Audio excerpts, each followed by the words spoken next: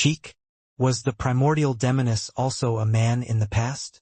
Klein almost raised his hand to his chin. He had once guessed that it was because of the existence of the evil goddess, the primordial demoness, that led to the assassin pathway having members of the opposite sex turn into a female after sequence 7. Who knew that Roselle's diary would indicate that the primordial demoness might have been a male in the beginning as well? This depicted two problems. First, the primordial demoness wasn't a naturally born deity, and they had only relied on potions to reach sequence 0. Second, the purely feminine changes in this pathway were inherent in its Beyonder characteristics. Roselle had once speculated about the truth behind the law of Beyonder characteristics conservation. He suspected that all Beyonder characteristics originated from the original creator, so there's no increase, and that the total amount is conserved. Assuming that this is true, does this mean that the creator who created everything is all-inclusive, masculinity, femininity, and gender-neutral all in one, and the demoness pathway is a representation of pure femininity? Of course, that ancient book might actually be fake. There's a lot of information in Roselle's diary entries today. With thoughts flashing through his mind, Klein let the diary disappear in his hands. "You can begin," he smiled and said to Justice, the Sun, and the others. Alger looked towards the world immediately. "Your werewolf characteristic has been sold. An artisan paid 1,200 pounds for it. According to our agreement, I will receive 200 pounds. Also, I found clues to the hair of a deep-sea naga. 100 pounds a strand, and you want 5 of them in total. If you're fine with this deal, then I will complete it as soon as possible." Klein had promised a higher share of the werewolf's Beyonder characteristic because he knew that the hanged man had spent more effort and taken on a risk that far exceeded what vampire Emlyn White had spent. At this point, he thought for a moment and controlled the world to reply. "No problem. Give me the 5 strands of deep-sea naga hairs and 500 pounds in cash as soon as possible. Now, only the human skin shadow characteristic remains, and the amount of money I have has increased to 1,235 pounds. Which isn't enough. If I don't want to wait for the machinery hive mind's exploration of the Amon family's mausoleum, I'd have to wait to receive another 500 to 1,000 pounds before I can buy it immediately when I see it." Klein subconsciously wondered what other items or knowledge he could use to exchange for money. Of course, this was on the premise that the target of these transactions was able to pay the remuneration in cash. Hearing this, Audrey raised her hand very slightly, and without hiding anything, she said, "I'd like to purchase 3 ingredients. A pair of eyes from a mirror dragon, 50 milliliters of its blood, as well as a fruit from the Tree of Elders. Miss Justice has gotten the formula for the psychiatrist potion." Klein made this judgment in an instant, and the hanged man came to a similar conclusion. "I will write to my teacher and ask him if he has one of these ingredients." Furs thought for a moment. Derek nodded and said, "I'll also take note. Corroded mirror dragons aren't rare. Same for the Tree of Elders. In the City of Silver, there's also the Beyonder characteristic left behind by a psychoanalyst. However, it's hard to make transactions for them, and it's easy to be suspected." Psychoanalyst was the ancient name of psychiatrist. When their conversation reached Klein's ears, he immediately manipulated the world and made the dummy hoarsely and gloomily say, "I'll ask around in my circle. Oh right. Continue helping me find the human-skinned shadow characteristic." "All right." Audrey confidently turned her head to face the person opposite her. "Mr. Hanged Man, I'll also look out for the wind-blessed potion formula you need." She had already joined the psychology alchemists and had a secret organization backing her. With them, many ingredients were no longer in short supply. She could obtain them as long as she paid the necessary price. Furs repeated, "I'll write to my teacher and ask." Upon seeing this development, Klein felt rather gratified.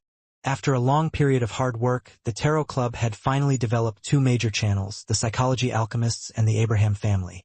Many things would become simple. The world chuckled and said, "Your answers fill me with hope, but you must also take care to protect yourselves, and proceed in a way that would avoid arousing suspicion as much as possible." "Mr. World, you rarely talk so much." Audrey smiled in reply. I got a little too pleased and momentarily forgot the world's original character profile. Klein immediately remedied the situation and made the world chuckle and say, "All of you have become sufficiently valuable. I hope that this kind of transaction can last for a very, very long time. That's why I'm reminding you." "Thank you." Audrey gracefully expressed her gratitude. At that moment, Derek hesitated and said, "I'll give it a try as well. I've recently completed several patrol missions, but there's nothing out of the ordinary." "Very good," Klein said to himself, making the world shut his mouth. After a brief moment of silence, Alger looked thoughtfully at Miss Justice. "I would like to know the details of the assassination of Duke Negan. What kind of reward do you need?" "Why ask me? As someone close to the Church of the Lord of Storms, shouldn't you already know the full details of this case?" Audrey was surprised for a moment, but then she understood the meaning of Mr. Hanged Man's words. He wants to ask about the organization or force that instigated the Desire Apostle, but he doesn't think it's right to ask the fool directly, thinking that it would be too sudden and invasive. So he took a roundabout way by asking me to open up the topic, gently shifting the focus to the things he wants to know. He knows that I'm a noble lady and that I should pay attention to the assassination of Duke Negan. So he's not worried that I won't answer him. Mr. Hanged Man is really experienced," Audrey said, with the corners of her mouth curling up slightly. "No, there's no need for compensation. Isn't it the purpose of our tarot club to freely exchange common knowledge amongst each other regarding their respective regions? Only by doing so can our tarot club expand at a rapid pace." She thought to herself quite possessively. "Your words shame me." Alger was stunned for a moment before he pressed his hand to his chest and leaned forward a little. Klein, who was shrouded in the thick gray fog, inwardly laughed dryly. Audrey lightly pursed her lips, weighed her words, and said, "The Desire Apostle used a unique situation to complete the assassination of Duke Negan. By using his ability to trigger intense emotions and desires, and at the cost of serious injuries, he successfully broke out of the encirclement, entering the sewers. When the Nighthawks caught up to him, he was already dead. The hero bandit Dark Emperor was present. This gentleman didn't do it to silence him, but to target the organization that entrusted the assassination contract to the Desire Apostle." "Which organization?" Just as the Hanged Man was wondering to himself in puzzlement, the fool, who was sitting at the end of the table, silently praised Miss Justice and looked at her. He then gave her a reminder in passing, "In the outside world, do not mention the name of the organization or write it down." "Why?" Audrey blurted out in astonishment. Klein leaned back in his chair and replied in a gentle voice, "Any mention of it will be known. Any mention of it will be known." Audrey subconsciously looked at Mr. Fool, only to feel that he seemed to be emphasizing something with his eyes hidden in the fog. Mr. Fool is implying that if it's not in his kingdom or through talking to him, mentioning or writing down the name of the Twilight Hermit Order would allow them to sense it via some means or item. That should be what he means. What an extremely secretive and high-level organization. To a certain extent, it's even more terrifying than the Church of the Seven Deities. And Mr. Fool, our tarot club is looking for them. Audrey instantly felt like she understood a lot of things. She straightened her back and said, "As you command. Any mention of it will be known." A secret organization whose name can't even be mentioned? A powerful organization that I don't know of at all? Is this the faction behind the Desire Apostle? Mr. Fool had sent his adorer to search for them? This high-level situation in the world really is more complicated than I thought. There are even more secrets that I have no way of knowing. Alger slightly nodded his head, feeling both shocked and agitated at the same time. At this moment, he had the urge to pay Mr. Fool for the name of the organization. However, after thinking about it carefully, he felt that there was no need for that. Although understanding the situation involving the higher-level entities would help him perfect his plans for the future and play an important role in certain situations, he, who was currently at the bottom of the mid-sequence levels, had no way of making contact with matters related to the mysterious organization. What he needed the most right now was the formula and ingredients for Windblessed, so he had to save up enough wealth for them. After succeeding my advancement, I could seek an opportunity to consult Mr. Fool. Alger made a note of this. Furs was confused by what she heard. Things like the Desire Apostle and the organization in which any mention of it will be known were completely different from what she had read in the newspapers. There are indeed many secrets behind the assassination of a duke. It's a pity that the organization's name cannot be written down. Otherwise, I can use it as the villain of a future novel. It will definitely be a classic. I still owe 10 diary pages and haven't bought the Spirit Eater's stomach pouch. There's no need to spend the money in order to understand such high-end matters for the time being. Well, the secrecy and knowledge circulating in the Tarot Club are 10 times greater than Mr. A's gathering, or more. Furs restrained her curiosity as a writer. As for Derek, he didn't know who Duke Negan was, so he didn't care who was behind the assassination. He sat silently and was reserved, as though he were in class. When the matter regarding the Twilight Hermit Order was over, Furs looked around and probingly asked, "Lady and gentlemen, do you have a way to solve the problem of accumulating too many Beyonder characteristics of the same level?" Alger looked at Furs and returned with a question. "You were forced to drink a second apprentice potion? Why did you figure it out so easily? It's as though you were there to see it." Furs uncomfortably cleared her throat and said, "Yes. Let's just pretend that's what happened. What solutions do you have? What do you need me to exchange for it?" Alger glanced at Mr. Fool, but seeing that he had nothing to say, he replied in a calm and low voice, "You don't need payment, because it will certainly not be able to satisfy your needs."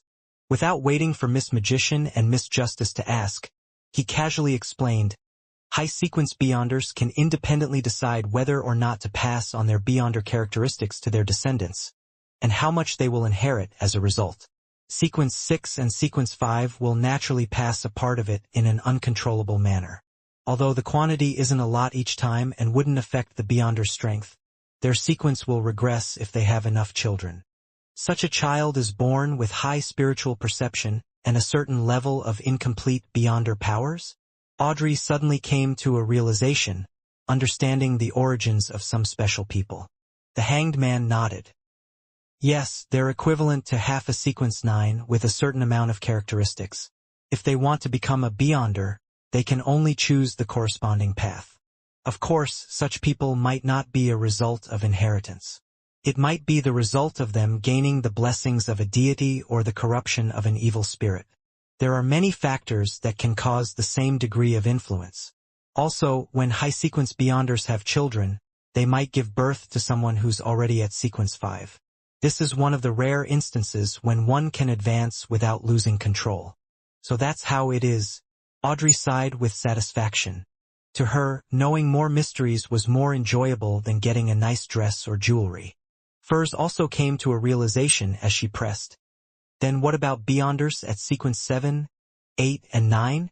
Theoretically speaking, their Beyonder characteristics will not be passed down to their descendants, but that is not absolute. If there's an excessive amount of Beyonder characteristics, there's a chance for them to be passed down as well. That is to say, if you're pregnant with a child, there's a way to effectively reduce the remnant potion in your body. No, one might not succeed, but 3 or 4 will stand a higher chance." 3 or 4.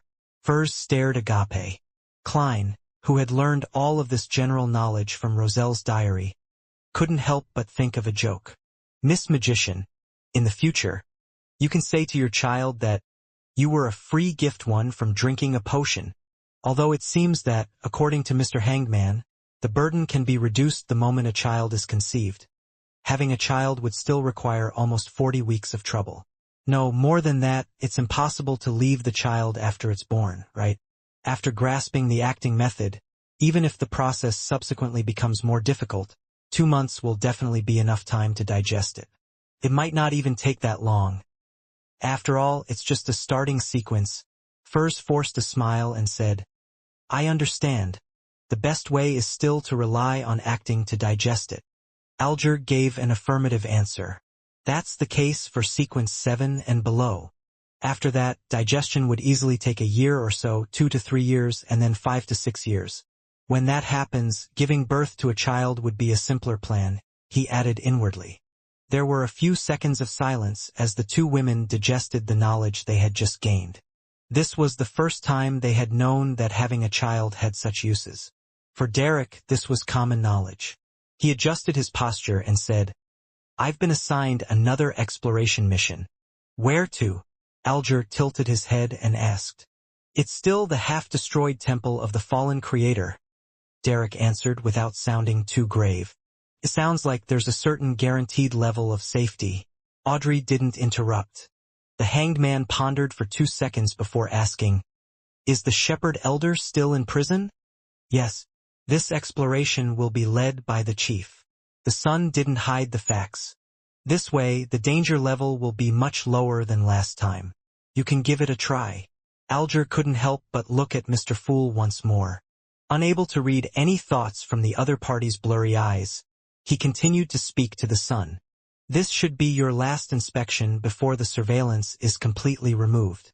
Previously, the information you made known was that Amon is archenemies with the fallen creator. They wouldn't mind exposing themselves to spoil the other's plans. This time, by heading to the fallen creator's temple for exploration, as long as you don't reveal any abnormalities, the 6-member council will basically determine that you're no longer under Amon's influence. Mr. Hanged Man sure is experienced. It's as if he was planning the operation." Derek kept it in mind before asking, "What else do I need to pay attention to?" At the very end of the long bronze table, the fool, who was quietly watching, opened his mouth. "Flesh and blood." Ravings. Klein had only said 2 words, leaving the Tarot Club members to comprehend them on their own. This was the demeanor of a great figure. The hanged man pondered for a few seconds, then he said to the son who had thanked the fool, "In particular, don't look at what you shouldn't, don't listen to what you shouldn't, don't eat what you shouldn't, and don't touch what you shouldn't." "What are those that shouldn't be seen or heard?" Derek asked, puzzled. The hanged man said with a deepened voice, "After entering the temple, everything is included." "Then, how should I explore?" Derek asked in surprise. The hanged man chuckled. "Aren't there other members? Isn't there a chief?" It really is Mr. Hanged Man's style. Audrey subconsciously wanted to cover her face with her hands, but the education and habits ingrained in her had told her that such actions weren't graceful, so she forcefully changed the way she moved, stroking her drooping hair and pushing it behind her ears. The son felt that such a method was quite unacceptable. Upon noticing his reaction, Alger secretly cursed before saying, "What I mean is to listen to your chief's instructions. Only do what he allows you to do. At any other times, do not take matters into your own hands." "I understand. Thank you, Mr. Hanged Man." The son instantly relaxed. "Phew." Alger exhaled and turned to the woman opposite him. "Miss Justice, I wish to know the political changes in Backland after Duke Negan's passing." Audrey recalled the information she had heard, both directly and indirectly in recent times. Duke Negan's death has divided the House of Lords. Although his eldest son is about to inherit the nobility title and become a member of the House of Lords, his prestige isn't enough to calm the dispute. Nearly 10 members of the House of Lords have jointly proposed that the newly conferred nobility should also have a chance to obtain a fixed seat as a member of Parliament. Simply put, let those who are conferred nobility through political donations, charity donations, and the purchase of land become members of the House of Lords. Hearing this, the hanged man Alger laughed. Aren't nobles with a certain amount of history in their family line the ones who despise such people who rely on unorthodox means to be conferred a nobility title the most? Wasn't the ultimate honor and their greatest pride the fact that a fixed seat in the House of Lords was hereditary? Ignoring the inadvertent mockery, Audrey calmly explained, "When you have tens of thousands of pounds, hundreds of thousands of pounds, or even more debts, you will also make the same choice." Owing money wasn't a fatal threat to many nobles, but the debtor could apply to the court and use their lands as payment for the debts. Without the minimum amount of land needed for a noble title, their status as nobles would be on the verge of collapse. And then, Alger didn't continue to harp over the previous question. Audrey gave a rough description. This kind of dispute has put many bills on hold, including but not limited to the raising of worker salary, the improvement of working hours, and revising the poor law. It's gratifying to see that the Civil Servant Unified Examination is still progressing steadily and hasn't stopped, and the investigation into the air pollution in Backlund is also going in depth. There will be no war for the time being, the hanged man whispered, and he went on to talk to the other members. Worried that staying too long in the bathroom would arouse suspicion, Klein announced the end of the tarot gathering after they were done. After returning to her room, Audrey didn't rush to get up. She first quietly sorted out the things she needed to do after this. Looking at the mirror in front of her, she played with the accessories on her earlobes. With a slight smile, she silently muttered to herself, "There will be a psychology lesson tomorrow afternoon. I can tell Miss Escalante that I've met someone in a Beyonder circle who's looking to buy the human skin shadow characteristic and has promised an abnormally generous price for it. I wonder if the psychology alchemists will be interested in it or not. Also, I mustn't forget Roselle's diary and the wind-blessed formula. Yes, I have to find the psychiatrist ingredients as quickly as possible. Audrey, you can't be lazy. Susie is already a sequence 8, so you can't let her overtake you." After pacing back and forth in the room, Furs finally made up her mind and pulled out her chair.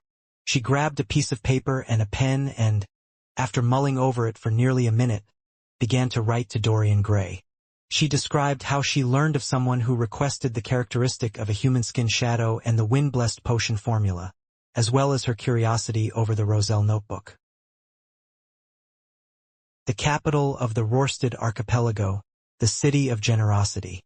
Alger Wilson walked out of the hotel and headed for a secret underground market. His target was the hair of a deep-sea naga. He had no intention of missing a human skin shadow if someone had it. "I'm short on money."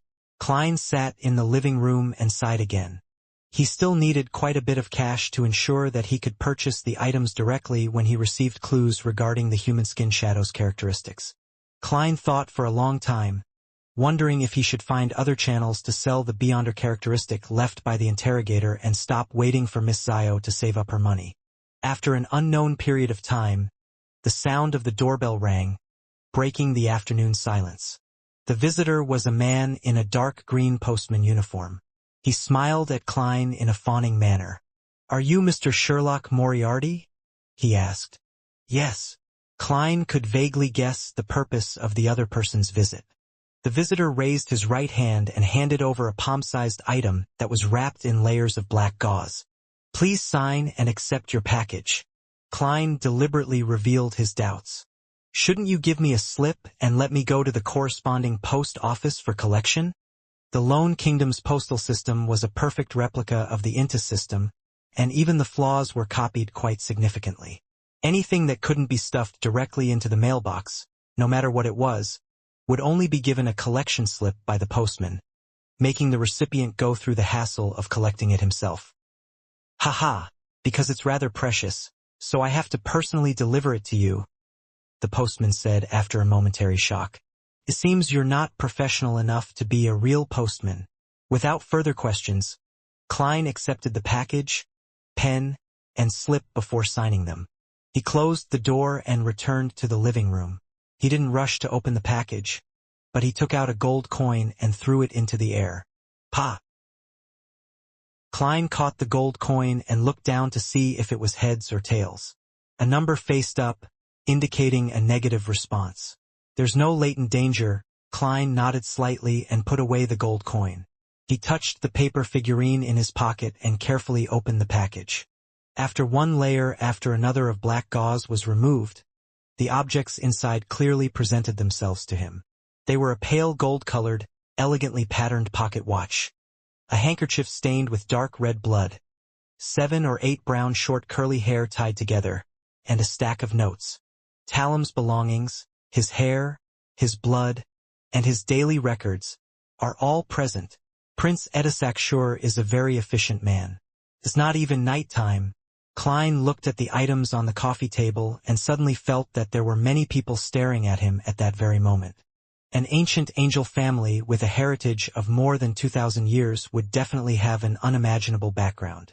Being involved with the royal family's internal strife makes it possible for me to be pulverized at any moment and anywhere. Maybe I'm already being monitored now. I have to appear mediocre and useless enough to ensure my safety. Klein had already decided what to do, so he took his time checking the pocket watch, handkerchief, and hair. During this process, his spiritual intuition didn't give him any warnings, nor did it prevent him from attempting divination. After having a better grasp on the situation, Klein took out the letter, picked up a pen, and wrote his divination sentence. The true cause of Talum Dumont's death. He acted big-hearted and poised, as though he didn't feel that he was being monitored at that very moment. Picking up the curly hair and handkerchief, Klein chanted the divination sentence while leaning back against the back of the sofa. His eyes turned deep as he entered cogitation. After repeating it 7 times, he came to the dream world and saw the familiar lobby of the Quelag Club. And then he saw Talum Duman clutch at his heart. His face contorted once again. This revelation shows that Talum did die of a sudden heart disease. Klein opened his eyes and muttered softly to himself. He frowned, wearing a puzzled, confused, and thoughtful expression. He tried several different divination statements and received the same result. He got up and paced back and forth several times. He punched himself in the head, as though he was angry that he wasn't good enough to help his friend or find out who the culprit was. In the end, he dejectedly sat down and didn't move for a long time. In the dark room, he was like the silhouette of a stone statue. That should be enough. I can't go overboard. If there's no one monitoring me, then I would have been fighting with the air just now. Klein shook his head in a self-deprecating manner, got up, and walked to the kitchen. After dinner, he seemed to perk up again before he read the stack of notes carefully, including what Talum had done and who he had met on the day and the days prior to his death. Home. Red Rose Manor, Quelag Club, Viscount Conrad's mansion. There's nothing out of the ordinary about it. Klein picked up a sharpened pencil and drew circles, marking out the places he would visit and the targets he would ask about in the next few days. After doing all of this, he let out a long sigh. Without confidence, he packed up his things, washed up, and went to bed. In the middle of the night, when the red moon was hidden by layers of clouds, Klein suddenly opened his eyes and woke up. He got out of bed, opened the door slowly, and went into the bathroom next door, hiding himself with a paper figurine substitute in the process. Walking 4 steps counterclockwise, he arrived above the gray fog and sat down at the seat which belonged to the fool. His eyes had become clear, no longer dispirited, dejected, and pessimistic. Soon after, Klein took the blood-stained handkerchief from a hidden pocket in his pajamas made out of old clothes. When he was packing his things, he had used his Beyonder powers as a magician to hide the handkerchief on his body. After taking a deep breath, Klein conjured a pen and paper, and he wrote down the divination sentence that was no different from the beginning. The true cause of Talum Dumont's death. After he repeated it 7 times with his body and mind in peace and quiet, he leaned back in his chair with the paper and handkerchief in his hand and fell asleep in the silent and empty old palace. In a gray, separated, and illusory world, Klein saw a completely different scene from before. Presented before his eyes was a palm-sized wooden puppet, carved with eyes, a nose, and a mouth. There were a few drops of dark red blood on the puppet's body, giving it a demonic appearance. Palms stretched out. The skin was white and exquisite, smooth, and beautiful, with 5 slender and delicate fingers that accentuated the hand's flesh and bones. The most eye-catching thing was a unique ring with an inlaid sapphire on the hand's pinky finger. Pa! The hand's index finger was wreathed in black flames as it pointed at the heart of the wooden puppet. Without a sound, the scene shattered and Klein woke up from his dream. His initial judgment wasn't wrong.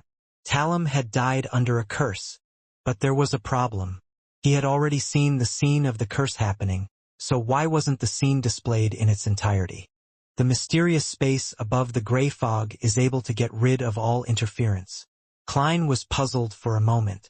Normally speaking, receiving a revelation that too abstract and easy to misread was a problem with his limited divination abilities.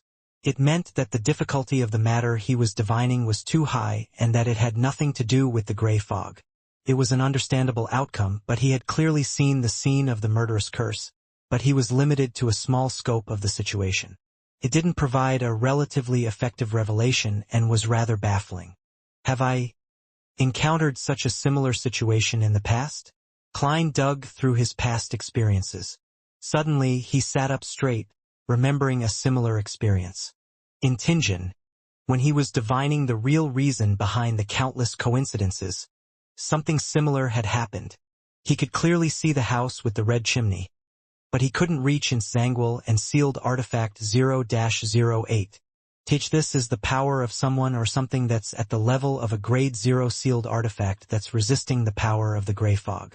Klein's eyes abruptly narrowed. No, not necessarily. There are still quite a few possibilities. I have to confirm it again. He put in a lot of effort in order to calm down. As for the method used for confirming, it wasn't daunting for the experienced him. The method was simple, redoing the same divination again. If the revelation doesn't change, it means that things aren't so terrible, and if divination is no longer successful, then something around the target or the target is resisting the gray fog to some extent, like 0-08.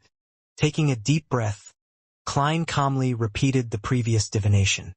The true cause of Talum Dumont's death. He leaned back in his chair and chanted in a low voice, his eyes growing darker. In the dream, all he could see was a hazy, shattered gray fog. There were no more wooden puppets or fingers. Whoosh! Klein straightened his back, his expression abnormally grave. What did Talum get himself involved in? He frowned as he muttered to himself. There's no question as to what I should do next. It's to be passive and perfunctory. I'll first lie to Prince Edisac before telling him that I'm incapable of figuring out the truth. Phew, this world is really scary. Just the slightest bit of carelessness would cause me to come into contact with something extremely terrifying. Klein sighed. Without daring to stay any longer, he quickly returned to the bathroom in the real world. Tuesday, 9 a.m. at the Crown Cemetery. Klein stood at the edge of the crowd, wearing a black shirt, black vest, and a black tweed coat whilst he was carrying some fresh flowers he bought for 12 soli. He looked gravely at Talum Dumont's coffin being carried over, had his soul put to rest, and was buried bit by bit into the earth. During this process, Talum's mother's eyes were red and swollen. She wanted to speak a few times, but she couldn't find her voice. His father's hair was gray, and his expression was haggard. He just stood there, trembling slightly. When the scene reflected in his eyes, Klein tilted his head back and closed his eyes. He waited until the mourners had left before he walked over, bent over, and placed the white flowers on top of the others. I'm sorry, he silently said inwardly. Standing up, he stepped aside and was about to leave when Klein noticed reporter Mike and Surgeon Aaron closing in. What a pity. I never thought that Talum would actually, sigh. Mike's expression was pained as he couldn't finish his sentence. Aaron, who was always cold, took off his glasses and wiped the corners of his eyes. He sighed and said, he's a warm-hearted guy. He shouldn't have ended up like this. Yes, he could have gotten rid of his grandfather's bad reputation, Klein echoed. Just then, he saw a female figure in a thick black dress with a veil covering her face walk up to Talum's grave. She, too, was also carrying a bouquet of white flowers. Klein looked away, not paying much attention, just keeping watch through the corner of his eye. The woman bent down to release the flower, revealing her left palm, which was covered by a black gauze glove. A blue gem faintly appeared on the pinky of her left palm. Klein's scalp tingled instantly. His entire body felt numb. A similar feeling that wasn't unfamiliar. The experienced Klein immediately used his clown powers to control his facial expression and the slight trembling of his body. Without rushing, he gently retracted his gaze, making the casual glance from before appear normal. Talum was so young. He wasn't even married and has no children. Klein sighed as he went with the flow. He had said this because it gave him a plausible explanation for his subtle reaction towards the woman who had offered the flowers. He had turned sad having seen a woman who had some connection with Talum, associated her to marriage and family, and then finally how his friend had passed away at an early age. Yeah, actually, at his age, he should have been married 4 or 5 years ago. Unfortunately, the matter with his grandfather left him with an extremely strong psychological trauma. He had always rejected marriage, and only recently did he improve. Reporter Mike sighed. At this moment, the seemingly normal Klein seemed to have a cluster of thorns stabbing at his back, slowly piercing into his skin and flesh, causing him to feel extremely tense. The girl in the black dress with the sapphire ring on her left-hand pinky had straightened her body and calmly surveyed her surroundings. Afterward, she quietly left Talum's grave with 2 maids accompanying her. She silently walked further and further away from Talum's grave. Phew! Klein secretly heaved a sigh of relief. The feeling of his back being stabbed quickly turned into a cold sweat. Just who is she, and why did she come to the grave to offer flowers? Talum's lover? However, how could Talum, who had no wealth or status, have a relationship with a terrifying person who is involved with a grade 0 sealed artifact or that of a demigod? This isn't a novel. Furthermore, she should be the one that used a curse to kill Talum. This matter runs deep. Klein listened quietly as Mike and Aaron recounted Talum's past. His thoughts quickly dispersed, feeling that the most puzzling thing about this matter was that Talum's death, an ordinary person who had no money, power, status, or strength, was actually involved with a grade 0 sealed artifact or a powerhouse of the same level.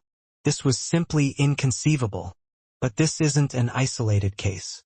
There's another similar case that has happened around me. Klein suddenly thought of something and looked at the surgeon.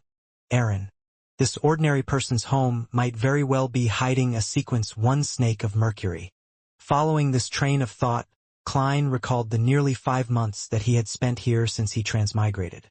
He was stunned to discover that he had unconsciously become involved with many demigods and terrifying sealed artifacts.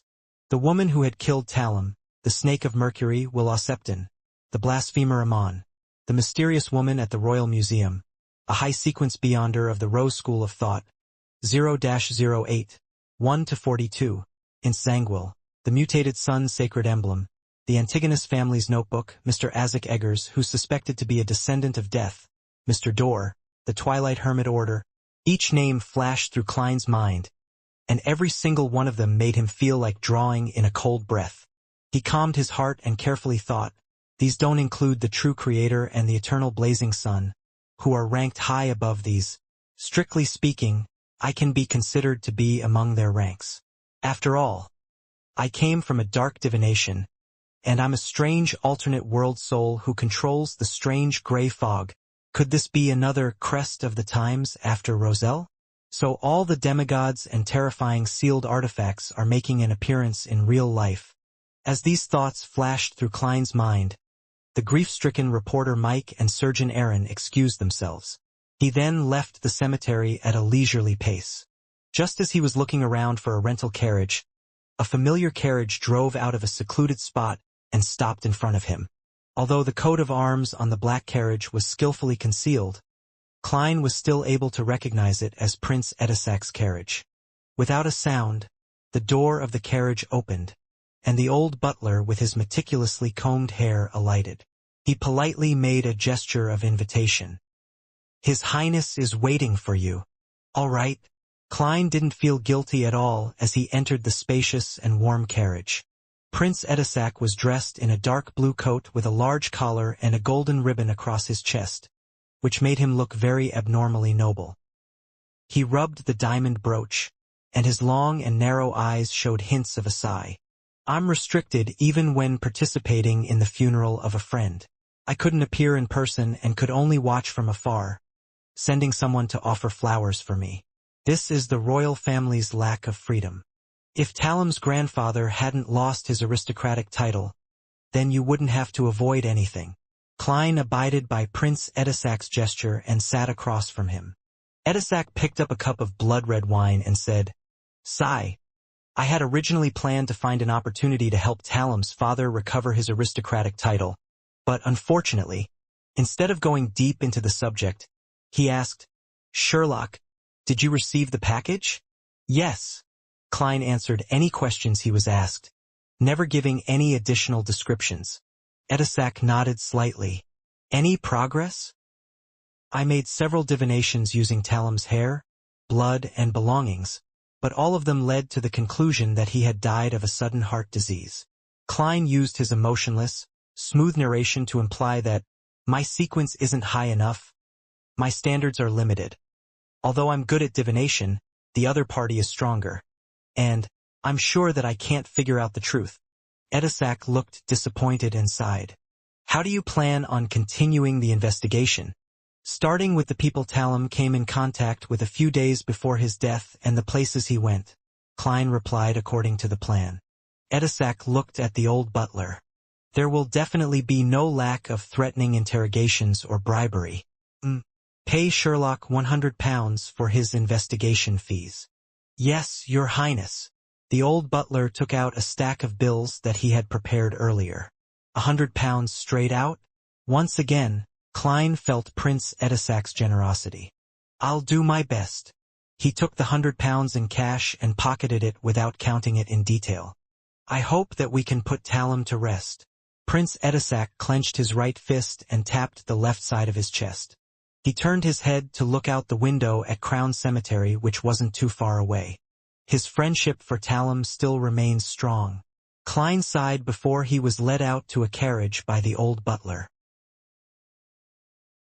In Empress Borough, the opulent villa of Earl Hall, Audrey looked at her psychology teacher, whose long hair reached her waist, and she pretended to carefully look from side to side. She immediately lowered her voice and said, "Miss Escalante, I recently joined a new Beyonder gathering. There were high offers for a human skin shadow characteristic and the wind-blessed potion formula. Different people. These are likely mid-sequence items, right? It sounds quite interesting. All right.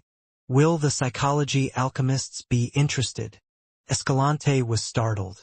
She pondered for a few seconds and said, "I'll ask when I return." "All right," Audrey responded briskly, as though she were simply intrigued by such mid-sequence transactions. Escalante retracted her attention and said in a serious tone, "Miss Audrey, although you are already a Sequence 8 Beyonder, you have yet to receive formal education in mysticism. You still don't understand enough about the techniques and applications of a spectator and telepathist, as well as the foundation theories. Starting today, I'll guide you to become a true Beyonder." "That's what I wish," Audrey said sincerely. The huge golden retriever, Susie, who was sitting by her feet, wagged its tail happily, as if happy for her mistress. Having made up his mind not to work, Klein took the carriage back to 15 Minsk Street. He opened the door and was just about to take off his hat when he froze. His spiritual intuition told him that a stranger had entered the living room. Someone had entered his room. He barely hid his tracks. Is it considered a warning? Having a warning is better than not having one. Klein stood in the hall for a long time in silence. Immediately, he turned around and went to the steam cathedral in a rental carriage. The cathedral towered over the chimneys and clock tower, the former representing the power of steam, while the latter represented the beauty of machinery through the hanging of its intricate clocks. It was neither the weekend nor noon or the evening, so there were only a few devotees in the hall quietly praying. Klein sat down in the aisle, leaned his cane, took off his hat, and pretended to pray for 10 minutes in front of the sacred emblem. Then, he picked up his things and walked along the aisle to the altar. He said to the bishop standing to the side, "I wish to make a confession." "Good. God is watching you." The bishop, who had a kind face and hoary hair at his temples, walked to the confessional by his side. Klein followed closely behind and closed the door. He sat down on a chair and said to the bishop through the wooden board, "I confess that I didn't adhere to my principles when facing danger, and I chose to retreat." "What were you thinking at the time?" the bishop gently asked. Klein immediately described in detail about Talam's death, his suspicions, the reminder from the machinery hive mind, Prince Edisac's entrustment, and after how he failed to obtain any answers from his divination, He expressed his heartfelt cowardice in the face of the royal family's strife. The reason he didn't go straight to Carlson was that he was afraid that not only was he being watched, but Prince Edisac's men were also watching him from the shadows. Once he made his intentions clear, he couldn't be sure if he would encounter another calamity. The Steam Cathedral was the headquarters of the Church of the God of Steam and Machinery, and it was one of the 3 great holy temples. No one could spy on whatever happened inside. What Klein intended to do was to use the Church of the God of Steam to convey his true thoughts and avoid getting caught up in a deeper conflict. Simply put, it was to comply with what his heart wanted. The bishop listened quietly and answered without changing his tone. Your choice derives from human instinct. God will not blame you. Go back. God will protect you. That's good. Klein understood the hint and quietly left the Steam Cathedral. Standing on the street outside, looking at the misty sky, he sighed silently. I need to advance as soon as possible. Lightning streaked across the sky, illuminating the pitch-black city walls. Carrying a leather bag on his back and the axe of hurricane in hand, Derek Berg stood outside the doorway to a cave with nearly 10 of his teammates. Lifting his eyes up, he saw that, between the stone cracks of the city wall, the dry and hardened black soil was crusting, but a bunch of tenacious weeds had grown out. They were densely packed and resembled human hair. At that moment, he hurriedly withdrew his gaze and looked towards the city gate when he heard light footsteps. As the lightning and darkness alternated, a tall figure slowly walked over, carrying 2 straight swords which were crossed on his back. Then his pale, disheveled hair, his ancient eyes, his twisted, deep, old scars, and his perennially unchanged brown coat and flaxen-colored shirt entered Derek and the others' sight. The approaching person was the chief of the 6-member council of the City of Silver, Colin Iliad, a powerful demon hunter. After greeting him, Derek subconsciously looked at the chief's waist. There was a leather belt divided into many compartments, each with a different metal bottle inside. This was a symbol of an experienced and powerful demon hunter. Derek had previously heard his parents mention that demon hunters were good at discovering the weaknesses for different monsters, identifying the uses of various materials, and were able to use their special cogitation state against the former. With the latter, they could concoct corresponding magical medicine, holy ointments, essential oils, and special imprints. Then, through consumption, smearing, and using these items, they could achieve the effect of restraining the target. In a sense, experienced, knowledgeable, well-prepared, and sharp demon hunters were the nemesis of the vast majority of monsters. The amount and variety of small metal bottles at their waist represented their experience. Of course, this was only a portion of the demon hunters' beyonder powers. Just by relying on these, they couldn't be called demigods or saints. Colin looked around and confirmed that all the team members were present. He then said in a low voice, "Light up. Let's go." 2 team members immediately lit the candles in their lanterns, letting the faint yellow light shine through the extremely thin leather. During daytime, when the frequency of lightning was relatively high, there was no need to use candles in the City of Silver as there was illumination every 2 to 3 seconds. Furthermore, the monsters in the nearby area had been cleaned out again and again. However, once they left the City of Silver and entered the darkness, they had to maintain sufficient candlelight. Otherwise, once the lightning failed to illuminate the skies, causing a dark environment that exceeded 5 seconds, there was a high chance for the team to suffer from an assault by certain monsters. Intense fighting wasn't the most frightening development. What Derek remembered so vividly was a story his parents had told him. Once, while they were exploring the depths of the darkness, because of a previous battle with a horde of rotting corpses, the candles couldn't be replaced in time. This led them to endure being engulfed in darkness for as long as 8 seconds. When the lightning flashed again and the candlelight appeared, they were stunned to see that only 5 of their original 8 teammates remained. The other 3 had vanished in silence, never to be seen again. Taking a deep breath, Derek gripped the axe of hurricane tightly and walked in the middle of the team, following the chief in a predetermined direction. A bolt of lightning flashed, causing the plains covered in tall black grass to appear like an eerie oil painting.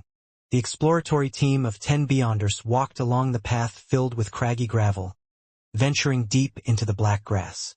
The lightning subsided, and the dense darkness instantly swept over them, almost completely engulfing them. The yellow candlelight pierced through the leather and, weakly, swayed to and fro, guarding the surrounding area. Eastborough, in a greasy and cheap coffee shop. In accordance with the previously agreed-upon appointment, Klein found old Kohler, who was applying butter to his toast. He glanced at the crumpled cigarette on the table and smiled. Newly bought. No, it's from the past. I haven't smoked since, but I would always carry it with me, occasionally taking it out to sniff at it. Heh. This will remind me of that vagrant life of mine. Back then, I really felt like I could die at any moment. Old Kohler's tone carried a hint of fear. Klein took 20 solely in change, which he had changed earlier, and pushed it across the table while sitting down. I was very satisfied with the information from the last time. Without waiting for old Kohler to give a modest reply, he turned his head and looked towards the counter. A loaf of oatmeal bread, 2 slices of toast, a block of butter, a serving of beef stew with potatoes, and a 1-pence cup of tea. Mr. Moriarty, didn't you have dinner yesterday? Old Kohler was stunned for a moment as he held the cash. Klein shook his head and smiled. I'll be very busy later and might not have time for lunch. He needed to pretend that he was active and serious. After all, he had received £100 from Prince Edisac. Old Kohler didn't ask any more questions. He looked around cautiously while stuffing the notes into his pocket. There are some results from the matter you previously asked me to find out more about. Isaac Eggers's bounty comes from a few gang leaders and some intelligence dealers. Well, I don't know who entrusted the task to them, since it's difficult to make contact with them. Klein nodded. That's enough. There's no need to delve deeper. It's too dangerous. Old Kohler heaved a sigh of relief and said, 2 days ago, someone at a budget hotel on Golden Cloak Street saw someone who appeared to be Isaac Eggers. It said that the person was basically a carbon copy of the picture on the bounty notice. Klein's heart palpitated as he smiled instead of showing surprise. And then, could it be that the moment I prepared to try for this bounty, the matter is over? And then, with that clue, quite a number of bounty hunters rushed over, but they didn't find anything. Well, they said that there were traces of a fight in the room. Old Kohler tried his best to recall the information he had gathered. The intelligence would definitely be sent to MI9 first. Did Mr. Isaac have a secret standoff with them? I wonder what the outcome was. Klein took a glance at the boss who was coming over with a plate. He pretended to mutter to himself and said to old Kohler, Take me to Golden Cloak Street later. Maybe I can find some clues. It was past breakfast time in Eastborough, and there were very few customers in the cheap coffee shop. All right, old Kohler agreed without hesitation.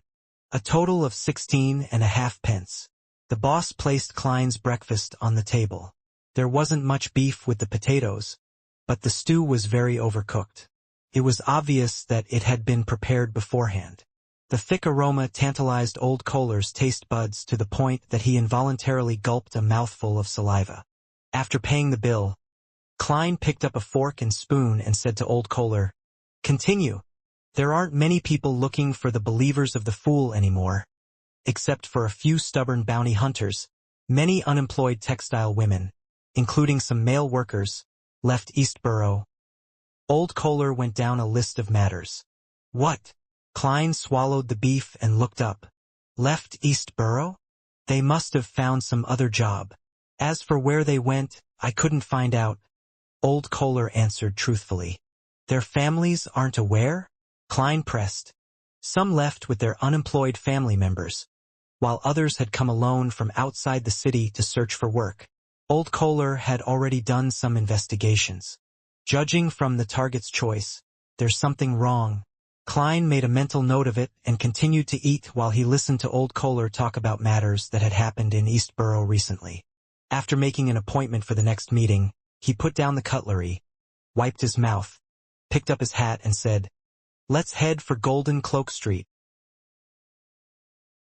in the only budget hotel on Golden Cloak Street. After the boss accepted a 2-pence tip, he led Klein and Old Kohler to the room which was suspected to be where Isaac Eggers used to live. There have been many bounty hunters visiting over this period of time. It made me earn quite a bit, so I have maintained its original state.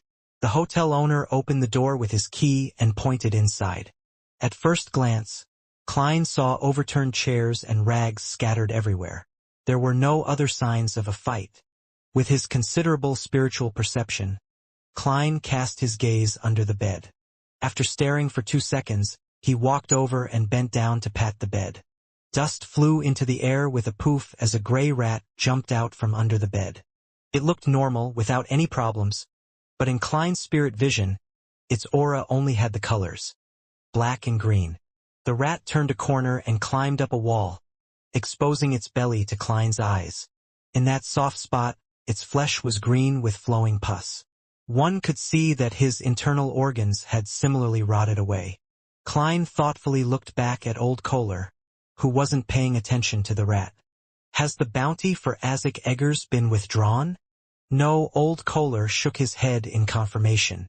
Klein examined it again. He then stepped out and said, "Let's go. There's no valuable clues." 15 Minsk Street. Klein, who had been busy all day, lay down on his bed and entered the dream world. Scenes that were continuous at times, and at other times fragmented, swept past, and all of a sudden, Klein woke up. He knew that he was dreaming. Power has invaded my dreams. Klein maintained his previous dazed state, casually sizing up his surroundings. He found himself in a suburb of fertile fields. A river flowed over from the distance and made a turn around the cliff in front of him. One side of the cliff was bare, revealing a pure white rock. Looking from afar, it seemed to have a kind of holy beauty. Nearly 10 men and women wearing black coats or dark jackets surrounded a hidden underground entrance to the bay. Among them was Klein's acquaintance, a Cancer Bernard. White Cliff Town, Stratford River Creek. Machinery hive mind. Are they exploring the Amon family tomb? But why would there be scenes of it in my dreams? Klein was puzzled. At that moment, he saw the water on the surface of the river undulate, rapidly forming a line of white words. Your loyal and humble servant, a Rhodes, is here to report to you on the exploration situation. Klein's mouth turned agape, momentarily losing the ability to speak. Then, a voice echoed in his head. Tell me, why would a perfectly good mirror be a snitch? In an instant, Klein switched to his unfathomable state as the fool who overlooked everything. He nodded and said, "Not bad." Ahead of him, the river surged, and the white words squirmed and changed before taking shape again. What follows is the exploration process your loyal servant, a Rhodes, has recorded. You can choose to speed up or skip certain scenes at any time. This sentence froze for 2 seconds, and then the scene abruptly zoomed in. Klein instantly appeared beside a Cancer Bernard, but no one noticed him. He looked around and felt that he was surrounded by living people with lifelike scenes. Nothing about his surroundings looked unreal, making him feel as if though he was there in person. I can even speed up or skip certain scenes. The original form of this mirror, a Rhodes, is a virtual reality family cinema. Klein couldn't help but lampoon. He took another look at the Machinery Hivemind members and saw that it was led by an old man in white priest robes and a cleric cap. His face was unusually kind, and his expression was calm and gentle. Your Grace, everyone is ready? A Cancer approached the elder and said with a bow, Archbishop, this is the Archbishop of the Church of Steam and Machinery's Backlund Diocese. The demigod Horamic Haydn? The Machinery Hivemind really is cautious and not careless. Who knows, they might have even brought along a Grade 1 sealed artifact and performed a divination in advance. After all, they're in control of the mystery prior pathway. Luckily, I can basically confirm that the Fog's anti-divination or divination interference abilities are similar to the cards of blasphemy, allowing the result to be as ordinary as possible and the least bit suspicious. Otherwise, certain matters might be exposed. However, there's a certain probability that the meeting between Miss Sharon and I will appear, because, to me, that isn't something harmful. It depends on whether a wraith's instinct to interfere with divination will affect the machinery hive mind's attempt. Wait, the machinery hive mind is highly likely to have relied on erodes, and based on its performance from just now and previously, it isn't impossible for him to curry favor with me by adding some mosaics. Klein thought in enlightenment. At this point, Horamic Haydn drew a triangular sacred emblem on his chest. Begin the operation. God will protect us. Nearly 10 Beyonders headed down as Klein followed closely behind. He didn't fast forward at all. He had always been curious about the combat styles of low and mid-sequence Beyonders of the machinery hive mind, and he wanted to take this opportunity to experience it. In addition, he was also greatly concerned about how a demigod really did in combat, as well as the secrets hidden in the Amon family tomb. After being ransacked by time, in a period spanning 1,000 or 2,000 years, the black marble staircase still retained its hardness without any signs of corrosion. The machinery hive mind members followed it all the way underground, where they saw the unique asymmetrical stone pillars and axe and blade scuffing from the period of the Fourth Epoch. The pillars stood on either side of the wide road, and in front of them was a large, heavy, dark gray stone bifold door. The stone door had already cracked open, wide enough for two people to walk alongside each other. It was completely dark inside. The machinery hive mind members were in no hurry to enter. They carefully searched the surrounding area with lanterns, but they found nothing of value. According to the plan, the first group will begin with a preliminary cleanup. With the Archbishop's approval, Icancer pushed down his hat, compressing his fluffy hair. Cleanup? By the side, Klein ruminated over the word. Amidst his puzzlement, the two strongest and bulliest male machinery hive mind team members each laid down a long black box on their backs and opened them up. Inside one long box was a sturdy, heavy, iron-black cannon-shaped object. Its surface was engraved with dense and arcane patterns. In the other box was a complex and exquisite firearm with a chain of pale golden bullets inserted into it. One of the two team members carried the cannon-shaped object and trudged to the open stone door. Another machinery hive mind member picked up the peculiar gun, adjusted the bullet chain, and followed slightly behind. After the two of them glanced at each other, the cannon-shaped object on the former's shoulder rapidly lit up, outlining burning patterns and imprints before a loud salvo. Boom! A golden fireball, akin to a miniature sun, flew out from the cannon barrel and into the darkness. Boom! The ground trembled slightly, and intense light was emitted from the crack. The body of the machinery hive mind member, who was holding onto the cannon barrel, clearly sank a little as his feet trembled. Boom! Boom! Boom! He repeatedly used the Beyonder weapon to launch one golden cannonball after another at different spots, causing the tomb to sway without a speck of dust falling. After he came to a stop, the team member with the peculiar gun stepped forward and pulled the trigger. Duh, duh, duh, duh, duh. The sound of machine gun fire echoed as one pale golden bullet after another flew out, purifying the danger in the depths of the darkness. Isn't this the bombardment effect I've always wanted? Furthermore, they're using Beyonder expendables like purifying bullets and exorcism cannonballs. How extravagant! Is this the combat style of the machinery hive mind? Klein stared with his eyes wide open and his mouth slightly agape. After the series of savage bombardments, Icancer raised his voice above the rumbling echoes and said, Group 2, do the follow-up clean-up. There's more. Klein felt a little numb from what was happening. The second group was also made up of two team members who used scrolls made of different kinds of leather. They chanted simplified incantations, activated the scrolls, and tossed them inside. The construct behind the stone door was suddenly shrouded by gentle and pure light. Droplets of golden holy rain pattered down, cleansing everything in the area.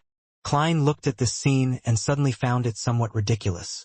Wait, aren't you guys here to engage in archaeological studies? Aren't you professional archaeologists? Aren't you afraid that the tomb would collapse from using such cleanup methods?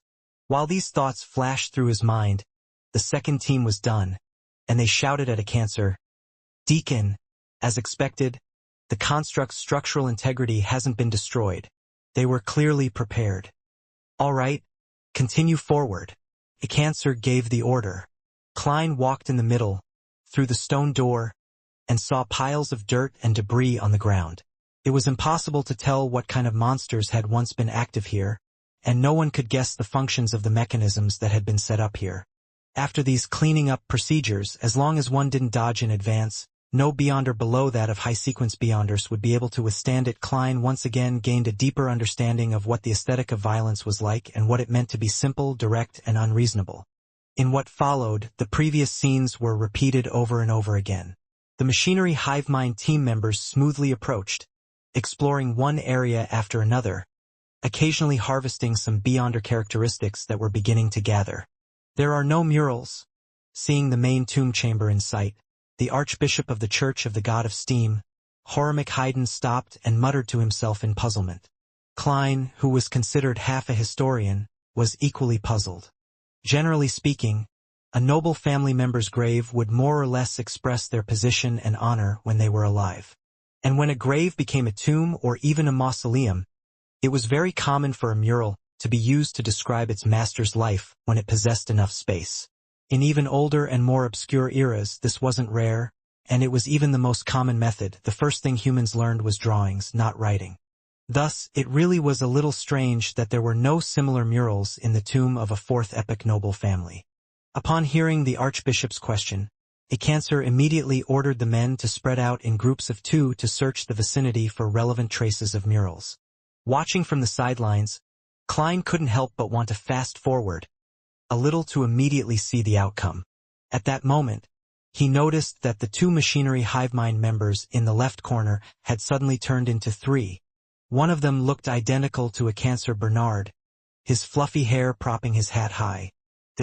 Klein was first stunned before he made a guess. The moment he had the thought, Icancer walked over to the team member closest to him. Any discoveries? He cleared his throat and lowered his voice. The team member turned around warily, but immediately relaxed when he saw that it was Deacon Icancer. No. Before he could finish his sentence, the Icancer in front of him suddenly turned into a piece of human skin and enveloped his body. The pale human skin tightly wrapped around him, and his face began to form the outline of his facial features. During this process, there were no additional sounds, nor were there any abnormal movements that were triggered. All of a sudden, the human skin began to emit rays of light, just like the rising of the sun. The human skin immediately turned translucent and quickly soared into the air as if it was being burned. A black whip immediately lashed out, striking its body, causing its movements to clearly slow down. In such a battle, slowness was an original sin. One beyonder weapon after another, burning scrolls, and pale golden bullets were released towards the human skin. After a brilliant burst of light, countless ashes fell from the sky. All of them coruscated faint light and slowly struggled to gather together. It really is a human skin shadow. Klein turned his attention to the machinery hive mind members who had just been attacked. The man pulled at his collar and pulled out a protective charm. There were many symbols and magic labels related to the sun on it. Thankfully, the Archbishop got us to wear these things. He held the lantern and sincerely praised. It was only then that Klein realized that his brooch had the quality of the night. His ring had the intensity of the storm, and his belt exuded the sense of physical strength. Although they aren't all mystical items, most of them are in the category of charms and beyonder weapons. Even if their effects will quickly decline, they're still worth a lot. If you weren't an artisan or a rich beyonder, there's no way to gather that much. Is this the combat style of the machinery hive mind? Burning money. Klein felt a sudden setback, and it took him a long time to recover. At that moment, the human skin shadow characteristic gathered and took form. It was like a huge diamond with countless sides reflecting light, and each side reflected a different face. The faces were densely packed, layered, and left one dizzy. I'm just short of it. Klein was overjoyed. After the machinery hive mind handled the spoils, they continued to search for the murals, but they didn't find any traces of them. They had no choice but to gather again and head for the passageway that led to the main tomb. After another series of bombardments, the passage into the main tomb was revealed to the members of the machinery hive mind. The ground was littered with debris. The diamond-shaped beyonder characteristic that reflected a human face lay silently at the bottom of the right wall, glowing with the light of two other objects. The entire tunnel, including the two walls that lined the sides and the stone ceiling, was filled with potholes. However, one thing remained undamaged. It was a frame that was hung up ahead about 7 meters away. It was brown in color, and the wood grain was obvious, but only the side of the frame was revealed. Without anyone mentioning anything, all the beyonders present could tell that it was strange. At this moment, the Archbishop of the Church of Steam and Machinery, Hormick Hayden, stepped forward and said in a gentle voice, "This is likely to be the spectre portrait frame that belongs to the Amon family according to the records. As long as one walks into its range and is illuminated by it, their spirit body will instantly be separated from their flesh and blood, turning into a portrait and be forever sealed inside. In this state, even if the portrait is replaced, there is no way of rescuing the person without the corresponding methods. If the duration of being sealed is too long, the body would already be dead. Then, even if one grasps the correct method to remove the seal, the spirit will quickly dissipate." As he spoke, Hormick moved forward, step by step, closing in on the strange frame. Klein was a bit worried, not daring to watch the demigod fight against the sealed artifact. But he quickly realized that he was just watching a scene provided by the magic mirror, a Rhodes. What was there to be afraid of? This is very normal. It's just like watching a horror movie or playing a dark game. Klein calmed himself as he quickened his pace and caught up with Hormick Hayden. The demigod archbishop quickly reached the confines of where the mystical item that needed to be sealed was. He wore a white priest robe and a clerical cap, and his figure gradually appeared in the glass on the surface of the picture frame. Glass in the fourth epoch? Seems to be the case. There has at least been glass in the fifth epoch's history all this time, and there has been no mention of who invented it. Klein waited with great interest for the battle between the demigod and the strange sealed artifact. Hormick's upper body fully appeared within the spectre portrait frame, but his eyes didn't lose their luster. He walked towards the frame face to face. The silhouette within the painting flickered, as though it was constantly shrinking, yet it was unable to succeed. Hormick stopped, took out a large, almost opaque black cloth he had long prepared, and he covered the spectre portrait frame. The frame trembled a few times, but in the end, it was completely covered by the black cloth and turned silent. Hormick seemed to be unaffected as he effortlessly removed the spectre portrait frame and finished wrapping it with the black cloth before tying a knot on its back.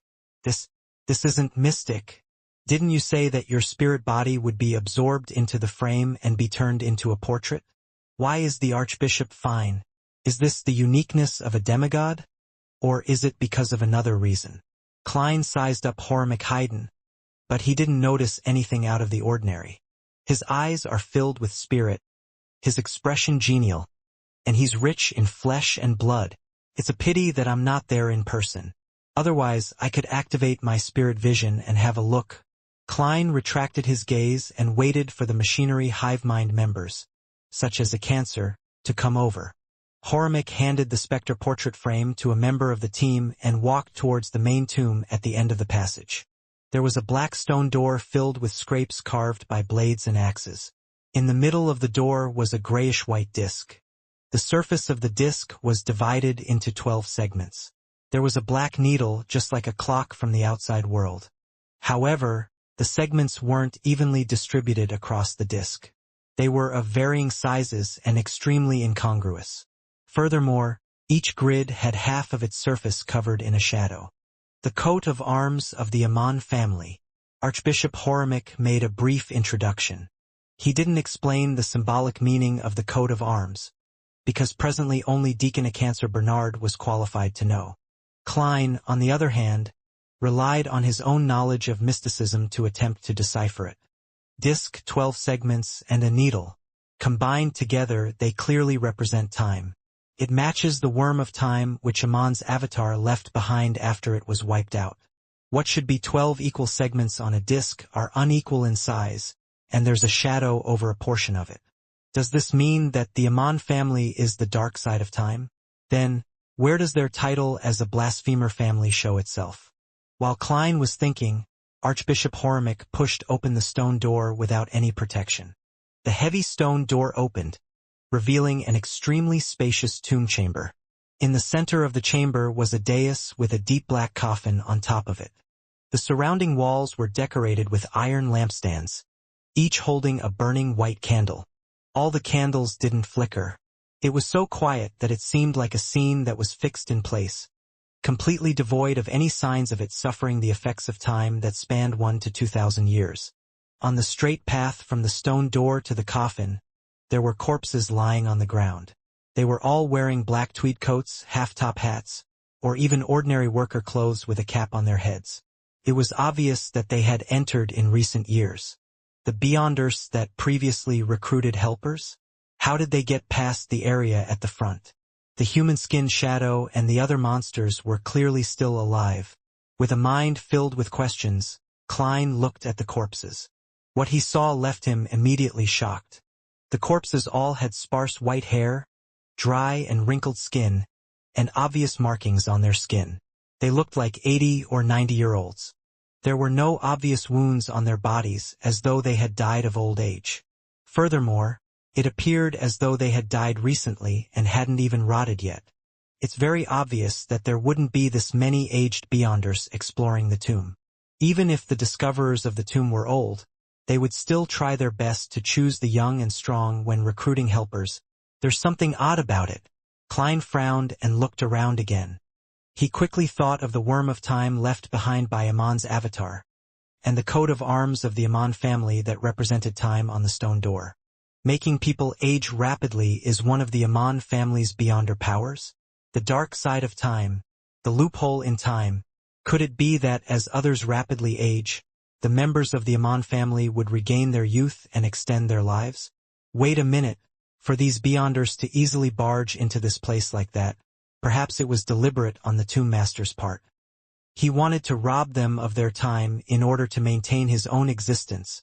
Klein looked suspiciously at the black coffin on the platform.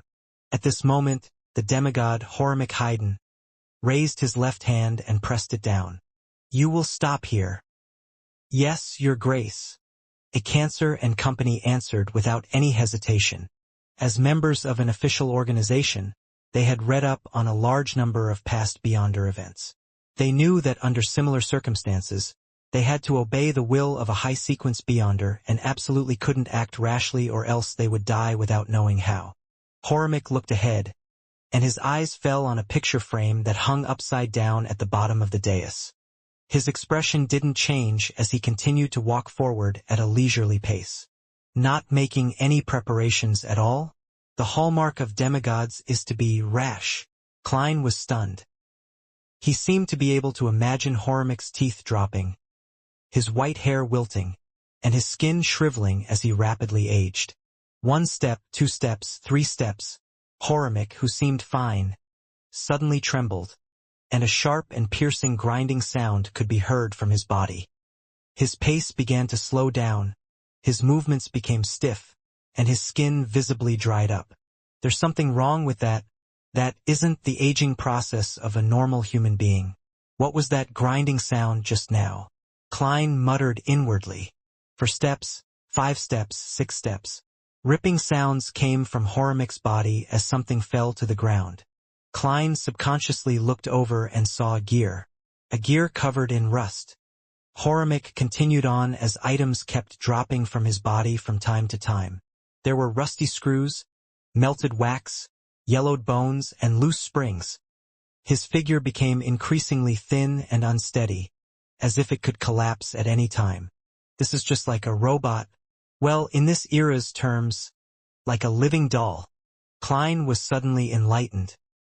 He remembered that before old Neil died, he had said that the Church of Earth Mother Sequence 4 was good at alchemical life, and that the Savant Pathway's corresponding sequence was barely able to do so too.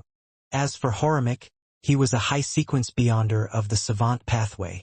The Horimic in front of me isn't the real him, it's just a refined doll. Just now, the reason why the Spectre portrait frame was ineffective was that a doll doesn't have a spirit body. The real Horimic should still be far away, as expected of a demigod. Amidst Klein's enlightenment, the Archbishop walked up to the dais, bent his knees and back, and turned the upside-down frame over. Generally speaking, when exploring a tomb involving beyonder elements, it was necessary to avoid flipping items over, but this time Horimic had made the opposite choice.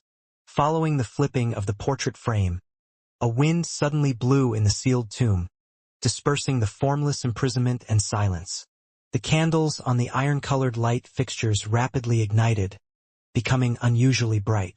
However, they soon reached the end of their lives and melted away. The old corpses on the ground rapidly rotted and stank. In just a few seconds, the tomb's main chamber had turned dark, leaving only the lanterns that the machinery hivemind members were holding onto to barely illuminate the area ahead. Horimic picked up the picture frame from the floor and went up the stairs to the dais. He came to the black coffin, stretched out his right palm and forcefully pushed. Creak. The heavy coffin lid opened up a crack with a creaking sound, as though it wasn't nailed shut at all. Horimic looked down and said in the same unchanging voice, "There's no corpse." As the scene drew nearer, Klein saw that the coffin's interior was empty except for a pale gold cushion embroidered with a worm with 12 rings. At that moment, Horimic turned around and the picture frame in his hand was reflected in the eyes of a Cancer and the others. With just a glance, Klein's gaze suddenly froze.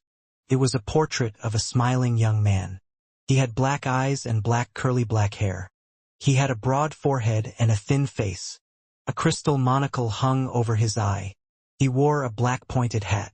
Amon. Amon. Klein said the word in his mind.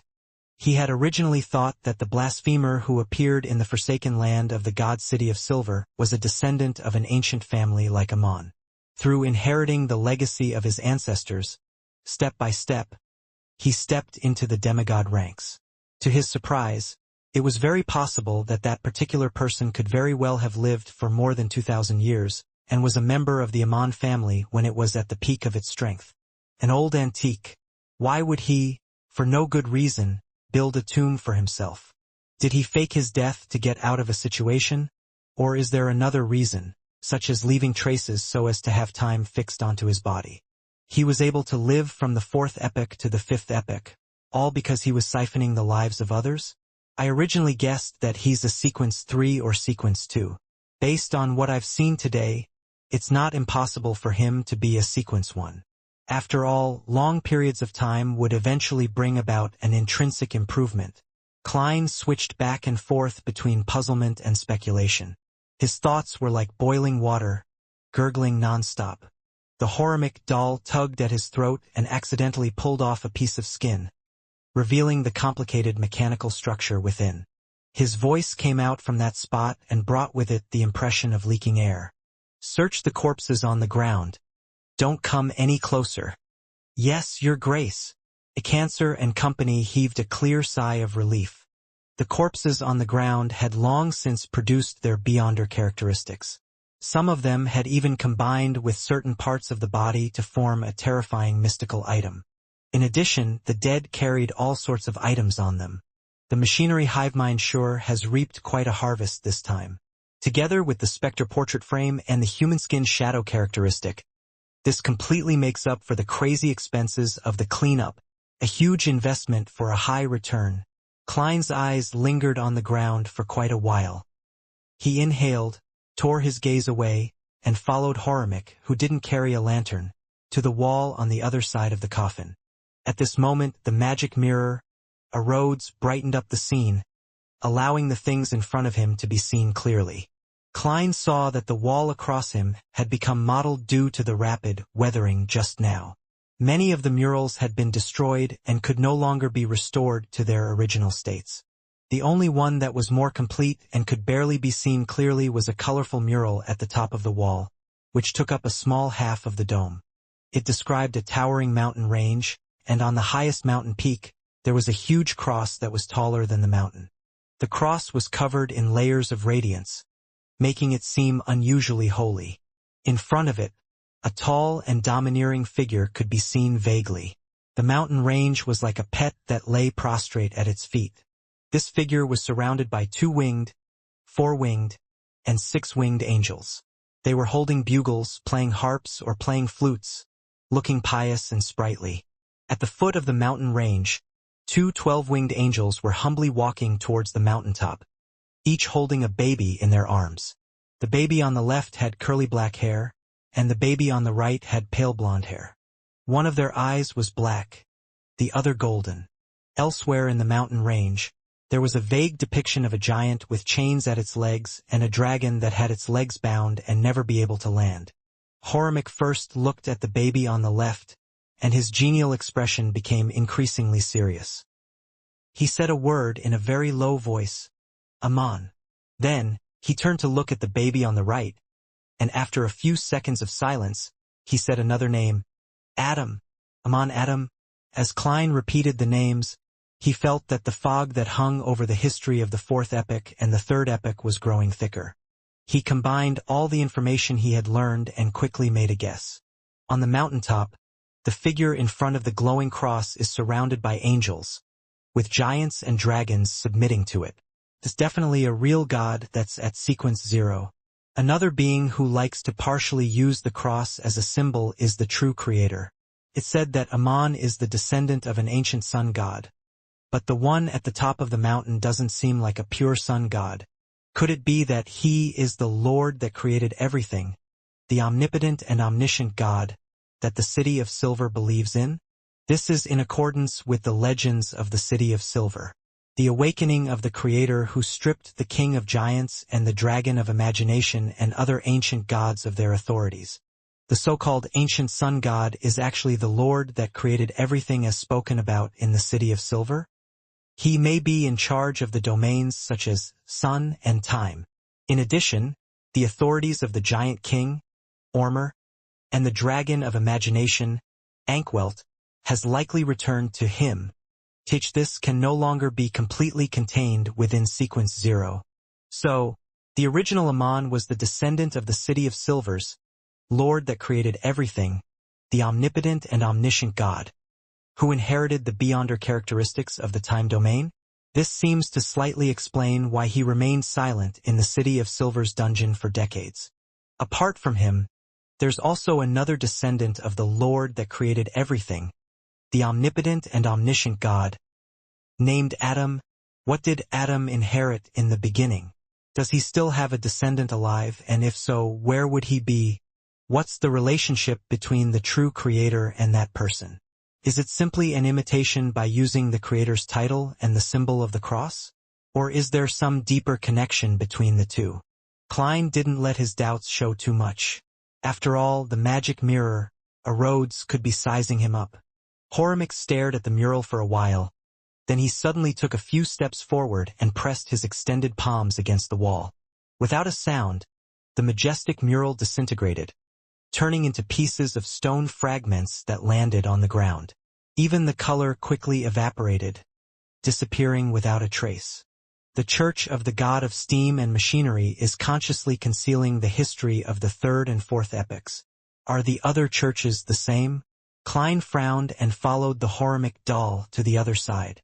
After making a half-circle, they discovered another thing.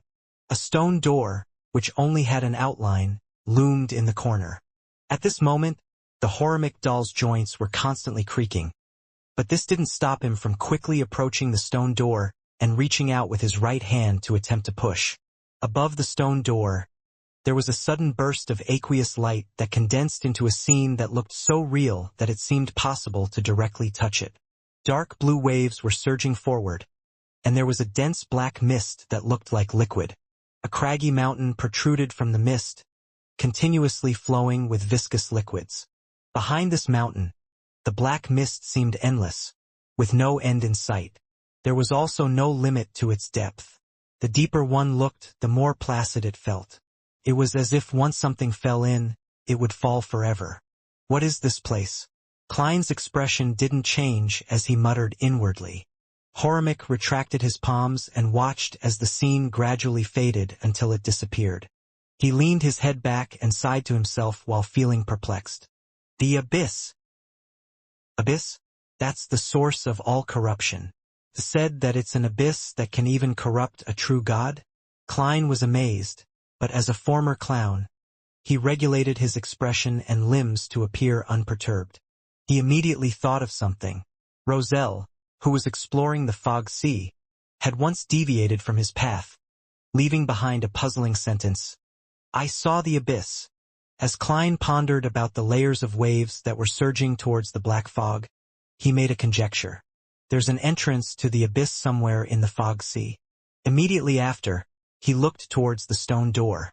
He suspected that Amon, who lurked around the city of silver, had employed a certain ritual. After finishing the tomb, he didn't depart from it normally. Instead, he used a special tunnel to head for the abyss. Thus, in the eyes of most people, he was already dead.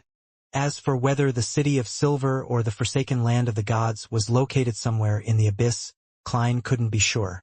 After all, the history of this tomb was at least 1,500 years old, so Amon had plenty of time to use the abyss to go somewhere else. Would he still occasionally come back to siphon off time? If he finds out that someone has dug up his grave, the expression on his face would definitely be very marvelous.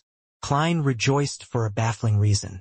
At this moment, the Horamic doll held his left hand in his right palm and abruptly twisted it. With a creaking sound, his left hand was bent at the wrist, but there were no bones that pierced out of his skin, spewing out flesh and blood. There was a heavy, black metal tube inlaid in his left wrist. His entire left arm was a small-caliber mystical cannon. To hide a mole of advanced technology, he truly is worthy of being from the machinery hive mind. However, the requirements and costs for such a thing are too high. Clearly, it could only be provided to specific personnel and not for military troops.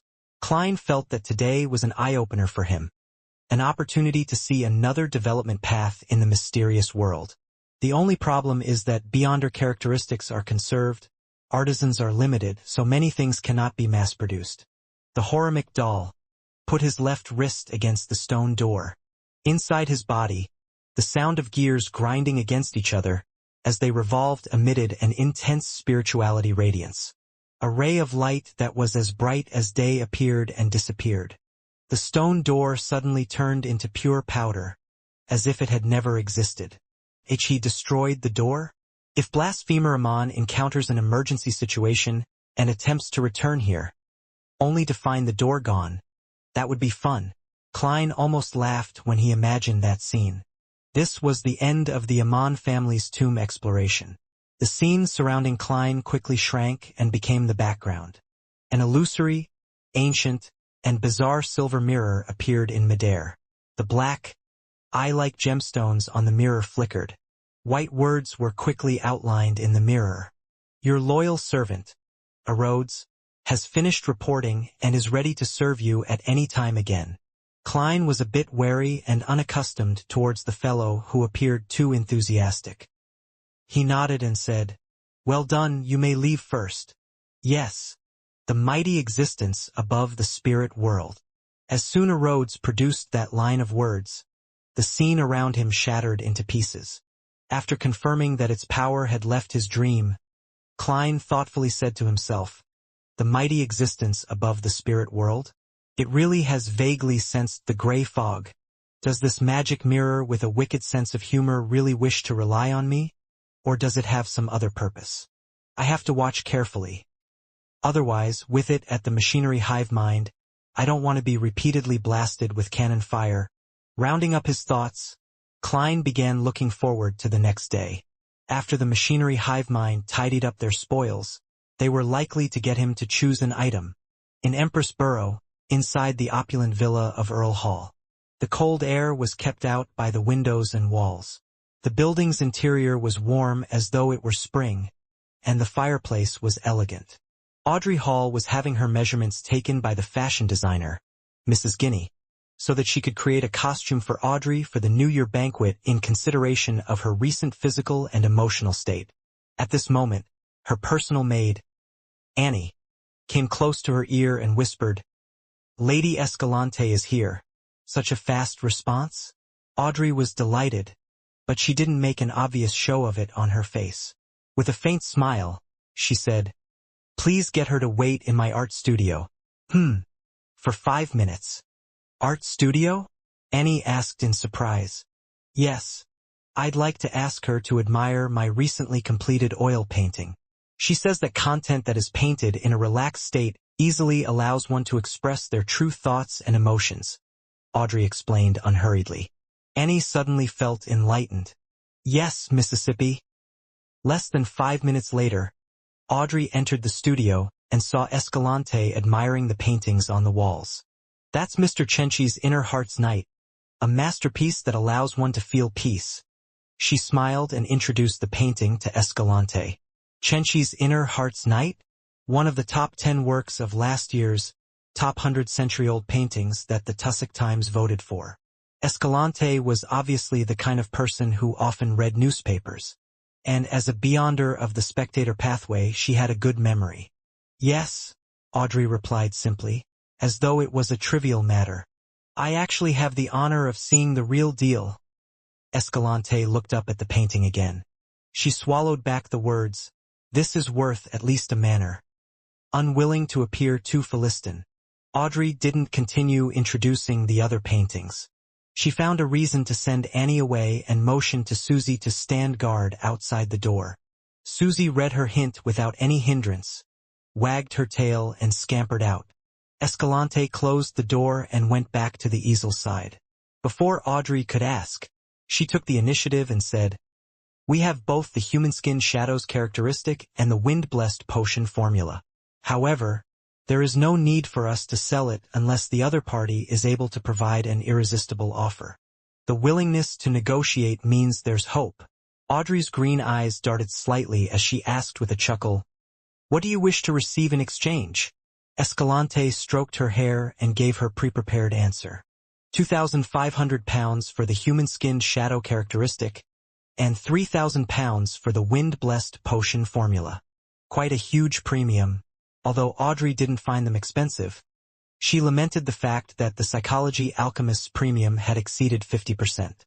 According to the description given by the Hanged Man, under normal circumstances, the formula for sequence 6 would have cost less than £2,000, but the closer it was to a high sequence, the fewer potion formulas there were to circulate, making it very difficult to buy them.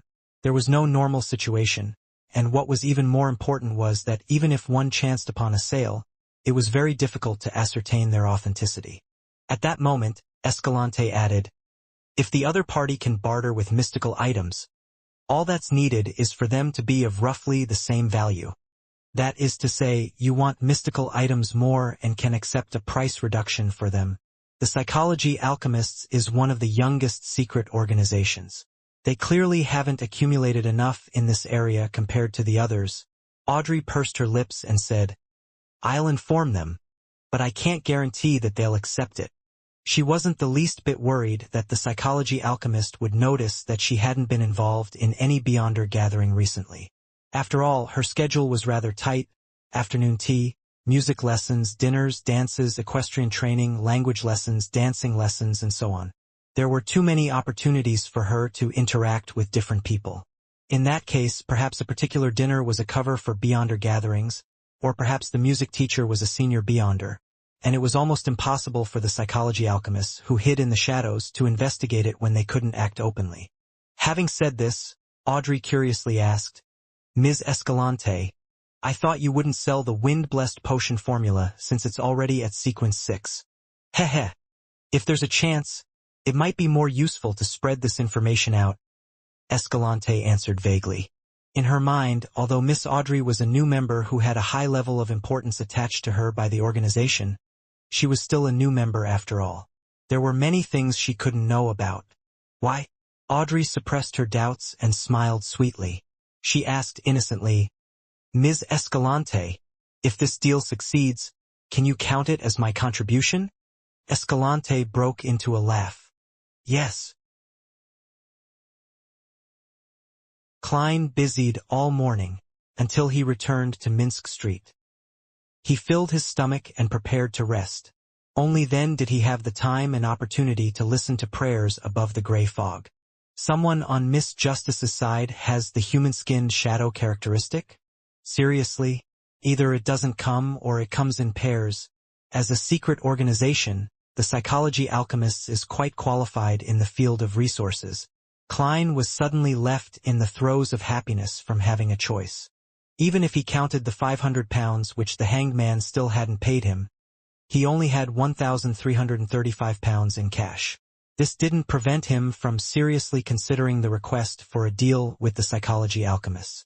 After thinking for a dozen seconds or so, he passed Justice's words to the hanged man to see what choice the latter would make.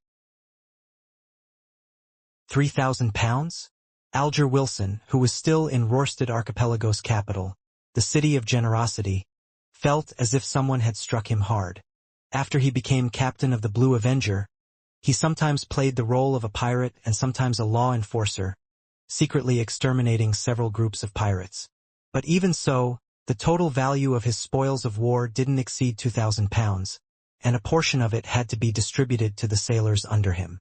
Of course, this didn't include the ships and cannons which were captured, as they had to be handed over to the Church of the Lord of Storms. This made Alger often sigh that most pirates weren't rich, that they were used to squandering on having opulent lives.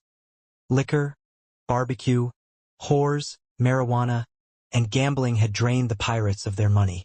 Unless I meet a pirate crew with beyonders, it would be very difficult to get rich so suddenly. Alger paced a few steps. Then he made up his mind. He took out a gold mask from his undergarment pocket. The mask had rough facial features, and the way they were formed had the characteristics of a primitive human being from an ancient forest. Alger sat down, humbly recited the honorific name of the fool, and said, "I'm willing to use this mystical item to barter for the wind-blessed potion formula. As long as the user wears this mask, they will become extremely calm and emotionless. At the same time, they will also obtain an extremely strong regenerative ability, exaggerated speed, and outstanding strength, as well as grasp a certain amount of black magic and primitive curse techniques. Its weakness is that as the number of times it's used increases, the wearer will become more and more unlike a human being. They will turn colder and colder, eventually treating themselves as a god." Sitting in his seat as the fool, Klein looked at the £500 note in front of him, the 5 strands of dark blue hair as thick as a tiny snake, and the simple golden mask. He tapped the edge of the long table with his finger, thinking carefully about what mystical items he could use for a trade. The all-black eye? Certainly not. This is the main ingredient of a Sequence 5 Nimblewright Master. It's just short of having Little Sun to obtain the method to remove the mental corruption. Dark Emperor card? This card, which cannot see the light of day, has a value countless times higher than that of a human skin shadow's characteristic. Mr. Azek's copper whistle? At the moment, its only function is the summoning of a messenger, and it's an important tool for communication. If you can't sell it, the copper whistle of the numinous episcopate member who left behind white feathers? Similarly, it can only summon a messenger, but the target on the other side of the messenger seems to be very dangerous. Sun brooch? This is something I want to use for myself. It effectively makes up for my weaknesses. Master key? It involves Mr. Door and has too many hidden secrets. In addition, just from the value of its effects, it pales in comparison to the human skin shadow's characteristic. Biological poison bottle? This is very compatible with my spirit body state. If I use it well, I can even fight a group of beyonders. Demon hunting bullets, purifying bullets, exorcism bullets? There are not mystical items and are considered consumable beyonder weapons. They are of very low value. The Book of Secrets? This isn't a mystical item either. The Psychology Alchemists likely do not lack such knowledge. At present, only the beyonder characteristic of an interrogator can be sold. However, the Psychology Alchemists wants mystical items. Furthermore, the trading venue is in Backland, so it would easily expose information pertaining to Hero Bandit Dark Emperor. Klein took this opportunity to sort out what he had and finally came up with a perfect plan. He first took the form of Mr. World, manipulating him to take up a praying posture, and then he responded with a hoarse voice, "I accept the price of £2,500. but give me 2 days to raise the money. Immediately following that, Klein threw the reply scenes of the Hanged Man and the world to the Crimson Star, which symbolized misjustice. After receiving affirmation from Miss Justice, Klein waited patiently all afternoon at Minsk Street. It was late afternoon when the machinery hivemind member, Carlson, rang his doorbell. Klein didn't ask anything further. He followed the man to the Lever Cathedral near the West Balham Dock and entered a 3-story building next to the cathedral. The signboard wrote, Backlund Institute for Mechanical Research. How academic. Klein suddenly thought of the Blackthorn Security Company and cracked the corner of his lips into a smile. Under Carlson's guidance, he passed through some strange devices and found himself in a windowless room. On the long table in the room, there were many items emitting strong spirituality, including the human skin shadow characteristic and the specter portrait frame, which was covered in black cloth. However, there were no characteristics left behind by the dead beyonders. Obviously, the higher-ups of the machinery hivemind don't want me to know about the law of indestructibility and conservation. Klein wasn't the least bit surprised. You can choose one. The hatless Acancer pointed at the long table. Klein scrutinized the items several times before sighing. There's nothing I want. If I were to convert it into gold, how much would I get? He had already made up his mind that he wouldn't obtain the human skin shadows characteristic from the machinery hivemind.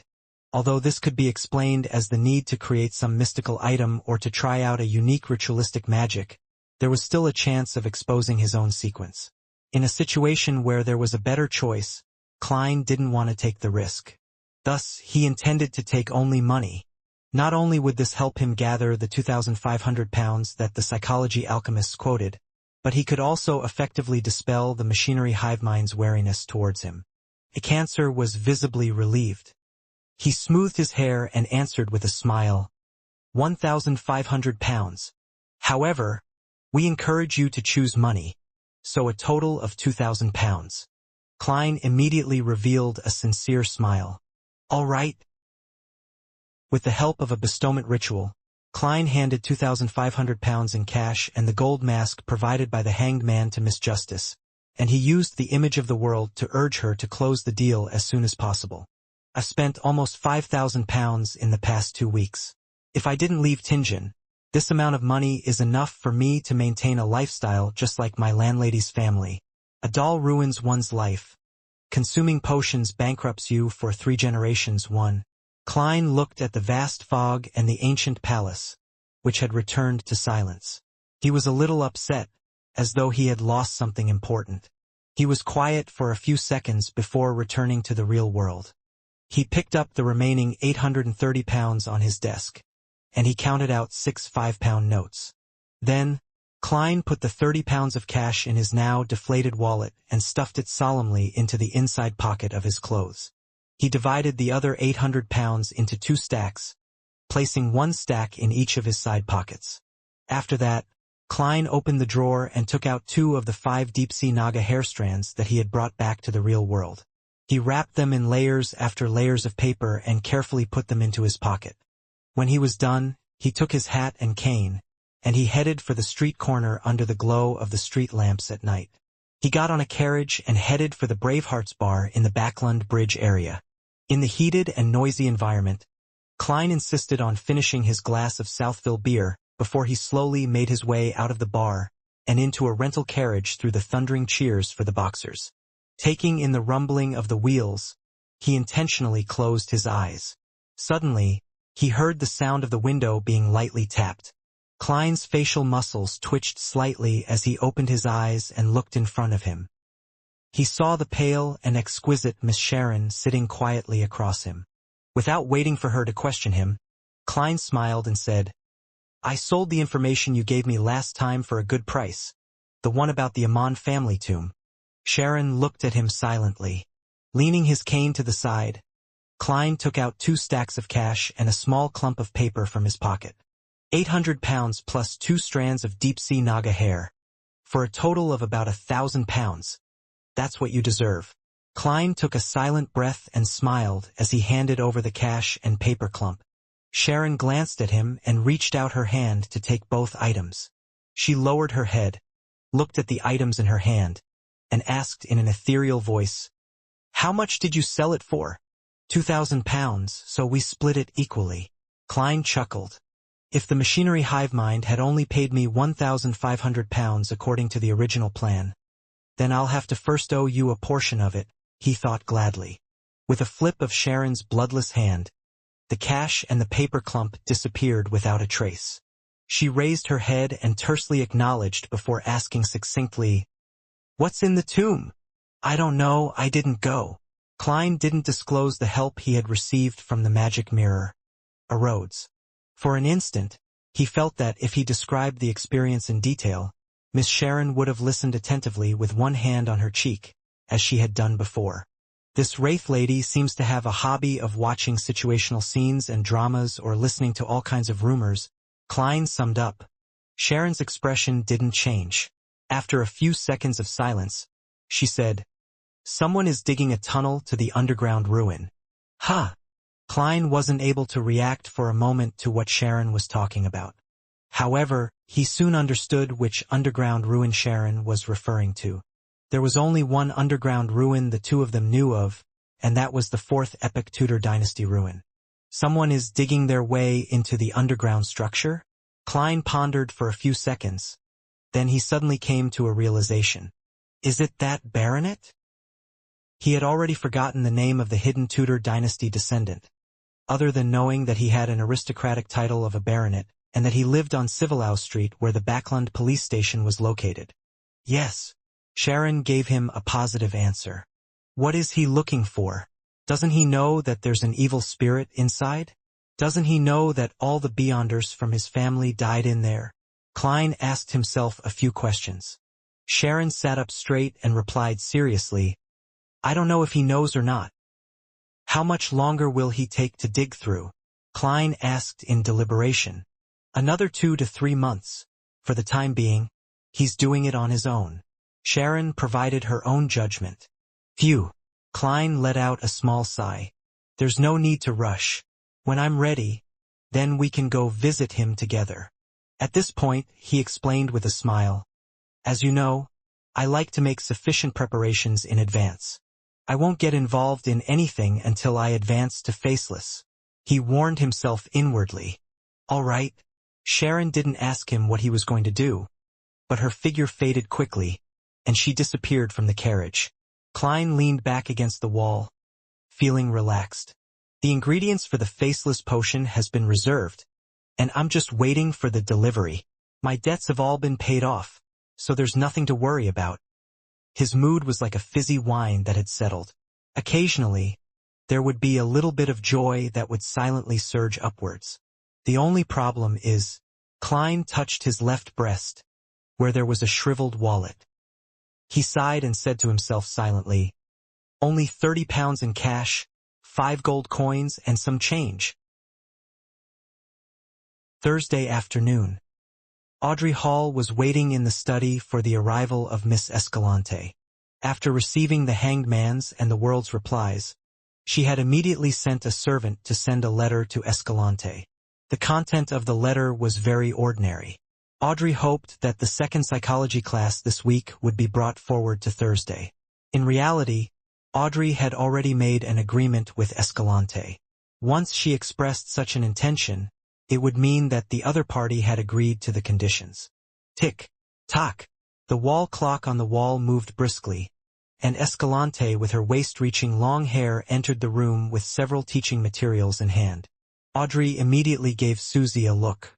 The big golden retriever somewhat reluctantly leaped out, lay down in the nearby shadows, and observed the people coming and going. Escalante closed the study door, looked around slowly, then sat down across the small white round table and put down the teaching materials. "Are they paying for it in cash or with some kind of mystical item?" This member of the psychology alchemists asked in a low voice. One directly gave £2,500, and one provided a mystical item. Audrey flippantly took out a white cardboard box from her medium-sized orange handbag. The outside of the box was covered with a wall of spirituality. After removing the wall of spirituality, She opened the lid of the box, revealing the simple golden mask. Then, she recounted the flaws and effects of the mask. To be honest, she was very curious when she received the mystical item. She had wished to test its effects since it was her first time coming into contact with a mystical item. However, she finally resisted her urges, as she didn't wish to turn cold. It's basically the same value. Escalante tried it and breathed a sigh of relief. After 2 seconds, she pulled out the thickest textbook and flipped to page 48. The middle part of the textbook had been hollowed out. There was an iron box about the size of a palm and a rolled-up piece of parchment. Human-skinned shadow characteristic, wind-blessed potion formula. Escalante showed and introduced them to her. Audrey's gaze cast towards the characteristic, which resembled a diamond. The face inside left her head spinning. This has the ability to restrain a spectator's powers. Is this the sequence pathway of Mr. World? No wonder. Audrey looked away and studied the formula. This has the ability to restrain a spectator's powers. Is this the sequence pathway of Mr. World? No wonder. Audrey looked away and studied the formula. Sequence 6. Wind-blessed. Main ingredients. 6 crystalline feathers of a blue shadow falcon. A pair of dragon-eyed sea condor eyes. Before Audrey could examine the supplementary ingredients, Escalante rolled up the parchment in time. After that, she set up the wall of spirituality around the metal box again, closed the textbook, and pushed the thick book towards Audrey. Audrey held the book, but she didn't hand over the gold mask and 2,500 pounds to Escalante in a timely manner. Seeing the look of puzzlement in Escalante's eyes, the prepared Audrey smiled and said, "The other party is worried that the characteristic doesn't match and that the formula is fake. They hope to verify it first. And before the verification, the money and items will all be held under my custody. All of them believe in my trustworthiness, and I do not wish to lose this reputation. I understand their concerns." Escalante paused for a moment before saying, "We trust you too." Since the money and items were in the hands of one of her own members, she wasn't worried about being cheated despite feeling upheavals. Besides, Miss Audrey is rich and powerful. She can be trusted to be a guarantor, Escalante thought with relief. In the ancient palace above the fog, Klein held a spirit pendulum in hand, divining the authenticity of the wind-blessed potion formula. He didn't wish to inadvertently lose the most experienced and powerful member of the Tarot Club, Mr. Hanged Man. When he opened his eyes and saw the topaz pendant turning clockwise, Klein heaved a sigh of relief and sent his thoughts to the crimson star that symbolized the Hanged Man. City of Generosity. Alger first saw the endless gray fog before hearing Mr. Fool's low but distant voice. Miss Justice has completed the deal. An illusory piece of parchment appeared in front of Alger. On it was the wind-blessed potion formula. With the potion going through Mr. Fool's hands, he had no qualms about the authenticity of the formula. He bowed his head respectfully and thanked him. When the illusion dissipated, he immediately found a pen and paper to jot down the potion formula. Then, he paced back and forth in excitement, muttering to himself, "Blue Shadow Falcon, that primitive island has it." After finishing the matter regarding the Hanged Man, Klein finally had the time to check his human skin shadow characteristic. After confirming its authenticity, he relaxed and leaned back in his chair, exhaling happily. Finally, after 3 seconds, Klein suddenly sat up, and he decided that there was no time to lose. Tonight, he would concoct the faceless potion. 15 Minsk Street, in the dank, cold kitchen. Klein rummaged for his newly bought large iron pot, poured fresh water into it, and carefully scrubbed it several times. Then he dropped some matches into it and snapped his fingers. The scarlet flames soared, and under his control, they quickly burned the remaining water droplets dry, without harming the surface of the pot.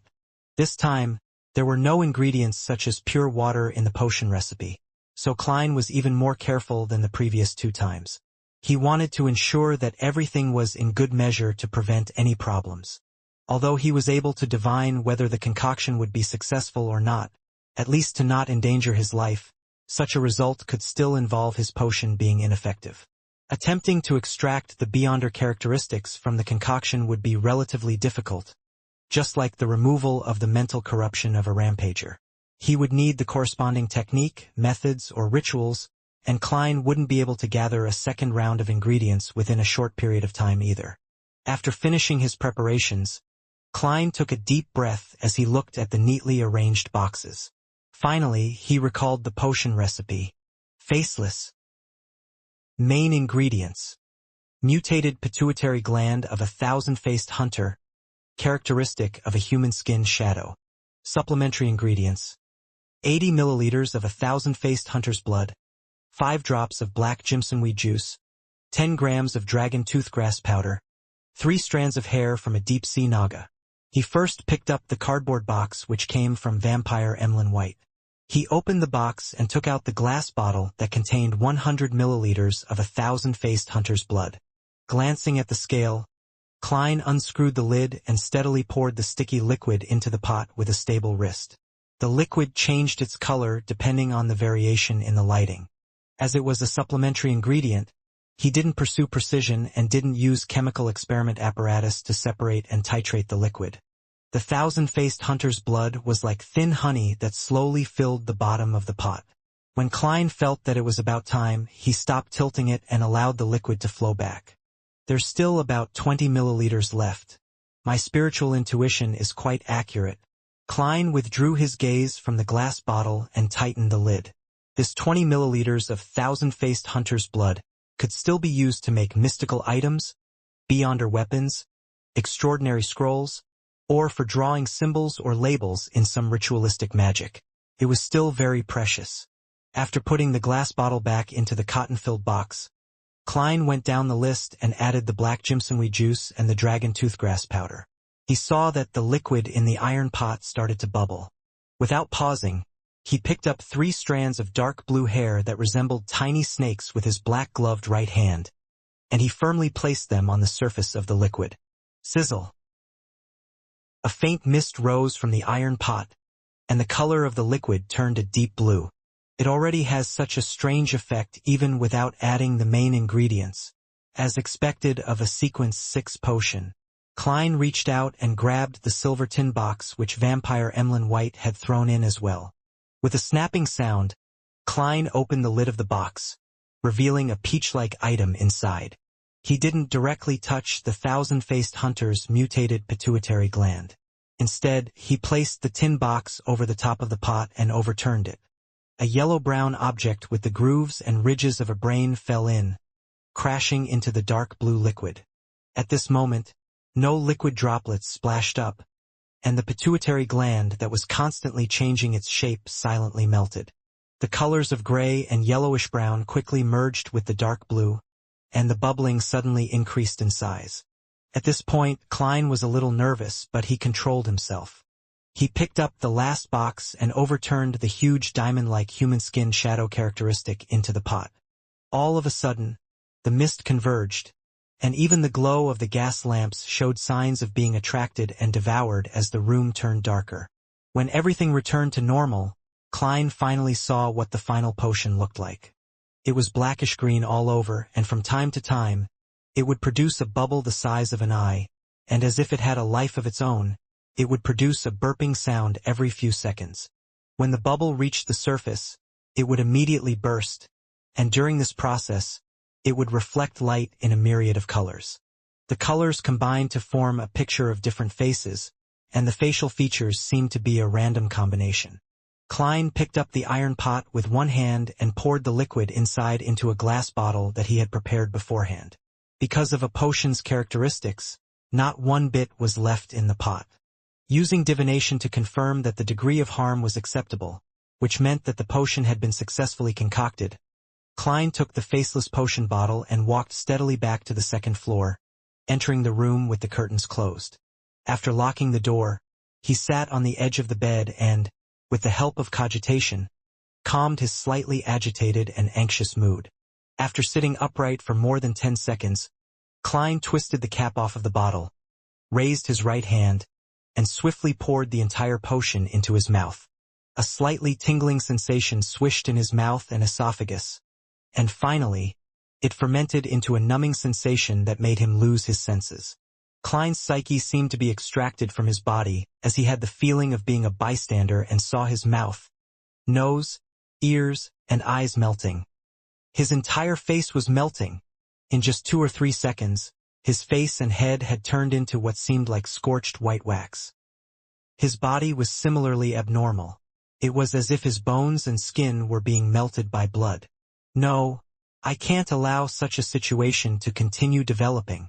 Klein knew that if he didn't keep it under control, he could be on the verge of losing control at any moment.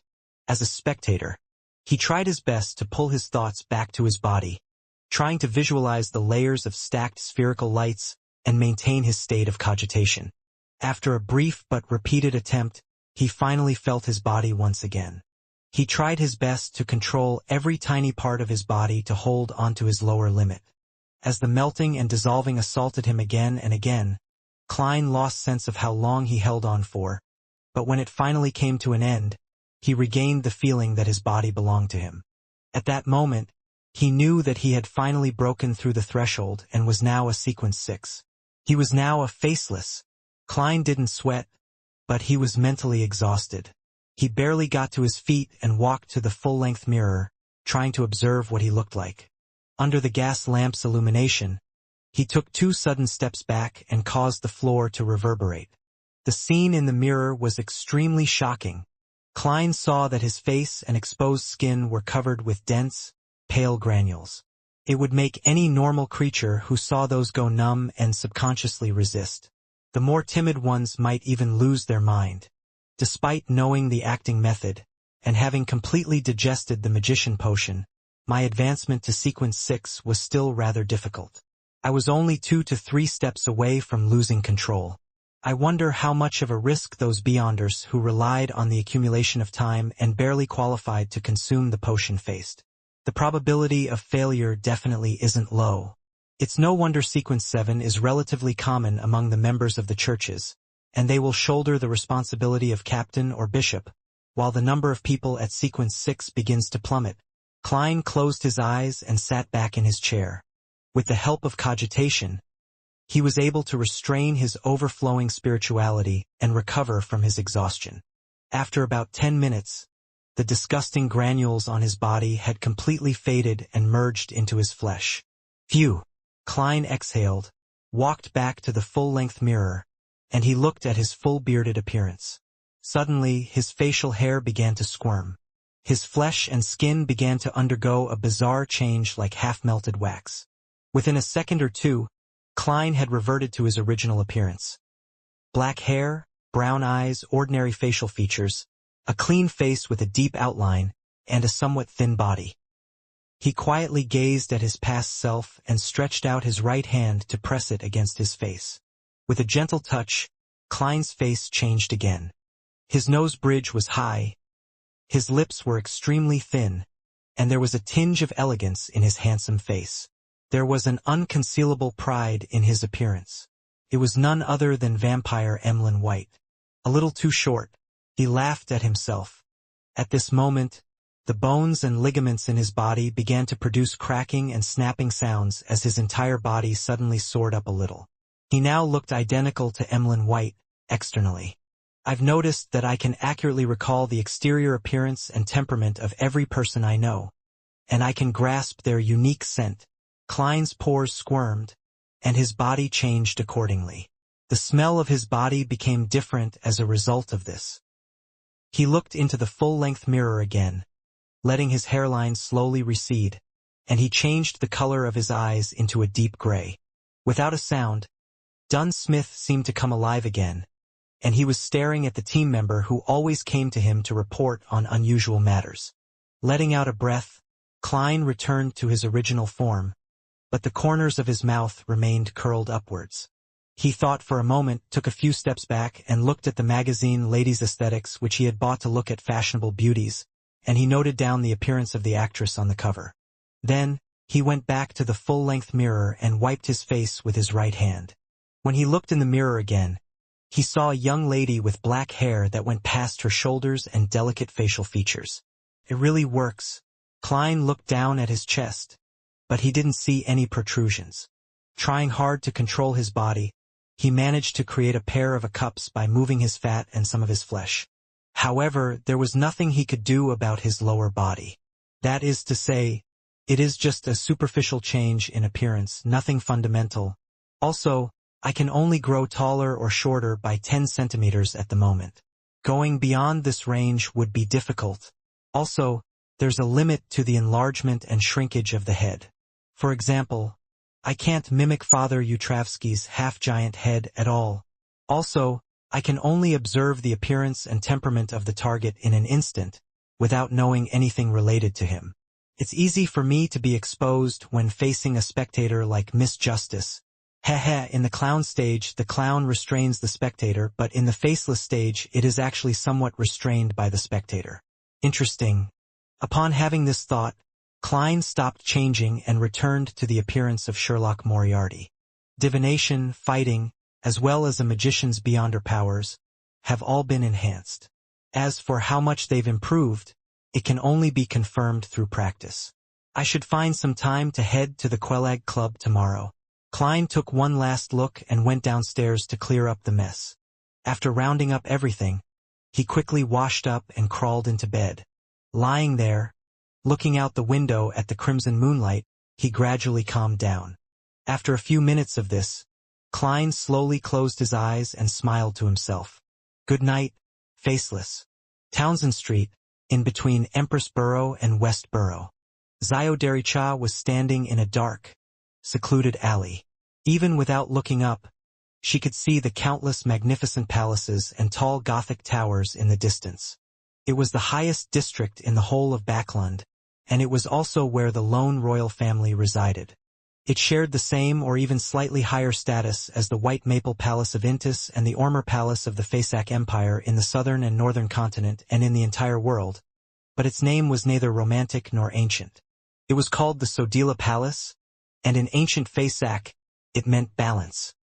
Zio looked away from the famous Bell of Order and directed her sight to the other side of the alley. In the shadows where the street lamps didn't shine, a figure slowly walked out. The figure wore a golden mask that revealed the lower half of his face. He was none other than the mysterious person who had previously sold the sheriff formula to Zio and had occasionally entrusted her with some tasks. When Zio and Furs discussed in private, they both suspected that the person was from MI9. Any progress this week? The man wearing the gold mask asked as per usual. Zio shook her head. No, I don't think anyone was keeping tabs on Capim before the incident. She paused for a moment, then she reluctantly asked, Do you still want to continue investigating this matter? The masked man was silent for a moment. There's no need, but if you hear anything related in the future, then contact me right away. Today, I'll give you a new mission. What mission? Zio was completely in her bounty hunter state, ready to assess the risks. The masked guy laughed. This is a very simple mission, and it's one that you've been dreaming of doing. Seek to purchase the sheriff and interrogator main ingredients in all your circles, especially a special ingredient that can be directly concocted into a potion. If someone responds to it, we will pay for it. The purchased ingredients will belong to me? Zio blurted out a response. This was her greatest concern. No, do you believe that such a simple mission would have such a high reward? Of course, if you're able to fish out the person we're looking for, it's not impossible to negotiate and let you obtain the main ingredients, the masked man said with a chuckle. But I don't know the main ingredients of the interrogator potion, Zio hesitantly said. I'll tell you later. This is also our advance payment. Even if we don't find the target, you'll have the main portion of a Sequence 7 potion formula, worth more than 600 pounds. I think you're fully aware of our generosity, the masked man said in a bewitching tone. Generous indeed. Who's their target, and why are they willing to pay such a high price to find them? Well, if he were from MI9, taking advantage of this mission to retrieve the beyonder ingredients of the Arbiter pathway on the market should also be one of his goals. There's no problem about wasting money.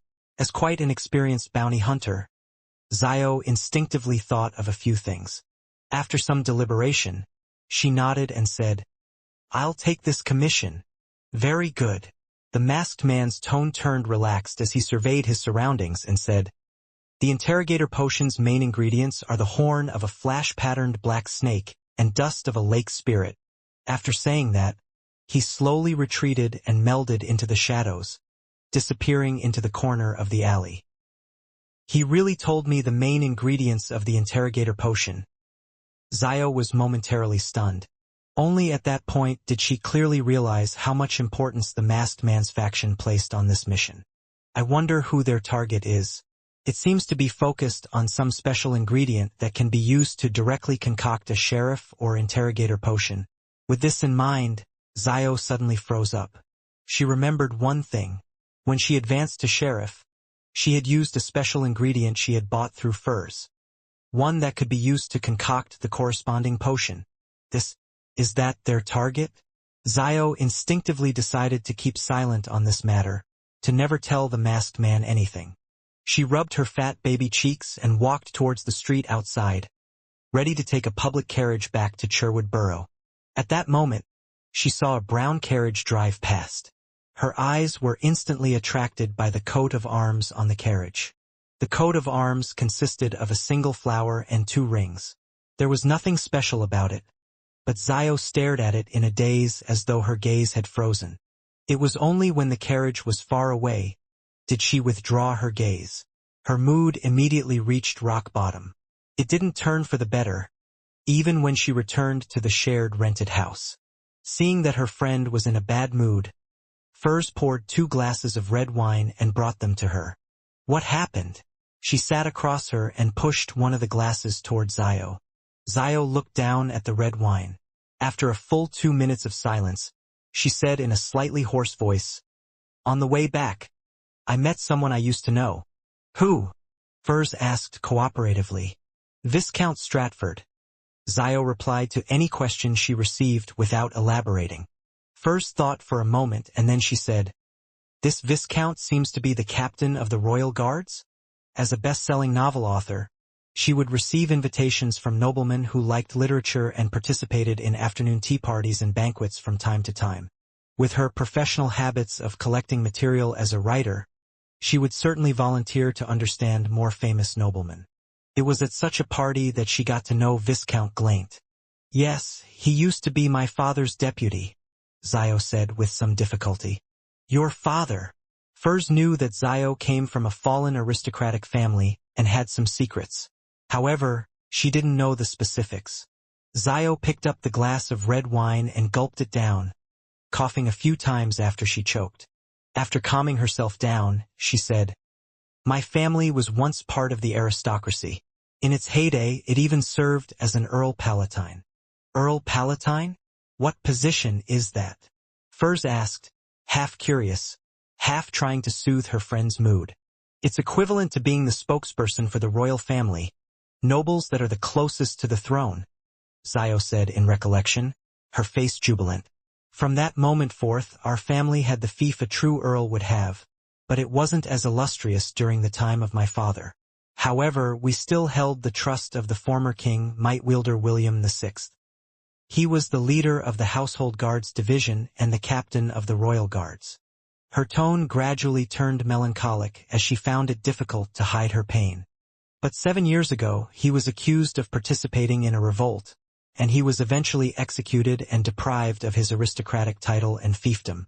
Because of this, my family fell from grace, and many of my family members even died for no reason. In order to live, we changed our surnames and left East Tucker County. I don't believe that my father would engage in mutiny. He was so loyal to the royal family, even more so than his belief in the goddess. Anyway, I left my mother and my younger brother and came to Backland, looking for a chance to improve myself, hoping to restore my family's glory and my father's reputation." Zio was vague about some of the things midway through her recount, but Furs didn't mind. She sighed and said, "It'll be very, very difficult," but she immediately smiled. "But I will support you. And behind me is the mysterious Tarot Club," she added in her mind. Nighttime in Tingen City, 2 Daffodil Street. Melissa, who was doing math problems, turned her head to the door and looked at Benson, who had just taken off his half-top hat. "Where did you go? Aren't the results announced tomorrow? They're already available tonight, and I happen to know 2 of the city's employees who are in charge of the unified exam," Benson said with a smirk. In early December, he had enrolled for the Civil Servant Unified Examination, selected a relatively uncompetitive position, and, in the process, established friendships with several civil servants and a number of examination candidates through his eloquence and communication skills. What was the result? Melissa unconsciously put down the fountain pen in her hand. Benson's expression immediately darkened, but before Melissa could open her mouth, he revealed a bright smile. "I passed. And I'm ranked quite high. That's great." Melissa stood up and took 2 steps forward. "You have to start preparing for the second round of exams at the end of January. It's held in Backland. I need to prepare your luggage for you ahead of time. When are you planning on leaving?" Seeing his sister's concern, Benson walked into the living room, smiled and said, "I plan to do so after the new year. We'll go to Backland together and rent a house there. Regardless of the success of the exam, I'm prepared to stay in Backland and try my luck. And you can take advantage of the New Year's holiday to transfer to the technical school in Backland to prepare for the entrance exam at the Backland University of Technology and Industry in June." Just a month ago, the Backland University of Technology and Industry had been reorganized and officially upgraded to a university for industry and technology. Melissa's lips unconsciously pursed as she quietly listened. She looked around wistfully and replied softly, "Okay." Friday afternoon at the Quelag Club. Klein walked out and hired a carriage to head for Prince Edisac's Red Rose Manor. It was the place where Talum had gone to a few days before his death. As a qualified detective, he would be completely unworthy of the £100 he was paid if he didn't hold any investigations there.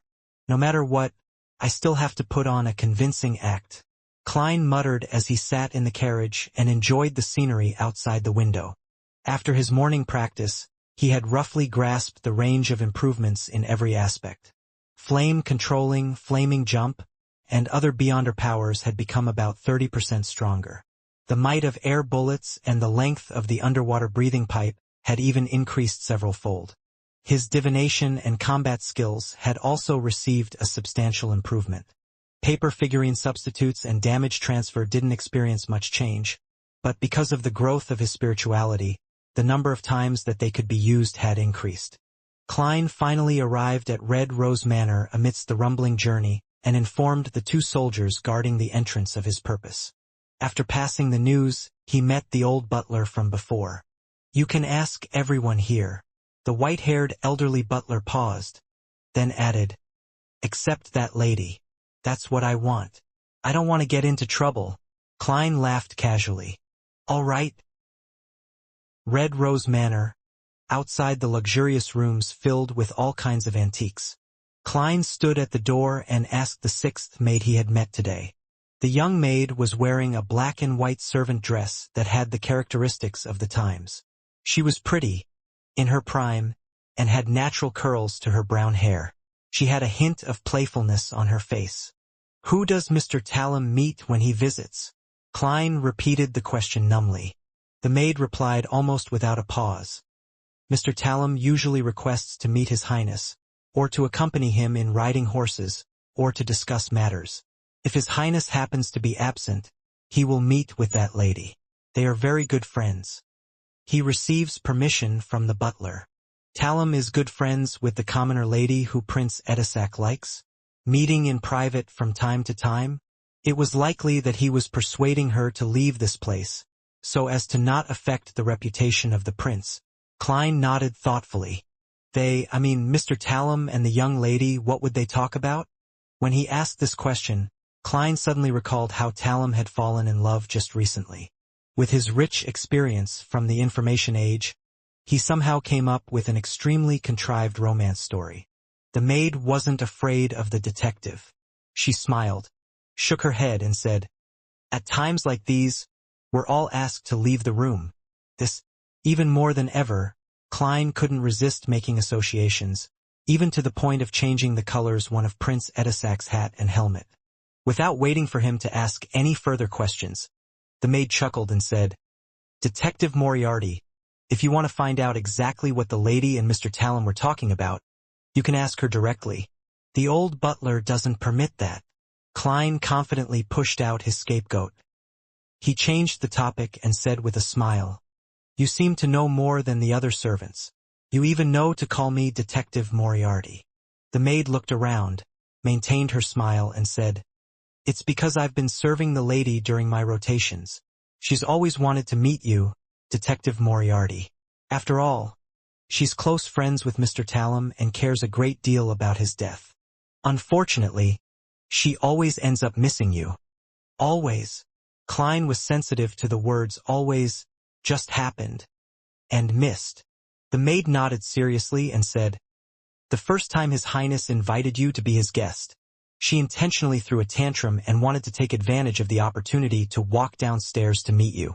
Who knew that you would leave in a hurry?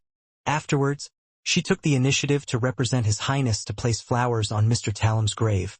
But as she didn't know what you looked like, she wasn't able to find you. And today, she just happened to go to the golf course out back to relax on horseback. Otherwise, even if the butler didn't allow it, she would have tried to find a way to meet you. What a coincidence." Klein sighed as he suddenly grasped a crucial point. On the day of Talon's funeral, it was the commoner lady he loved who had offered flowers in the prince's place. On that day, Klein was most concerned about the lady with the black veil and the sapphire ring on her finger. She might have a grade 0 sealed artifact or some powerful existence of an equal level. All of a sudden, a thought flashed through Klein's mind. The woman with the sapphire ring on her finger was wearing a long, heavy black dress. Accompanied by 2 maids, she slowly disappeared into the distance. One of the ladies had brown natural curls. The image of the maid quickly overlapped with the one in front of Klein, and it was abnormally identical. Klein's body tensed up, and sweat rolled down his back. But his expression didn't change at all. Using the abilities of a clown, he pretended like he was recalling the event, and he asked with a smile, "Were you with that lady on the day of Talon's funeral?" The maid replied without much thought, "Yes." "Damn, it's really her." Klein maintained his smile. "Very well, next question." As if nothing had happened, he began to inquire about other things. Then he switched to another servant and continued. However, Klein secretly shortened the process and sped up the progress. He wanted to leave Red Rose Manor before the young lady returned from her riding. At 4 o'clock in the afternoon, before the sky had turned dark, Klein left the manor much earlier than expected and took the carriage sent by the old butler back to the city. Sitting in the window with his back against the wall wrapped in silk and muslin, he was relieved to have the energy to reflect on the whole situation. It was Prince Edisac's beloved commoner lady who had cursed Talon. Why did she have to deal with a descendant of a fallen noble family? To take revenge against Talon for trying to break up the relationship between her and the prince? But there's no need for her to do it herself. She can find a chance to mention it while in bed. Prince Edisac has plenty of ways to make Talon disappear without a sound. Talon was in a state of deep love before he died. Yes, the first sign was after he successfully persuaded the commoner lady to leave Prince Edisac. They had an affair? So, the commoner lady who was brought back to the manor killed Talon in order to silence him and remove any latent dangers? Logically speaking, it makes sense, but the problem is how could a person with a grade 0 sealed artifact or a powerhouse of an equivalent level be restricted by Prince Edisac? Even if the Augustus family is an angel family with the accumulation of enough knowledge, they would still need to use tremendous strength and special methods to be able to restrain someone like that. This isn't something a prince can do. Besides, how could such a figure have taken a fancy to Talon? Why does she want to see me all the time? Did she sense that I'm using the gray fog to spy on her? No, if that were the case, I would have been buried with Talon on the day of his funeral. Besides, when she first wanted to see me, I didn't have any blood, hair, or belongings. I hadn't made any divinations yet. Klein was puzzled as he thought about it. In the end, he decided to bury the problem deep within his heart. He wasn't to probe or investigate. I hope that the machinery hive mind, with my earlier reminder, will pay importance to this matter of noticing the royal family's abnormality. Yes, they might regard it with great importance. Not because of Prince Edisac's reputation, but for another reason. I hope the royal family continues to prevent the lady from visiting me.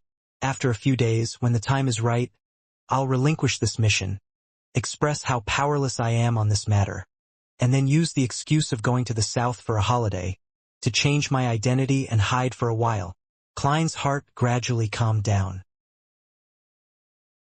Evenings in Backlund were always replaced by dark clouds and drizzling rain, and Klein, who felt physically and mentally exhausted, held down his half-top hat and walked quickly across the wet street to number 15 Minsk Street under the illumination of the street lamps.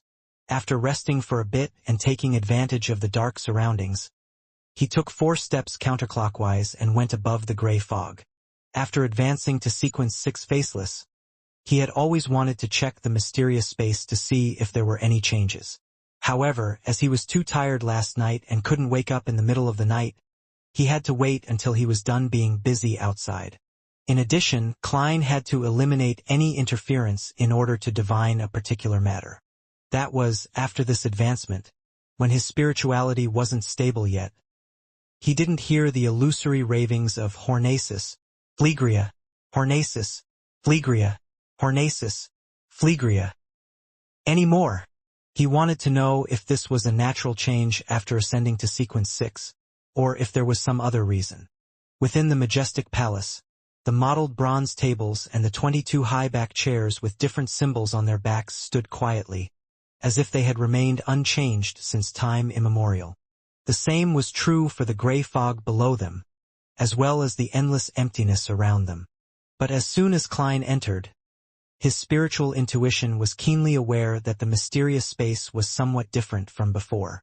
He was in no hurry to explore or make any attempts. Calming himself down, he sat at the end of the table, conjured a pen and paper, and wrote a divination statement. The reason why I haven't heard any ravings after my advancement. Holding the piece of paper and muttering the sentence, Klein leaned back in his chair and quickly entered the dreamland with the help of cogitation. In the dusky sky and land, images flashed, and in the end, they all came to a stop on a particular scene. It was Klein, whose face and body was still covered in pale granules. He was surrounded by an illusory, thin layer of gray fog that was undetectable. The dream shattered. Klein opened his eyes and roughly understood the reason. The gray fog has interwoven with reality, helping me block out the ravings that come from who knows where. After advancing to sequence 6, my connection with the mysterious space above the gray fog has become even stronger, thus bringing about certain changes and allowing me to naturally borrow a portion of its powers? From the looks of it, that should be the case. Yes, I should try to explore the area and see if there are any changes. Klein slowly stood up and followed his spiritual perception, walking in a certain direction outside the ancient palace. Beneath his feet was the gray fog that spread out like the sea. He finally decided to stop after walking for an unknown period of time. However, when he gave up on exploring, a light suddenly flickered at the end of the path. In his joy, Klein quickened his pace and approached. 7 or 8 seconds later, he saw a flight of stairs that seemed to lead to heaven. The staircase was formed from pure light. It was holy, transparent, and untainted, capable of shocking anyone's heart. There were only 4 levels as the staircase reached up into the void, and each level was rather high, as though it was meant for creatures even larger than giants. Klein looked up, followed its path, and saw a layer of grayish-white fog, condensed and suspended in midair, as though it was supporting something. It was a significant distance from the staircase of light. The 4-step staircase represents my consumption of the sequence 9, sequence 8, sequence 7, and sequence 6 potions? What exactly is above that layer of fog? Klein cautiously advanced until he reached the staircase of light and stepped onto it. There was nothing odd about the steps, and they were as solid as stone. Klein went up the stairs, climbed up to the 4th level, and then tried to look up at the area above the gray fog. Unfortunately, his vision couldn't penetrate anything. He thought for a moment, then he took 2 steps forward and jumped up with all his might. However, the moment he left the staircase of light, he lost his momentum and his spirit body's flight instinct. He plummeted straight down and landed on the bottom layer of the gray fog. Looks like I need to advance another 2 to 3 other sequences. If sequence 4 really does result in a qualitative change, then I should be able to see after becoming a demigod. Klein looked up and made a judgment. After looking around, Klein, who had found nothing else, returned to the stone pillar-propped ancient palace. He sat at the head of the long bronze table with his eyes half closed. He examined his spirituality growth with the number of members he could draw in. Including the empty positions that I could handle from before, I can still recruit 4 new members. However, there are no suitable targets at the moment. Klein shook his head and muttered before returning to the real world to busy himself for a good dinner. After slicing potatoes, boiling beef, adding onions and stir-frying them for a while, as well as sprinkling seasonings like sugar and pepper, Klein poured the prepared hot water into the saucepan, covered it with a lid and turned the fire down. I have to admit that a magician's flame controlling is a good helper in the kitchen. Ever since I got it, my culinary skills have clearly improved. If it wasn't for the loss of control, the monsters, the searches, and the evil gods, the world would be at peace and perfect if everyone was dedicated to using their abilities without causing public damage. Klein sighed and left the kitchen to enter the living room. As the light from the wall lamps spilled out, Klein, who had been planning on flipping through magazines and wait for the appropriate time to throw in the potatoes, carrots, and the proper amount of salt, he couldn't help thinking about how to act as a faceless. Just after waking up this morning, my spirituality had completely stabilized. I discovered that although there aren't any signs of digesting the faceless potion in me, I do have a certain level of harmony. This is a phenomenon that never happened after consuming the seer, clown, and magician potions. With this in mind, Klein looked up at the oriel window. As it was already dark outside, it had become like a mirror, faithfully reflecting Sherlock Moriarty with his black hair, brown eyes, beard, and gold-rimmed glasses. Klein nodded thoughtfully. Perhaps it's because I've always been acting as Klein Moretti. Yes, in a way, Sherlock Moriarty is just Klein's disguise, not someone else.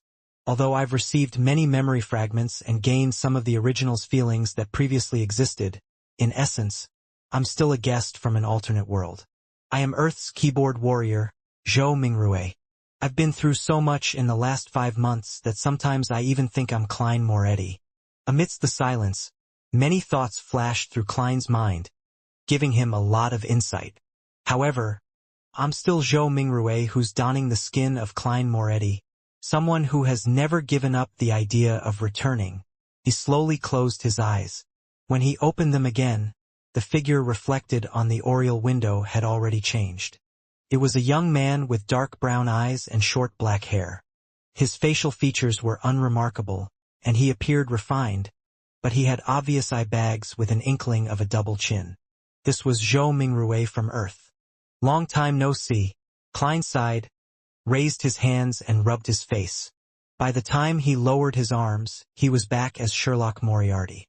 After this period of contemplation and adjustment, he inexplicably felt that the gap between his spirituality and the potion had reduced significantly, and there were signs of them slowly blending together. No wonder Nimblewright Master Rosego's teacher, yes, perhaps his teacher would say that you can disguise yourself as anyone, but you are ultimately yourself.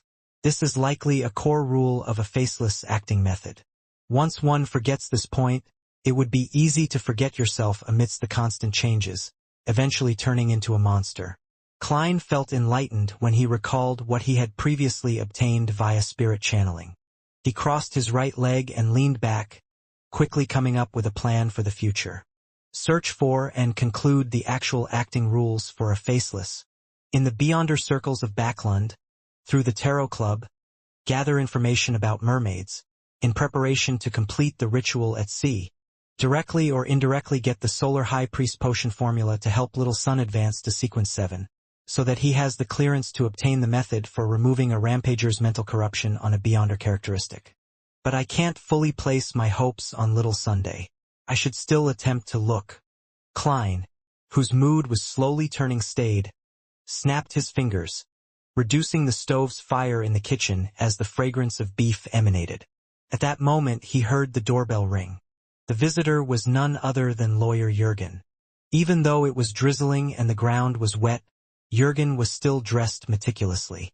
He even wore a vertical collar. "What's the matter?"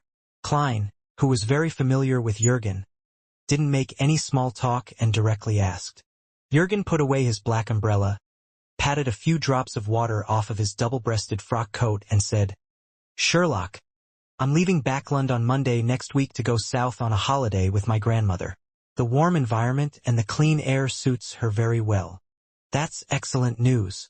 Klein took the initiative to deduce, smiling as he asked, "You want me to temporarily adopt Brody?" Jurgen shook his head gravely. "My grandma can't bear to part with Brody and insisted on taking him with her. I've already asked.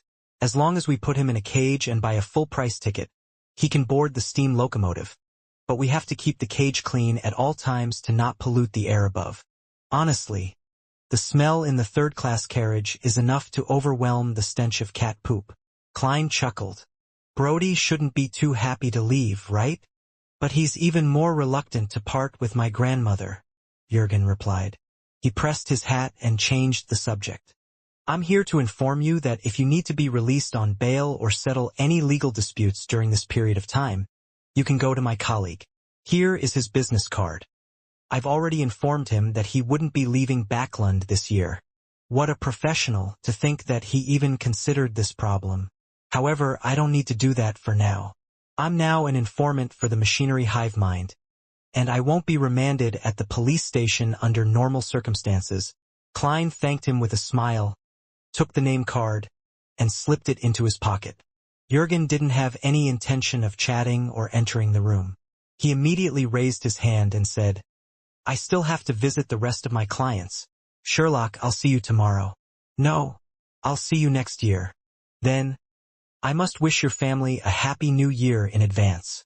Klein smiled and waved. After watching Jurgen leave with his umbrella, Klein closed the door and sat back down in the living room. At this moment, apart from the flame which was licking the bottom of the pot in the kitchen, there were no other sounds coming from the house. It was so quiet that Klein could hear the carriages outside moving in the distance. He looked around slowly and saw the coffee table, contracts, cupboards, pens, porcelain cups, dining table, chairs, and walls. Retracting his gaze, Klein leaned back against the sofa and looked out the window at the dark night and the street lamps emitting a misty glow in the dark. In the deep, cold silence, he sighed. The new year. The lightning gradually calmed down, and the darkness became the ruler of the earth. The exploratory team from the City of Silver finally reached their destination after a short but, at the same time, not short trek and numerous battles. On both sides of the street, most of the houses had collapsed. Only a few could barely hold on, but their surfaces were mottled with the dust of time. With the help of an animal hide lantern whose light didn't reach far, Derek Berg saw the completely collapsed walls and streets that were in such ruin that even weeds didn't grow. On both sides of the streets were half-collapsed houses, with a tiny minority barely standing. However, their surfaces were mottled and filled with signs of aging. The white and blue colors that formed the foundation of the coatings, the pointed structures which were different from the City of Silver, had already turned gray, making it hard for anyone to imagine their original appearance. However, Derek could figure out the city's past through such observations. It had definitely experienced a long history with a considerable number of inhabitants, developing its own civilization in the Dark Ages. The humans here took potions, built and repaired buildings, and defended the city wall. About 6 teams or more had explored the outside and hunted monsters in search of the necessary resources to survive. They would celebrate for any brief periods of calm, offering sacrifices to the gods and yearning for a response. They gave birth to the next generation, allowing hope to continue. However, in the end, they disappeared into the darkness, losing all their voices and leaving behind only ruins. The ruins were like a huge grave, burying a civilization that had struggled to survive but eventually vanishing dismally. Demon Hunter Colin looked around, his expression somewhat solemn, as though he saw the future of the City of Silver. He pointed ahead and said, The other places have already been cleared. The temple is in the center of the city. The exploratory team dispersed a bit, but they still maintained sufficient order and didn't let down their guard. After passing through ruins that had been destroyed for an unknown period of time and went past streets so quiet that they drove people mad, Derek finally saw a high, wide artificially made platform. On top of the high platform there was a half-collapsed building. It looked extremely similar to the temples in the City of Silver. It had a dome propped up by pillars, creating an arched entrance. The style of the buildings here was completely different from that of the other buildings. It really is true that they later converted to the fallen creator. The thought had barely crossed Derek's mind when the 4 lanterns in the team went out at the same time. All of a sudden, the exploratory team was plunged into pure darkness. There was no lightning in the sky, the candles on the ground had extinguished, and all human breathing seemed to disappear at once. Derek's body immediately tensed, as he felt as if some monster had stuck its tongue out in the darkness and was trying to lick his scalp. But his spiritual perception told him that nothing real had appeared. At that moment, an immature, helpless, terrified, and dry voice sounded out by his ear. It was a child whispering, "Save me! Save me!" For a moment Derek froze, not knowing how to react. But in an instant, a coruscating glimmer of dust appeared before him. The dust exploded one after another, igniting a silvery white light that illuminated the surrounding area. Colin stared at Derek and said in a deep voice, "What's on your mind?" Derek instantly snapped to his senses and clasped his hands in shame and pressed them to his mouth and nose as if in prayer. His body immediately emitted rays of clean, pure light, causing the surrounding darkness to silently disperse. The other team members seized the moment to reignite the candles. Because of the demon hunter's timely reaction, no members disappeared this time, nor were there any new members appearing. Colin retracted his gaze from Derek and looked at the half-collapsed temple on the high platform. He solemnly said, "From now on, we can't afford to be careless. We have to be on full alert." Within the half-collapsed temple, only a few stone pillars remained intact as they collectively supported half of the main hall. At the very front of the main hall, there was an altar covered in cracks. In the middle of the altar, there was a huge pitch-black cross. Hanging from the cross was a naked man who was hanging upside down. Around his ankles, thighs, and torso there were obvious rusty metal spikes protruding outward that were accompanied by bright red bloodstains. Derek knew that this was the statue of the fallen creator, but he couldn't help look down to size up the statue's face. He saw the face of the statue. The nose, mouth, and ears were all blurry, except for the eyes which were carved with abnormal clarity. The fallen creator's eyes were tightly shut, as though he was suffering from guilt and pain. "Look away! Don't study the statue of an evil god," Demon Hunter Colin warned in a low voice. "Yes, Your Excellency." The few members of the exploratory team immediately retracted their gazes. Before today, although the City of Silver had discovered many destroyed cities and written records pointing to evil gods during their explorations, most of the residents had never seen the statues of so-called evil gods. The remaining area of the temple wasn't very wide, so the exploratory team quickly split up into groups of 2 or 3 and completed the investigations without finding anything abnormal. Upon seeing this, Colin, the chief of the 6-member council, said after a few seconds of deliberation, "Let's head underground." As he spoke, he drew one of the 2 swords he carried on his back and smeared it with a grayish-silver ointment. Then, he removed a small metal bottle from a hidden compartment on his belt, pulled out the stopper, and gulped the contents of the potion. At this moment, Derek felt as if the light blue eyes of the chief had become a little brighter. The members of the exploratory team made their utmost careful preparations. Under the illumination of the 4 animal hide lanterns, they followed the stairs on the left side of the statue as they walked down into the underground area. Derek took his turn holding the lantern, walking at the front left as he cautiously entered the darkness. He heard the sound of his own footsteps and those of his companions echoing off of the stone steps. They produced a distant and empty echo. The echoes didn't suffer from any interference, making the absolute silence beneath them obvious. However, in the hearts of the exploratory team members it was like a knock on the door. The attempt to uncover a secret that had been buried for an unknown number of years left them feeling extremely tense. After walking without having any sense of time, Derek finally saw that the road ahead had turned flat. He also saw the newly discovered mural which the corrupted Dark Regents had mentioned. The mural was spread across two sides of the wall. It was simply colored and gloomy, looking ancient as if it had seen the vicissitudes of life. Derek took a casual glance and was immediately attracted by one of the murals. On the wall to the left up ahead, a pure white cross was depicted in the middle. It was surrounded by seawater-like blackness, drowning all the humans who were struggling as they stretched out their arms. Hanging upside down from the cross was the fallen creator. The rusted nails and blood-red stains were no different from the statues in the outside world. But in this mural, the fallen creator was suffering from a black erosion, so much so that part of the white of the cross had become pitch black. In addition, the cross supported a hazy piece of land, and countless humans were kneeling and praying to the fallen creator. Around the mural, in the deepest part of the darkness, there were 6 figures akin to evil gods. In the upper left corner was a woman wearing a black, classical dress. Her clothes were layered but not complicated, and it was embedded with a starry sheen.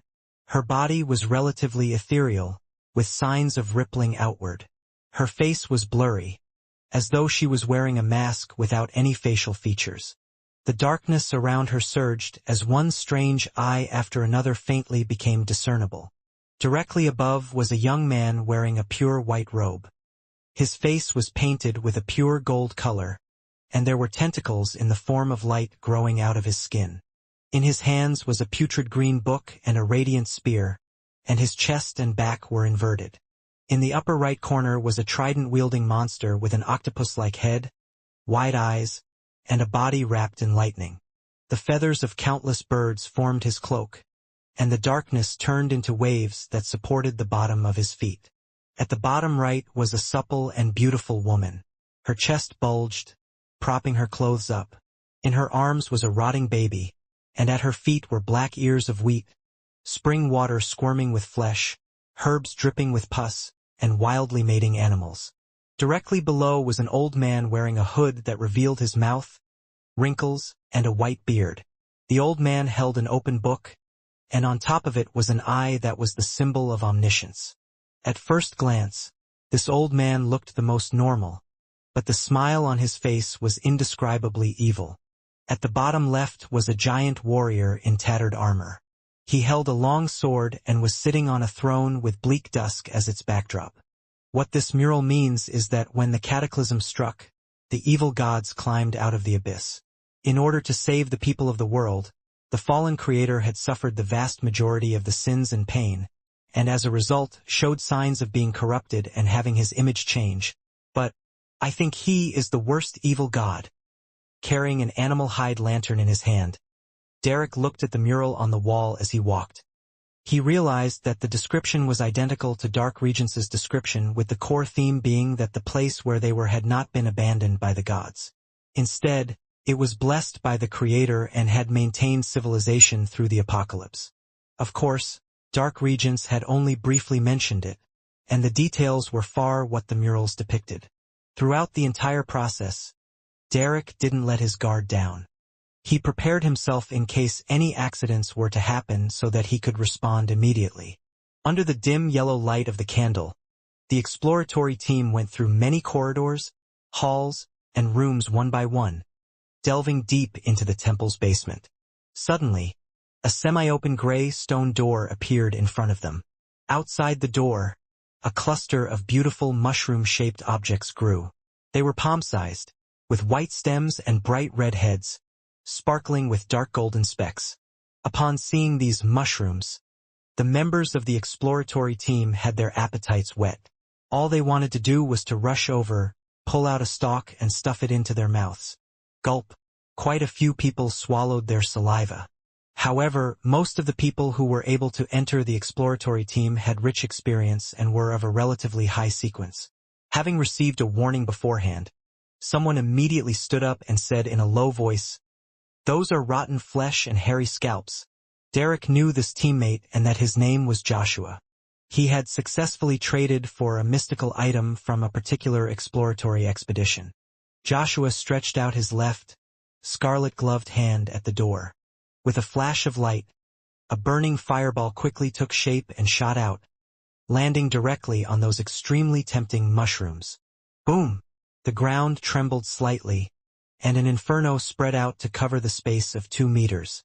By the time the fire subsided, all of the mushrooms had already disappeared, leaving only bits and pieces of flesh and blood.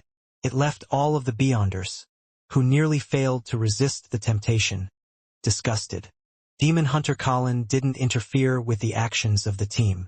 He quietly watched from the side, nodding from time to time. Why would there be mushrooms made from flesh and hair? Where did the flesh and hair come from? Joshua withdrew his left palm and muttered to himself in confusion. Another member of the team made a bold guess. The original inhabitants of this city? It's possible. Perhaps their deaths were a result of turning into pure flesh and hair. Derek agreed inwardly. After a brief discussion, the exploratory team split into several groups and cleaned up the hall outside the gray stone door. After doing all this, they regrouped and slowly passed through the door, ready to engage in combat at any moment. Behind the door was a place that looked like an altar. The surrounding light could hardly dispel the darkness of the region, which seemed to hide something unknown. Above the altar, a similar pitch-black cross and an upside-down fallen creator was erected there. Carrying an animal hide lantern, Derek stood the closest as he instinctively swept a glance. His gaze suddenly froze because he discovered that the fallen creator statue here was different from the one outside. Its eyes were open. He had blood-red eyes and black pupils, staring straight at any intruders like it possessed life. Tat, tat, tat. Derek heard the chattering of teeth. He originally imagined that it came from a team member, but he soon realized that he was the one trembling. Although he didn't understand much about the evil god's dangers, his teeth were instinctively chattering at that instant. Tat, tat, tat. His teammates reacted similarly. At that moment, a speck of powder floated into the air. Demon Hunter Colin clenched his fist. Boom! As the sound of thunder reverberated through the air, Derek and the others suddenly snapped to their senses, escaping their nightmare state from earlier. Before they could investigate the area, the sound of weeping could be heard from behind the altar. Sob, sob, sob. Sob, sob, sob. In the chilling silence, Demon Hunter Colin calmly ordered, Derek, Joshua, go around and take a look. As a chill went through his body, Derek held the animal hide lantern and the axe of hurricane in his hand. Together with Joshua, he slowly walked around to the back of the altar. As the darkness was gradually dispersed by the light, they saw a black figure curled up behind the altar. After taking 2 steps forward, the shadow revealed its original form. It was a 7- or 8-year-old child with soft yellow hair.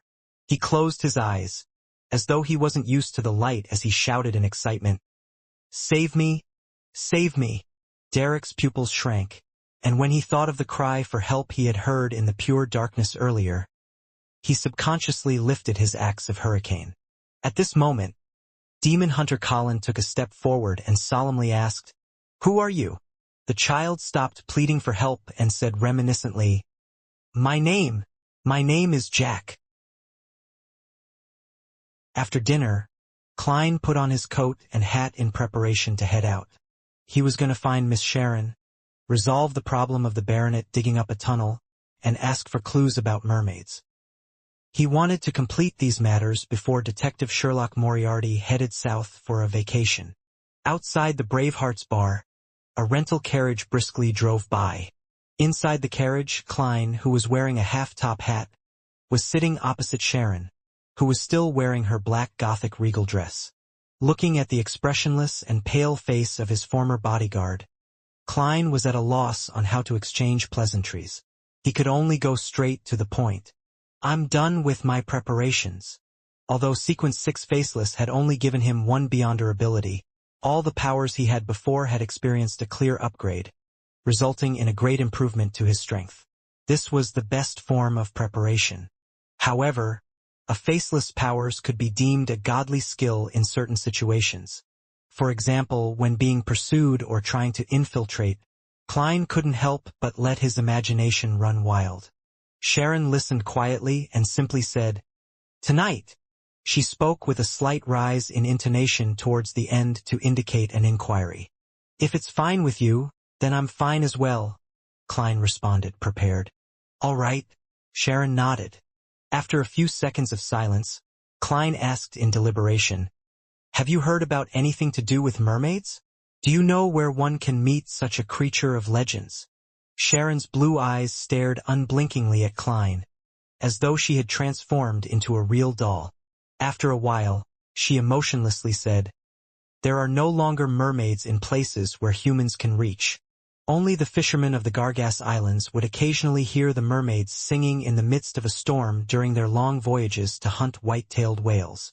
Located in the depths of the Sonia Sea, the Gargas Islands was the farthest human colony in the sea, characterized by local products such as whale oil and whale meat. I wonder if this rumor is true or fake." Klein nodded. "I understand." The bell chimes in the night rang out quietly, as though they came from a far-away place. There was an abandoned chapel in the middle of William Street. Withered vines crawled over its walls and gray stones were strewn everywhere. Inside the chapel, feces and debris intertwined amidst the rocks and dead grass. In the half-collapsed corner, a middle-aged man, wearing black tights, was moving stones that hid the entrance to a cave. He carefully and excitedly went into the tunnel, carrying his digging tools, lighting tools, and earth basket. His hair was gray at the temples, and his eyes were puffy. He was Baronet Rafterpound, who was considered mentally ill by the outside world, but he was secretly a descendant of the Tudor family of the Fourth Epoch. This prodigy, who was always entangled with high-class callgirls, had a serious expression on his face, and his eyes were bright. It was impossible to find any signs of him being addicted to drinking and sex. He pushed himself up on his elbows and rapidly crawled down the slope, as though the end of the tunnel hid the greatest and only hope of his life. Not long after, he touched the wet mud and cold stone in front of him. This didn't extinguish Rafterpound's enthusiasm. He repeated motions that he was extremely proficient with after having recently gained the experience. As he was digging, carrying, and moving things, an empty area appeared before him. It was a dark underground palace that was in front of him. Rafterpound's expression immediately became crazed with excitement. He quickly moved forward and grabbed the black iron badge. The badge was a hand holding a scepter. Seeing this, Rafterpound's eyes lit up as if they were on fire. Just as he put the black iron badge on his chest, everything in front of him shattered. He was still in the narrow and irregular tunnel, with wet mud and ice-cold stones in front of him. No, there was someone else there who was quietly watching him. He had no eyes, no nose, no mouth, no eyebrows, and no ears. Rafterpound's pupils contracted. He could only feel a numbness rising along his spine from his waist down to the back of his head.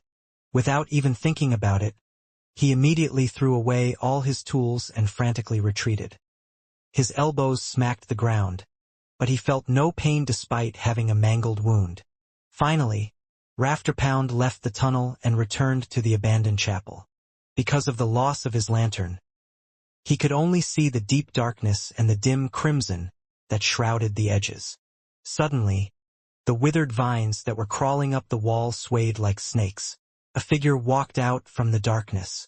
She was wearing a Gothic regal dress and a black small soft hat, with a pale face to the point of being transparent, as well as pale blonde hair and blue eyes that didn't look human.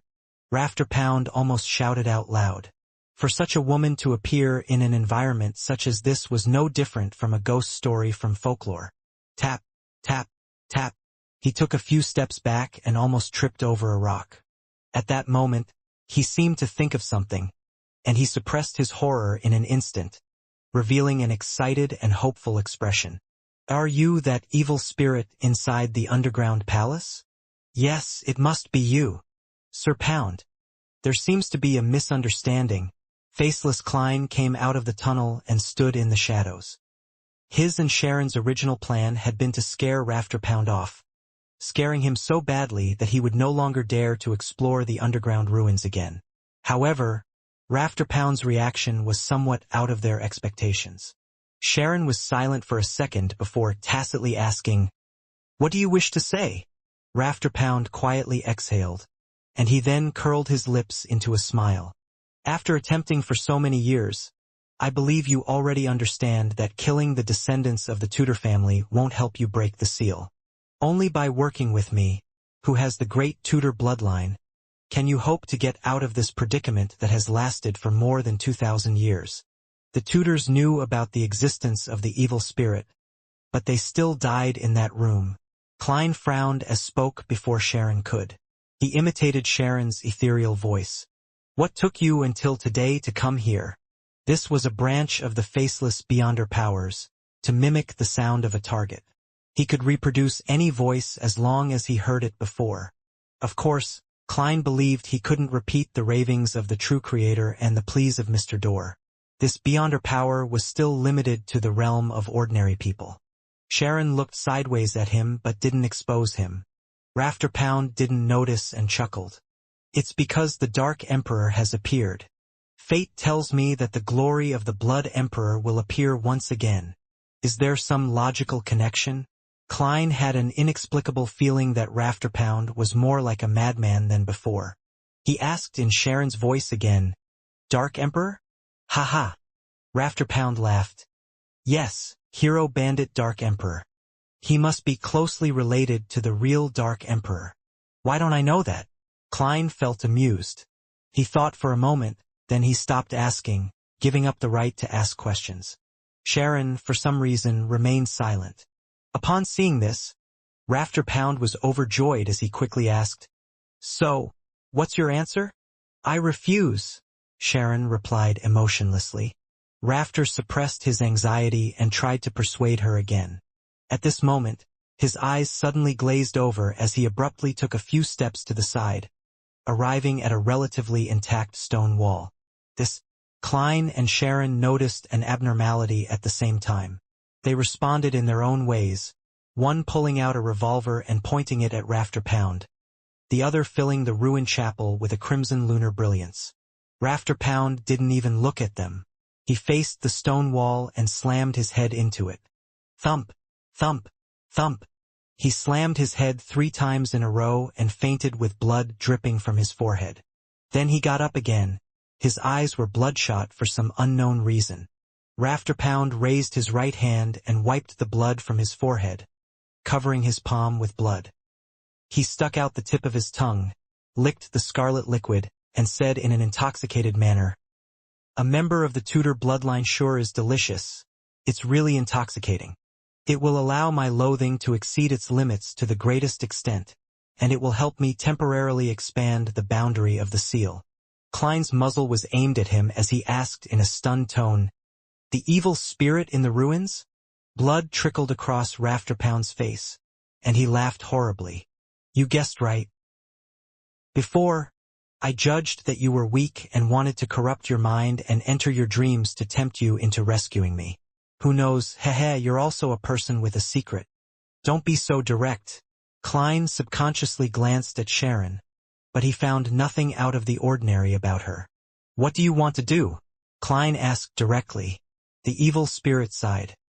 "I'm an innocent person who was harmed because of Alista Tudor's ambition. Due to the constraints of my corpse, I've been trapped in that underground ruin for nearly 2,000 years.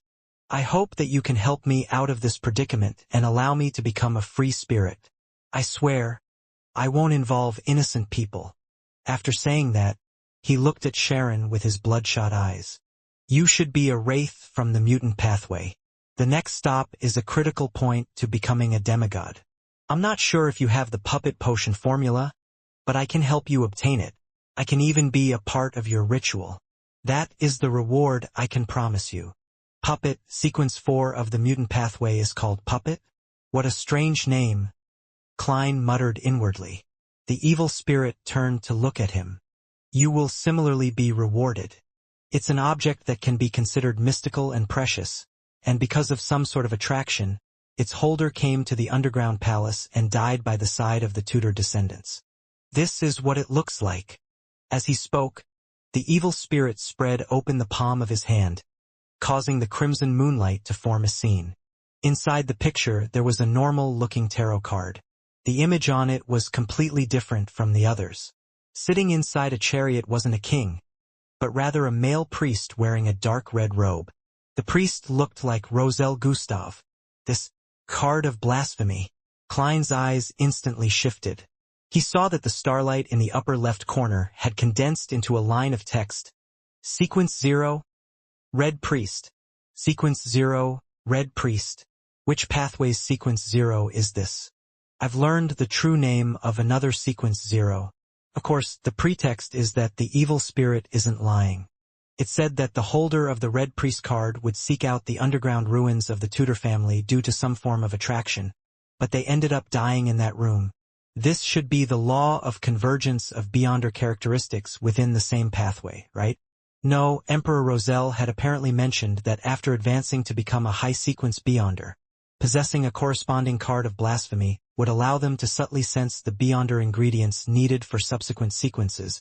In other words, the room where the evil spirit is sealed has a demigod-ranked characteristic of the Red Priest path of the divine hidden within. Perhaps the evil spirit was a demigod of this pathway when it was still alive, and it might even be a little stronger. The subtle sensation provided by the card of blasphemy is probably a result of the law of convergence.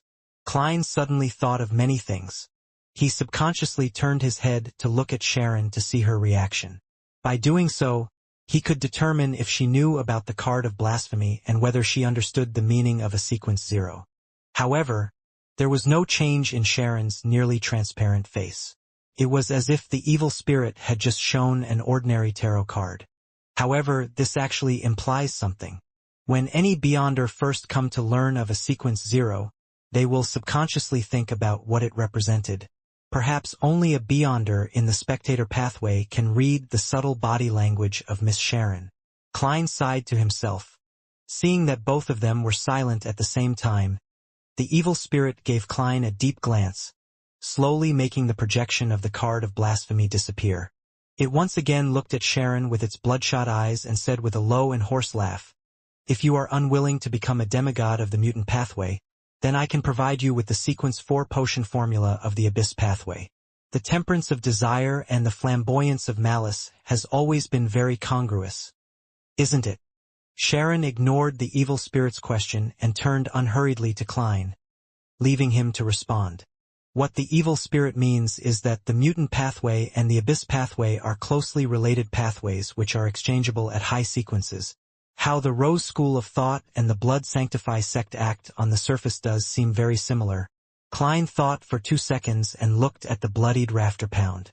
Then, "How can your seal be removed?" The evil spirit laughed and said, "Very simple. Find a direct descendant of the Sauron, Einhorn, and Medici family and obtain 10 milliliters of their blood, each. A little more is fine but not less. Then mix them with holy water and pour them into my room. This way, the seal will be lifted." It's a very simple and strange method. Even in the field of mysticism, it's rare. Why must they be direct descendants of the Sauron, Einhorn, and Medici families? I have never heard of the last one. Sauron is the former royal family of Intis, and Einhorn is the royal family of the Faesak Empire. Both of them were loyal to the Trunsoist Empire, the angel family of the Fourth Epoch, and they were the final winners. However, Loans Augustus and Phaenopater's Castilla families also meet the same conditions.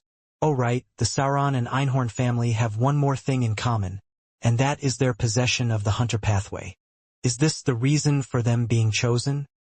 Taking the situation from before into context, the Hunter pathway is equal to the Red Priest pathway. As he made a guess, Klein didn't conceal his doubts. I know about the Sauron and Einhorn families, but I've never heard of the Medici family. Very normal. They often enjoy hiding in the shadows. They are corrupted angels and have established an extremely secretive organization. The evil spirit said with a contemptuous tone. That organization is known as Rose Redemption. This name is very familiar.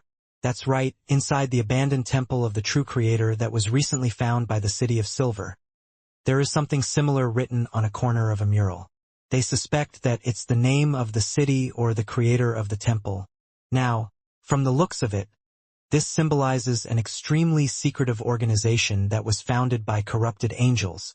They believe in the true creator. What is their relationship with the Aurora Order? Klein pondered for a moment and said, "It's related to the true creator?" The evil spirit was silent for 2 seconds before asking in a low voice, "You know about Rose Redemption?" "I heard it by chance." Klein spoke the absolute truth. The evil spirit thought for a moment. Then it suddenly said with a smile, "You have more secrets than I thought. Can we not talk about such things?" Klein held himself back from watching Sharon's response as he wore an unperturbed look. The evil spirit's gaze swept across the two and laughed. Rose Redemption has a close relationship with the birth of the true creator. It's impossible for you to imagine that certain people were once members of Rose Redemption, but they have since left it. As long as you find an organization that believes in the true creator and trace it to the very end, then there will be a chance of you coming into contact with Rose Redemption. It sounds a little like the Twilight Hermit Order, with one being the front side while the other the backside. Klein made an intuitive guess. Seeing that the evil spirit had no intention of giving an in-depth introduction to Rose Redemption, he laughed and said, "Do you think we can complete something like that with our strengths?" The evil spirit was silent for a few seconds before saying, "Maybe you guys can try your luck in Beanchy Town." Beanchy Town? Where's that? Despite Klein's repeated questioning, the evil spirit refused to reveal anything else. Faced with this situation, Klein could only switch to asking, during the fourth epoch, were the Dark Emperor, Blood Emperor, and Night Emperor fighting for the position of Sequence 0? When the evil spirit heard this, it was stunned for a moment before it smiled and said, "It was the case, but not later. It wasn't the case after Alista Tudor went mad." Alista Tudor was that Blood Emperor? Klein sought confirmation. The evil spirit nodded. "Yes, there has only been one Blood Emperor, that lunatic Alista Tudor. Heh. The descendants of the Tudor family have all inherited the madness of that bloodline. They're usually crafty, devious, careful, and cautious, but at critical moments, they can become reckless and not consider the repercussions." The evil spirit pointed at Rafterpound's face and said, "He is an example. However, after this lesson, he will definitely become more normal for a long period of time. I've no idea if he's the last Tudor. Alista left quite a number of good things which require the blood of his descendants in order to gain access to them. It's best that you don't kill him now." The evil spirit paused and chuckled softly. "All right, after you help me remove the seal, I will tell you all the stories I have experienced. No, a more accurate description is the history I've experienced." Having said that, Rafterpound's eyes suddenly lost focus. His body twitched a few times before limply collapsing to the ground. Sharon silently watched the scene before she suddenly took a step forward. Whoosh! The wind howled as the dirt and rocks on the ground began to move before falling into the underground tunnel and sealing off the entrance. After that was done, Klein and Sharon left William Street and took a detour to another block in the silent darkness. When Klein boarded the rental carriage, Sharon's figure appeared, and she sat across from him. She looked unblinkingly at Klein as she asked with her hoarse and ethereal voice, "Will you help it lift its seal?" No, Klein didn't hesitate to reply, and then he asked, "What about you?" Sharon shook her head, indicating that she wouldn't either. Klein heaved a sigh of relief as he smiled. "It's already been dead for about 2,000 years, and right now, it's just a remnant of an evil spirit. Dispersing or returning to the spirit world is supposed to be its end. My plan is that once we become high-sequence beyonders, we can team up and eliminate it, giving it true deliverance." Although the Red Priest card, the hidden history of the fourth epoch, and the evil spirit's promised rewards were tempting, Klein had no confidence in it at all. In his mind, he would always recall the scene of the evil spirit's corpse sitting on a high-back chair with its head lowered. He would also remember how the other party's face would be covered in traces of decay when he raised his head. Sharon tersely acknowledged, giving the necessary response. "Aren't you supposed to ask me why I'm so confident in becoming a high-sequence beyonder?" Klein couldn't help but lampoon. And the answer to that question was that people needed to have dreams. Klein no longer bothered with the topic and switched to asking, "Is the Wraith's corresponding sequence 4 really puppet?" Sharon nodded. "Do you have the potion formula or beyonder ingredients?" Klein asked in thought. Sharon shook her head. Klein let out a soft chuckle. "I'll help you keep an eye out for it in my circle." Without changing her tone, Sharon said without changing her tone, "Thank you." Klein looked out of the window and muttered to himself, "I'm going to the south for a holiday." At this point, he said with a smile, as if he were speaking to a lawyer Jurgen, "Let me wish you and Merrick a happy new year in advance." Sharon was silent for 2 seconds. Then she pursed her lips and replied in a fleeting voice, "Happy New Year." Her figure gradually faded and disappeared from the carriage. Looking at the little boy behind the altar and hearing his slightly hoarse and tender voice, Derek felt as if he was facing the most terrifying monster. He almost performed a downward cleave with the axe of hurricane in his hand. From what he knew, a person who could survive in the pure darkness for so long was definitely not human. Even if he was one before, it definitely wouldn't be one after that long. Demon Hunter Collins' eyes seemed to brighten a little. He tightened his grip on his sword and asked in a calm voice, "What are you doing here?" The yellow-haired boy who called himself Jack had a pained expression as he replied, "We're looking for the holy residence of the Lord." "The holy residence of the Lord?" Colin pressed. "Right." The little boy Jack turned his head and looked at the pitch-black cross and the statue of the overturned man. "They told me that as long as I go in the direction that the Lord's eyes look in, then I will be able to reach his holy residence." "They? You still have companions?" Colin's eyes moved one full revolution as if he were a monster, taking in the surroundings. "Where are they?" Hearing this question, the little boy Jack was stunned for a moment. Suddenly, he held his throat, and with a twisted, blank look on his face, he said, "I'm so hungry, so hungry, so hungry." Amidst his trance-like words, Jack raised his head and looked at Joshua, who was wearing a pair of scarlet-red gloves. "So hungry." His mouth opened in an instant, reaching straight to his ears, revealing his neat white teeth and thick saliva that was constantly gushing out of his mouth. At the same time, he threw himself forward towards Joshua. He was so fast that he left behind an afterimage on the ground. Although Joshua was on high alert, he wasn't able to react in time. Before he could even make out what was happening, the little boy, Jack, had already pounced in front of him. Thump! The yellow-haired figure seemed to slam into an invisible wall, stopping only a step away from Joshua. Jack suspended himself in midair as a reddish glow from the darkness emerged from his body and started to corrode the transparent barrier that was denying him entry. Behind Joshua and Derek, Demon Hunter Colin had already fallen to one knee at some point. He had stabbed his sword, smeared with a silver ointment, into the ground. Soon after, the area around the altar instantly brightened, as if it was the purest ray of the light of dawn. Colin suddenly drew his sword, and his figure strangely split apart, turning into a series of afterimages that spread out around the altar. Every single figure raised the sword in their hands at the same time and, combined with the light of dawn in the vicinity, released a bright glow. So. One sword after another was thrust forward as the light of dawn converged towards Jack from all directions, encircling him in the middle. Under the brilliance of the rising sun, the black and red figures quickly evaporated, disappearing under the storm-like barrage of attacks. In the underground hall where the altar was located, the brilliance became abnormally bright, so bright that Derek Berg couldn't help but close his eyes.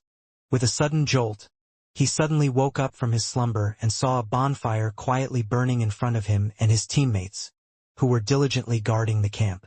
Demon Hunter Colin, who was sitting cross-legged beside a stone pillar, opened his eyes and said in a deep voice, "We will set off after 50 rounds of lightning." Upon hearing this, Derek looked up at the sky and found that the frequency of lightning hadn't significantly increased. Darkness remained the ruler of this land. When he thought of the city he was about to arrive at and the temple of the fallen creator, he couldn't help but feel slightly nervous. After spending some time calming himself down, Derek quickly ate his food and recovered his combat-ready state. "I wonder what will happen in that temple."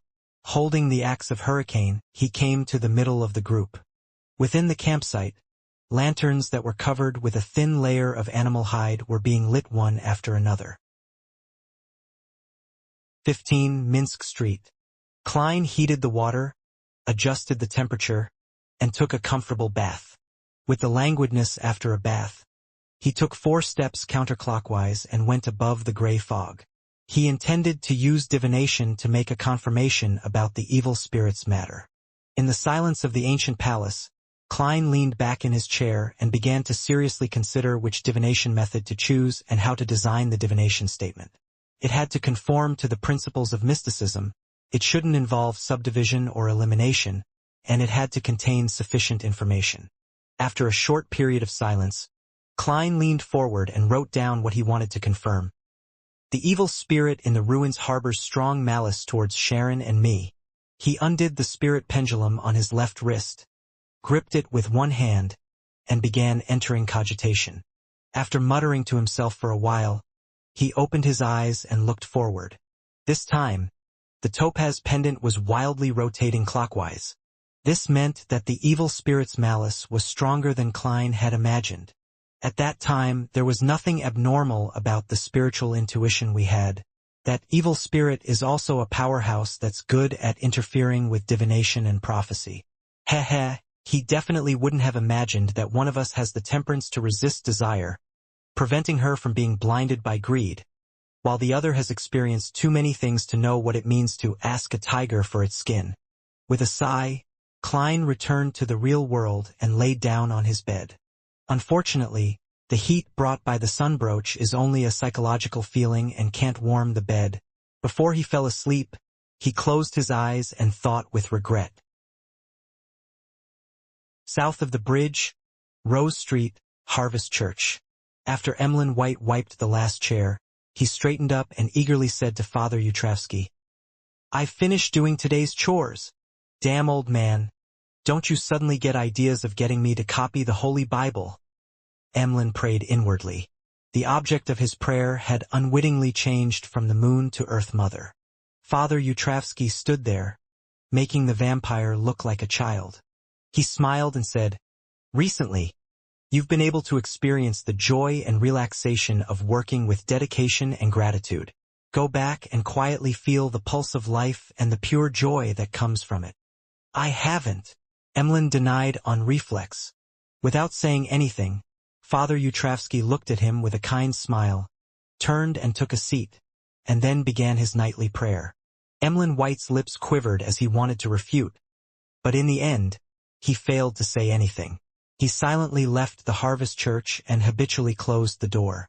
When he returned to his current residence, he found that the house was empty. Both his parents had disappeared without a trace. It was only after witnessing this scene that he remembered that there was going to be a sanguine gathering in the Backland area tonight. Those fellows are really disgraceful. As noble sanguine, they should sleep in coffins or stay in their own rooms. Why are they mimicking humans and holding all kinds of gatherings? There's even dancing, Emlyn muttered contemptuously. As he spoke, he touched his belly and swallowed a mouthful of saliva before deciding to change into some clothes to attend the gathering. The Odora family sure is enviable. They actually have a pure human partner who runs several hospitals and has fresh blood every day. They can drink as much as they want, anytime they want. Emlyn put on his black top hat and quickly walked out of the house. Westboro, in a brightly lit villa. Emlyn picked up a glass with scarlet liquid and hungrily took a gulp of it. It really has been pre-selected. He half closed his eyes, sighing in praise from the bottom of his heart. At this moment, on the dance floor, handsome men and beautiful women were dancing, twirling and taking slow steps with each other under the romantic music. What's the point of all of this? Emlyn stood at the edge of the railing on the second floor, looking down at his kinsman. As the largest city in the world, Backlund had many vampires living in it. They hid in all walks of life and had completely integrated into human society. As for those who were unable to control their own destructive urges and bloodlust, they were either sent to castles deep in the mountains or were dealt with in advance to prevent the Nighthawks or other official Beyonder organizations from finding clues. As he looked at his fellow kinsmen, who were growing more spirited as the night went on, Emlyn increasingly felt like there was nothing in common between him and them. At that moment, the host of the banquet tonight, Cosmiodora, walked over with a wine cup in hand. Smiling, he asked, "Do you like tonight's wine?" "Of course. Its owner is young enough and possesses great vitality." Emlyn straightened his back and assumed a noble posture. Based on appearances, Cosmiodora was a very gracious middle-aged gentleman, but Emlyn knew that he was over 200 years old.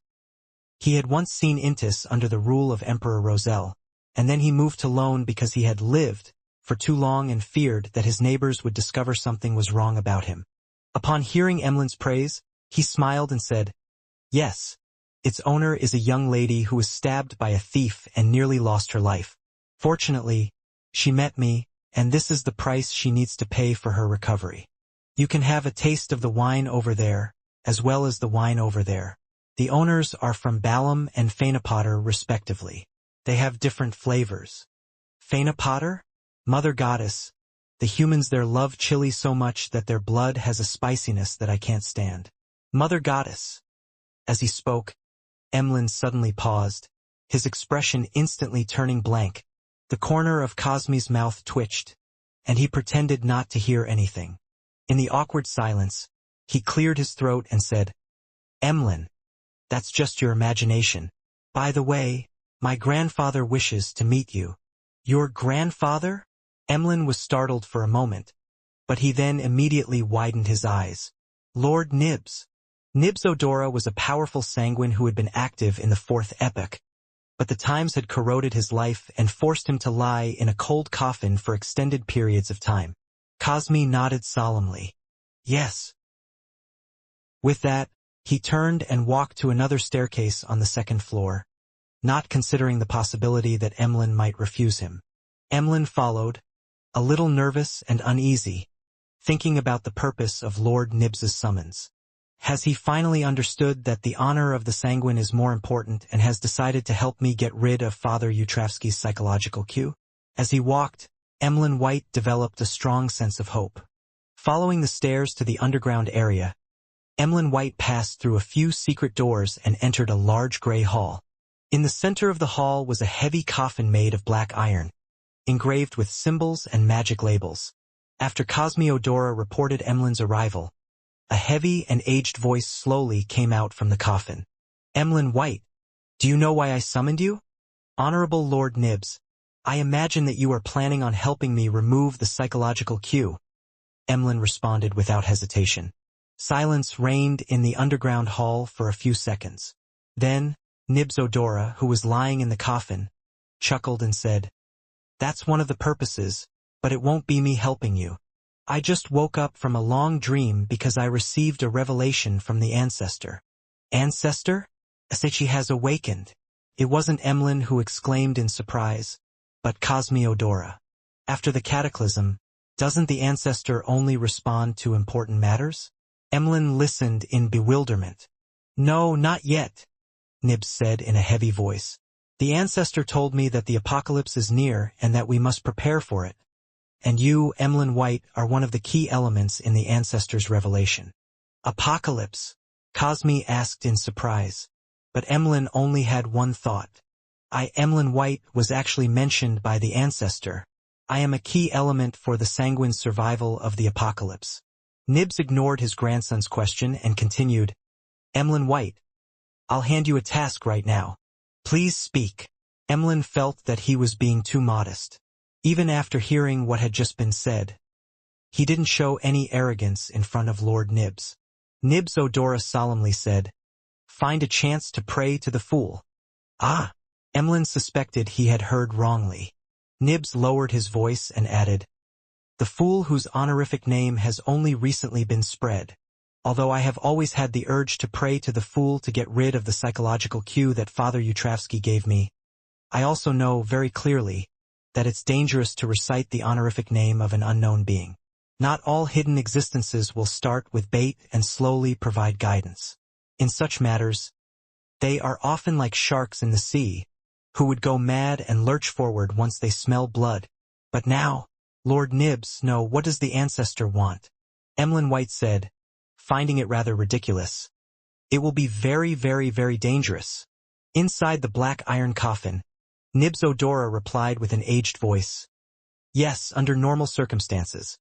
But not all hidden existences are filled with malice. Among them, they will similarly abide to rules and enjoy transactions. For example, the 7 pure lights of the spirit world. Since the ancestor has given such a revelation, it means that the danger that the fool can bring is not too serious, or even none. And during this entire process, I will always be by your side to protect you.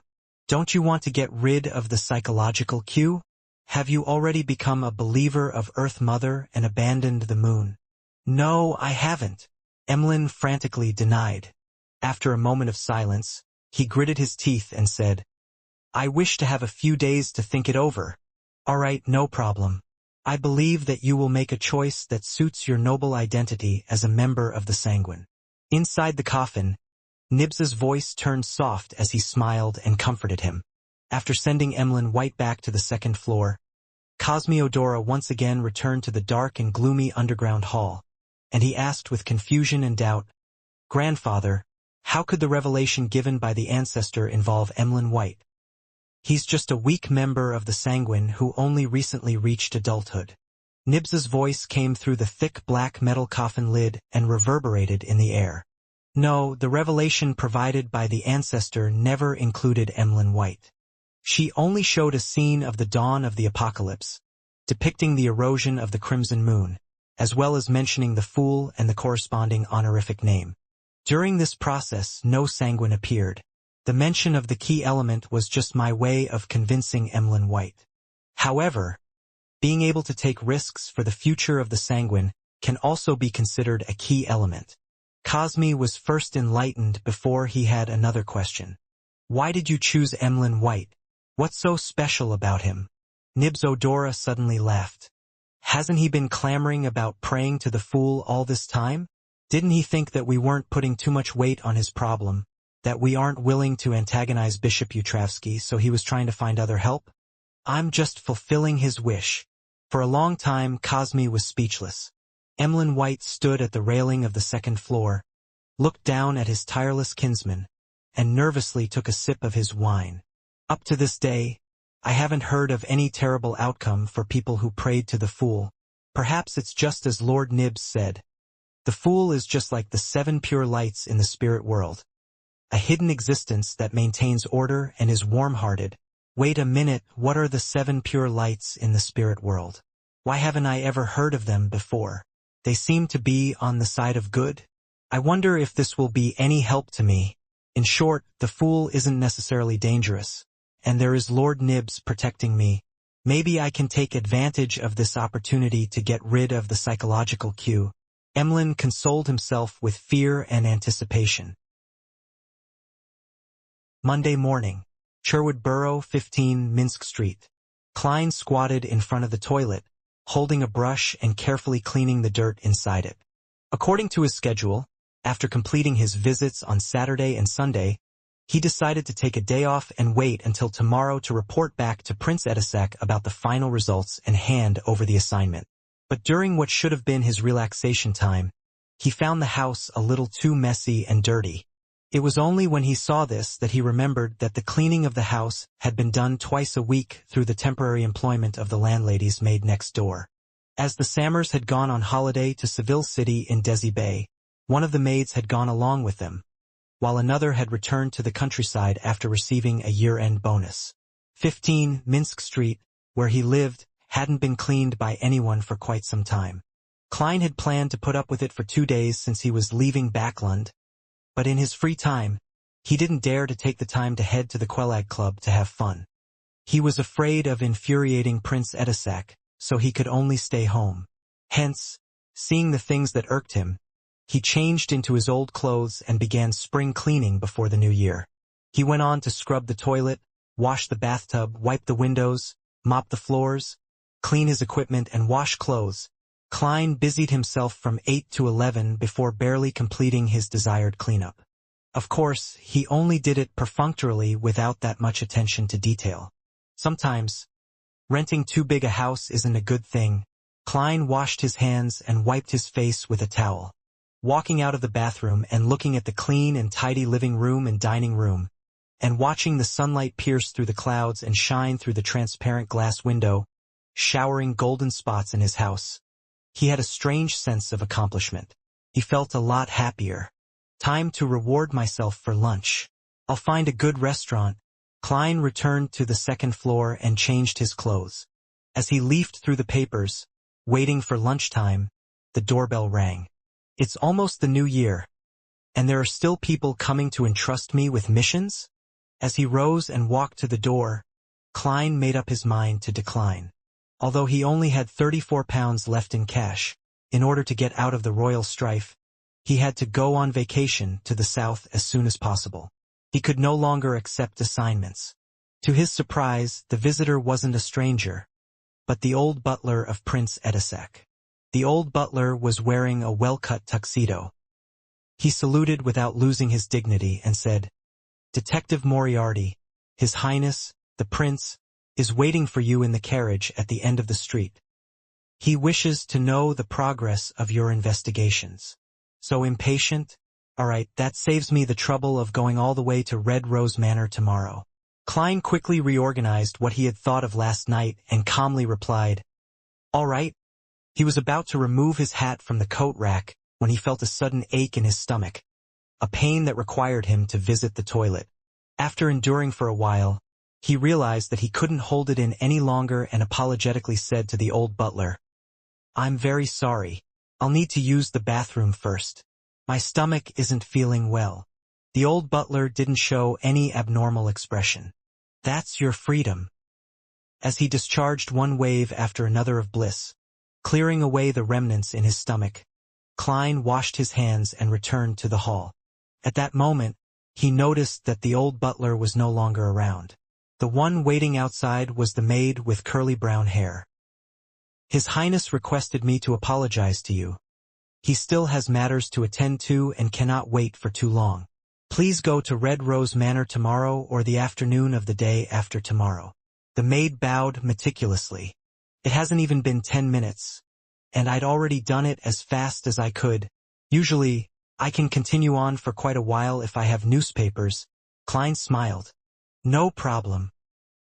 After receiving a response, the maid who had completed her mission immediately felt a weight off her chest. She giggled and said, "Detective Moriarty, you missed that lady again." "Ha!" Klein was at a loss. The maid lowered her voice and said, "This time, the young lady came with His Highness. She was the one who suggested taking a detour to meet you. In the end, I missed her because of my stomachache? Something isn't right." Klein frowned slightly. In a room padded with a thick and soft carpet, a quill that was being held came to a pause and stopped writing. In the open notebook beneath it, there were lines of text and marks of scribbled-out text. Scribbles. Target attempted to escape control, but unfortunately, Detective Sherlock Moriarty leaves before she heads downstairs. The target influenced the surrounding maids, but Prince Edisac's butler, Funkel, chanced upon the problem and dealt with it. Scribbles. The target went off track once again. She participated in Talam's funeral on behalf of Prince Edisac. However, having quickly recovered to her normal state, she realized that she was unable to identify Sherlock Moriarty, and she could only let a chance slip. Sherlock Moriarty went to Red Rose Manor to investigate, but the timing wasn't right, and the target happened to be riding horses on the golf course. Scribbles. The target, once again, triumphed over the arrangement, encouraging Prince Edisac to visit Detective Sherlock Moriarty. Unfortunately, Sherlock Moriarty happened to have a stomachache, ended up staying in the bathroom for 7 minutes and 45 seconds, and the prince couldn't afford to wait. His facial features were like a sculpture, but the middle-aged man who was blinded in one eye put down his quill and looked at a woman. What exactly did you put on her body? Breaking through the restrictions time and time again will create big problems. The woman laughed in a low voice and said, "It was just an accident. Don't worry. There won't be any problems." As she spoke, she pulled back her hair, revealing her long, white neck. After that, she slowly applied various things to her face, making her look even more alluring. Seeing that she was putting on her clothes and accessories, the dark golden-haired middle-aged man frowned and asked, "Where are you going?" The woman didn't directly answer and said with a smile, "Be careful of the quill in your hand. You almost exchanged bodies with someone the last time." "You don't need to remind me," the middle-aged man with deep blue eyes to the point of being black said with a straight face. The woman tightened her belt to make herself look thinner. Then she lazily stretched and yawned while covering her mouth. "I'm going to pay a visit to Mr. A of the Aurora Order. I hope he's as crazy as the rumors say." As she spoke, the expression of the blind, middle-aged man suddenly sank. It was because that ordinary quill had begun to write on its own, as though an invisible hand was holding onto it. Above the gray fog, the ancient temple-like building stood quietly. After noticing some abnormalities in the series of coincidences, Klein entered the mysterious space after lunch, in an attempt to confirm a guess in his mind. He picked up a fountain pen he conjured, paused for 2 seconds, and then wrote, "I am involved in a series of coincidences created by sealed artifact 0-08. Putting down the dark red pen, Klein held the silver chain in his left hand and began his divination. Finally, he opened his eyes and looked at the spirit pendulum just inches away from him. The topaz pendant stood still without any rotations. This meant that the divination had failed. Divination cannot be completed, possibly due to not fulfilling sufficient conditions, or it could be because 0-08 is resisting it. In both cases, a similar result would occur. Klein changed his statement and tried to direct it at different targets, but all of them failed. He tapped the edge of the long modeled table with his finger, hesitating on whether he should go to Red Rose Manor the day after tomorrow. If there's no 0-08 or a similar power to arrange these matters, then my sudden escape will definitely raise Prince Edisac's suspicion. No, my escape might not be successful. Prince Edisac's men live next door. Of course, since I'm already a faceless, it's easy for me to find a chance to escape when I'm out. But is there a need to go this far? Tomorrow afternoon, I'll be able to leave Backlund without attracting too much attention by honestly seeking an audience with Prince Edisac and normally handing over the mission.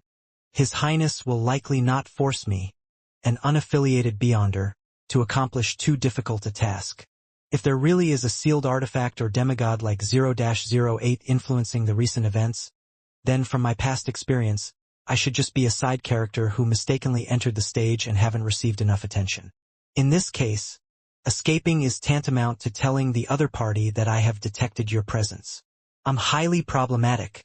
In this way, relying on my faceless powers wouldn't necessarily allow me to escape the attention that has locked onto me. The best method would be to calmly go to the Red Rose Manor and go through the normal procedures to exit the stage.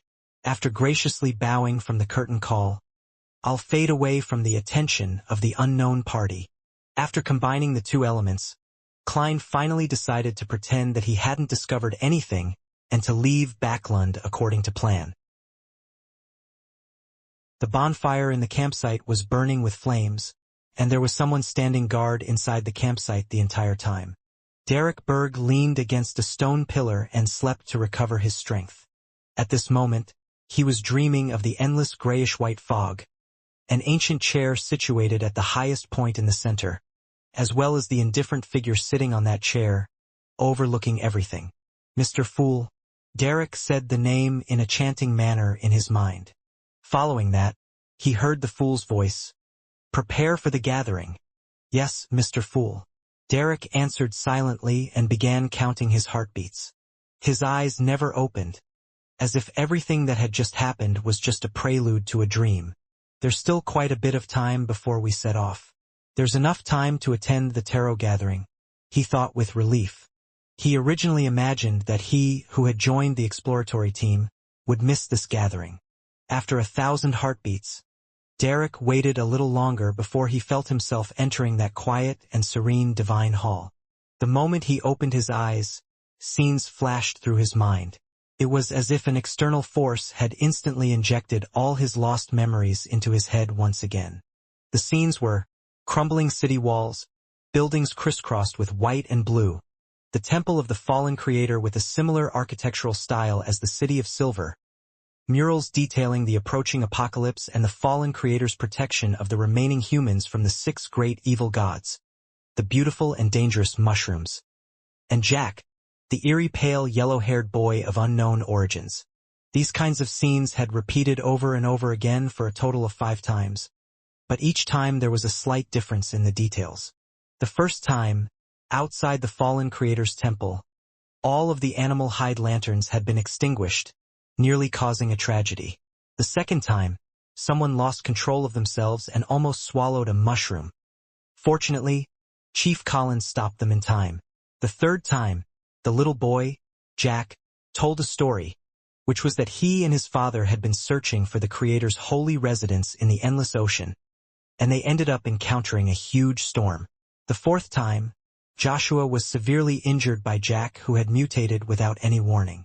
The fifth time, the temple completely collapsed, blocking the exit of the underground area. And all of these occurrences ended with Demon Hunter Colin killing the little boy, Jack, and then started off with their rest in the camp, preparing to enter the ruined city. The beginning and end were connected as it repeated in a cycle. We've explored the temple 5 times. We have been living through this experience all this time, and there is no way to truly end it. The more Derek understood his sudden new memories, the more frightened and terrified he became. Audrey, who was sitting on the other side of the long bronze table, originally wanted to greet Mr. Fool and the others with a cheerful and light voice as usual. However, when she glanced over, she immediately noticed that little Sun's mood wasn't right. She immediately asked, "Mr. Sun, did something happen? Has the exploration of the true, fallen creator's temple not gone smoothly?" Derek seemed to have grabbed onto hope as he hurriedly described the rough situation once. When he was done, he said, "After that little boy was dealt with by His Excellency, we all closed our eyes and woke up in the campsite outside the city in preparation to begin a brand new exploration. We no longer had any memories from before. This process has been repeated 5 times, with only the details being slightly different. If it wasn't for Mr. Fool's alerting me to this, then I wouldn't have even known that I've been living a recurring life all this time." He took it for granted that the extra memories from his arrival above the gray fog were the result of Mr. Fool's reminder. He stood up and gave a solemn salute to the blurry figure seated at the head of the long bronze table. "I only understood the situation after listening to your description." Klein was still in a daze. He maintained his original posture and lightly nodded his head in response. In a situation where the reasons are unknown, a superior wouldn't so easily express his opinion, so I can't rashly open my mouth. Klein secretly reviewed what he had learned from his past life as a keyboard warrior. Seeing that Mr. Fool seemed to be an imperturbable ancient wall, Derek felt a lot more at ease and felt that the matter could finally be resolved.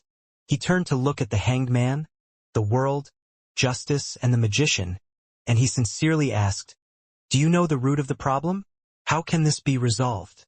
The zealous Audrey instinctively wanted to answer, but she found herself without a clue or even a guess. Furs was in a similar state as she was.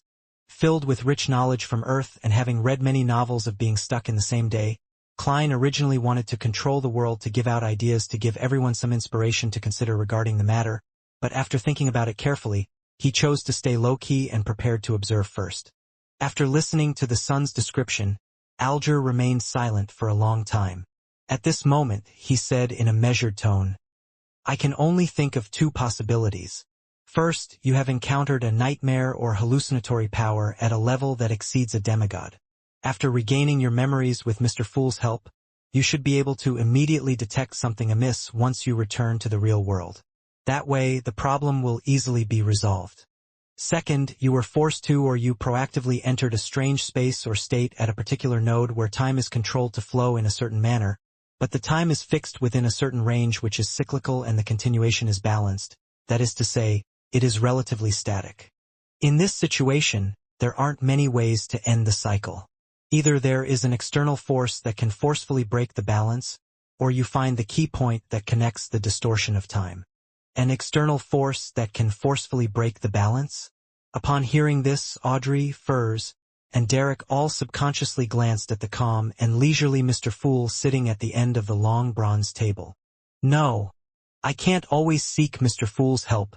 By not saying anything directly, he probably wishes to test my ability at dealing with such matters. After a moment of thought, he said, Mr. Hanged Man, let's assume the second situation.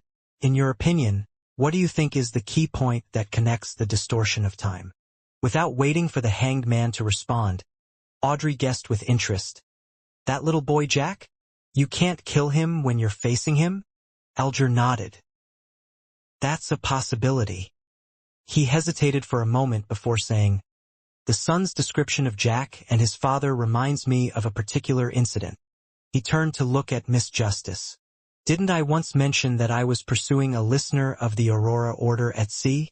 The goal for his voyage was to seek the true Creator's holy residence. Audrey carefully recalled and said without any strong confirmation, that seems to be the case.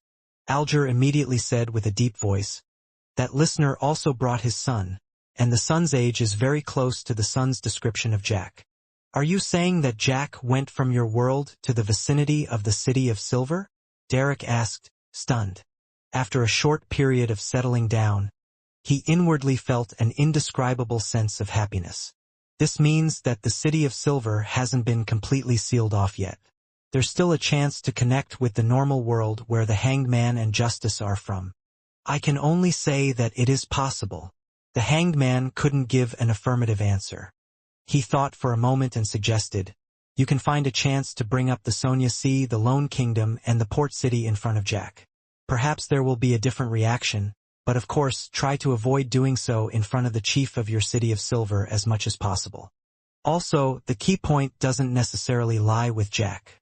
We have to consider other possibilities as well. You should tell us the specifics, such as the details of the mural, and maybe we can find something useful. At this point, Alger began to look forward to receiving information. Unlike the past, Derek was clearly smarter. He didn't clumsily rely only on words to provide a description. After receiving Mr. Fool's permission, he conjured a series of scenes from the memories that he could recall. He showed the exploratory process and the points he found important to the Hanged Man, Justice, the Magician, and the world in a fragmented fashion, and then he included some explanations for them. The walls that had collapsed in the darkness, the streets that passed through the destroyed buildings, the stone pillar-propped white and blue ancient temple that was covered in dust under the light of the animal hide lantern, the statue that hung upside down from a pitch-black cross, the series of murals depicting the fallen creator who suffered from the sin in place of humanity, the exceptionally alluring mushrooms, the statue at the altar that had strangely opened its eyes, and the young, yellow-haired Jack who had been hiding in the back. All these scenes took shape and were reflected in the eyes of the Tarot Club members in the most direct and realistic manner. The gloomy and dark tone, the sense of crisis with every step that was taken, and the bizarre development that the son was experiencing made Audrey rather excited. She became extremely interested in what he was saying. This is the situation around the City of Silver. It's more attractive than any novel I've ever read. This is the charm of mystery, uncertainty, and terror combined. Of course, to the humans who live there, this isn't a good thing. Audrey's thoughts were in disarray. She wanted nothing more than to immediately become a powerhouse at the level of a demigod and venture into that region ruled by darkness and storms. Klein watched and sighed emotionally. He was sighing because it truly wasn't easy for the City of Silver to last all this time in such an environment. He sighed because little son still wasn't smart enough and had no experience. Otherwise, he would have been able to completely present the events that happened in the form of a movie or documentary. It would certainly be exciting and attractive. However, this way the description would take too long. My spirituality wouldn't be able to endure if everyone were to watch such a movie. Also, the longer one stays above the gray fog, the more likely it is that something bad will happen in the outside world. Klein suddenly felt lucky. Alger finished watching in silence as he thought over it. He got the son to pick a few important points he had chosen to present them above the long bronze table. Among them included the mural of the fallen creator resisting the 6 evil gods. Which evil gods are these? Alger looked at the octopus with lightning wrapped around its body, black waves at its feet, an avian feathered cloak on its back, and a 3-pronged trident in its hand as he began to make connections. Derek shook his head honestly. I don't know. I thought you would know them. Audrey and Furs cast their gazes over at the same time, carefully observing them several times, but they still failed to come up with any guesses. They had originally thought that these were 6 of the 8 ancient gods from the legends of the City of Silver, but they couldn't find a suitable match. After all, there was a dragon, an elf, a giant, a phoenix, and an annihilation demonic wolf, while there was only one giant in the mural. The fool took a serious look and his pupils nearly contracted. In consideration of his standing, he had only taken a cursory look at the mural in the beginning, but now he finally realized that something was wrong. This is very similar to the statues of the 6 gods which I saw in the Tudor family's underground ruin, except that one is a normal version and the other is a corrupted version. It really is a bit hard for people to look at it directly, especially Earth Mother, Lord of Storms, and Eternal Blazing Sunday. Not only have they been sullied as evil gods, but they're even akin to ugly monsters. Klein didn't feel a sense of sudden enlightenment from having realized the truth. He had expected the true creator to disparage the 6 gods and distort their images. However, I can't completely ignore the possibility of this mural appearing. Just like how I had always thought that the Orthodox gods didn't have a human form with only symbols left. As a result, the statues in the ruins of the Tudor family have made me less certain. It seems like the establishment of the images of the gods have undergone a long evolution, and many secrets are hidden within. Klein was relieved when he saw that Miss Justice was focusing on examining the mural and didn't pay attention to Mr. Fool's attitude. Because it involved whether or not little son could get out of the strange predicament of repeating that short period of life, he decided to tell them what he knew. Of course, the long introduction and display of the images of the 6 gods inside the underground ruin didn't fit the identity of the fool. He intended to control the world to complete this task. And this was in line with his goal of making the world and Sherlock Moriarty equivalent. The fool should enigmatically say, Evernight, Sun, Storm, Wisdom, Earth, Giant, and then give no explanation, with superfluous descriptions. Klein thought for 2 seconds and let the world say in a hoarse voice, I've seen similar statues. After attracting everyone's gaze, he paused and added, in an adventure to a 4th epic ruin. Audrey was very interested, but she maintained her basic level of restraint. Mr. World, what kind of statues were there? Can you show it to us? Of course, if you aren't willing to, or if you require compensation, it's negotiable. There's no need, as this might also solve some of my doubts. The world smiled darkly. He acted by making a request to Mr. Fool, and when he got permission, he conjured the statues of the 6 gods and their corresponding sacred emblems. With her head against the full moon, the lady, who wore layers upon layers of hazy dresses that didn't repeat, gave off an exceptionally beautiful feeling. On her long black skirt, there were also specks of starlight, as if it were a night sky, and on top of that iconic Evernight sacred emblem. Audrey immediately recognized her to be the Evernight goddess she worshipped. This statue was most similar to the evil god in the upper left corner of the mural, but its face was more human, and there were no strange eyes hidden around it. What sacrilege! This is sacrilegious to the goddess. Audrey was a little angry, but she quickly calmed down.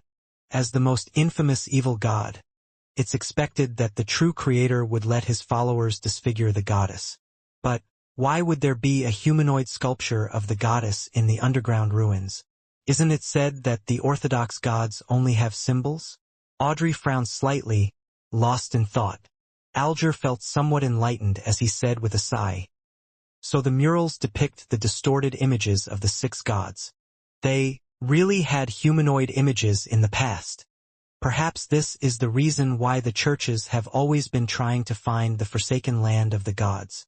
As for the forsaken land of the gods, it's most likely hidden in the depths of the Sonia Sea. Yes, it definitely doesn't exist in a normal state. Otherwise, it would be impossible for the deities to not notice it. Alger added silently inwardly. The son was first taken aback before he came to a realization. Mr. Hanged Man, are these the deities that all of you mentioned before? The Evernight Goddess? The Lord of Storms? Yes. The Hanged Man gave an affirmative answer. What do they have to do with the apocalypse? What does it have to do with our land being forsaken by the Lord? Derek subconsciously pressed. Unfortunately, no one could answer him. Furs raised her hand in confusion. Why is there no god of steam and machinery? This was the god she believed in. In the northern and southern continents, the 7 gods had always been equal. Rumor has it that the god of steam and machinery, also known as the god of craftsmanship, wasn't born until the 4th epoch. From the looks of it, it's true, and the time node at which he was born seems to be in the late 4th epoch, not in the early or mid-4th epoch. The Hanged Man said, a mixture of explanations and guesses. He had an unconcealable enthusiasm for such topics. So that's the case. Furs felt a little guilty as she had never read the Steam and Machinery Bible seriously, and her faith appeared as just a way of life. Derek didn't harp on the previous matter and instead asked, is this mural the key point? Perhaps you can try to break it, but don't let the chief suspect you. The Hanged Man was about to say that he shouldn't attempt to pronounce the honorific names of one of the 6 gods, or else he or they might directly descend into the forsaken land of the gods. But after careful consideration, he realized that the little son didn't know the corresponding honorific names at all. All right, thank you, Mr. Hanged Man. You're always so kind and enthusiastic. Also, Miss Justice, Miss Magician, and Mr. World, you are similarly as kind-hearted. Derek thanked them sincerely. Kind? Enthusiastic? The Hanged Man was momentarily unsure of how to react. This was the first time that someone had used such words to describe him. After the discussion was over, Klein suddenly remembered something. In the previous exploration of the abandoned temple of the true creator, the City of Silver found the name Rose Redemption. However, it didn't seem to pay attention to this. It can't be ignored. According to the evil spirit in the underground ruin, this extremely secretive organization is an organization led by fallen angels, and it is in no way inferior to the Twilight Hermit Order. Perhaps the cyclic time was set up by them. Thinking of this, the fool, who was sitting upright in a high-back chair, leisurely adjusted his posture and used his fingers to lightly tap the edge of the long, mottled table. Audrey immediately turned her head and looked at Mr. Fool in excitement, waiting for him to give a hint. The Hanged Man, the Sun, the Magician, and the world also looked expectantly at Mr. Fool. Amid the fog, Klein chuckled and said, Rose Redemption. Rose Redemption? What is that? The key point to getting out of this predicament? That's right. There's such a name in the corner of a mural near the top of the temple. Derek seemed to understand something. Alger, Audrey, and Furs also recalled and gave the name Rose Redemption high importance. But they didn't fully understand the true meaning that Mr. Fool was trying to convey. Honorable Mr. Fool, what does Rose Redemption represent? Audrey raised her hand and took the initiative to ask. This time, Klein didn't respond other than giving a short laugh. His idea was very simple. The organization, the Rose Redemption, was intricately tied to the true creator. No matter what happened in the temple, it would always point to them in some way. As for whether this name was a so-called key point, Klein wasn't sure or worried. After all, he held the right to interpretation. If the Sun and the others misunderstood the real meaning, how could it be Mr. Fool's fault? Seeing the fool chuckling silently, Audrey and the others had no choice but to withdraw their gaze and stop asking questions. In a situation like this where they were only given hints and not explanations, they didn't find it problematic. Existences at the level of deities typically had similar habits, and sometimes what they gave weren't even hints but revelations. In the eyes of a powerful figure like Mr. Fool, just providing a single name is enough. Our failure to comprehend things is because we are lacking. We need to work harder at figuring out and attempting things. Audrey was increasingly looking forward to her future as a psychiatrist. I remember that there was something related to Rose's redemption in that semi-abandoned temple. Alger tilted his head and looked at the sun. Without any hesitation, Derek nodded and said, "Yes, it was text derived from Jotun in a corner of the murals. We used quite some time to decipher those words." Text derived from Jotun. Alger hadn't paid much attention to this detail before, but he couldn't help but make connections at that moment in time. That little boy, Jack, seems to have gone there from the Sonia Sea. Text derived from Jotun. Alger deliberated before making a request to conjure a line of text. Those words were in ancient Faesak, the origins of the northern continent's language, and they meant Rose's redemption. Derek took a closer look and was stunned. It's very close, but the way that the words end is handled differently. "Mr. Hanged Man, is this a language from where you come from?" As he spoke, Derek conjured the text on the mural again. "Yes." Alger gave an affirmative answer. "This language itself has evolved. The one you found should be of an earlier type. In the world of linguistics, this type of language, which is similar to ancient Faesak, is widely regarded as a characteristic of the Solomon Empire." Historian Klein gave the most accurate answer in his mind. Alger paused. "What about the content of the corresponding mural? I wasn't in charge of that area, and I didn't take a careful look before departing." Derek instantly felt ashamed. Alger nodded without a change in expression. "Find a chance to clarify this. There might be a crucial point hidden within." All right.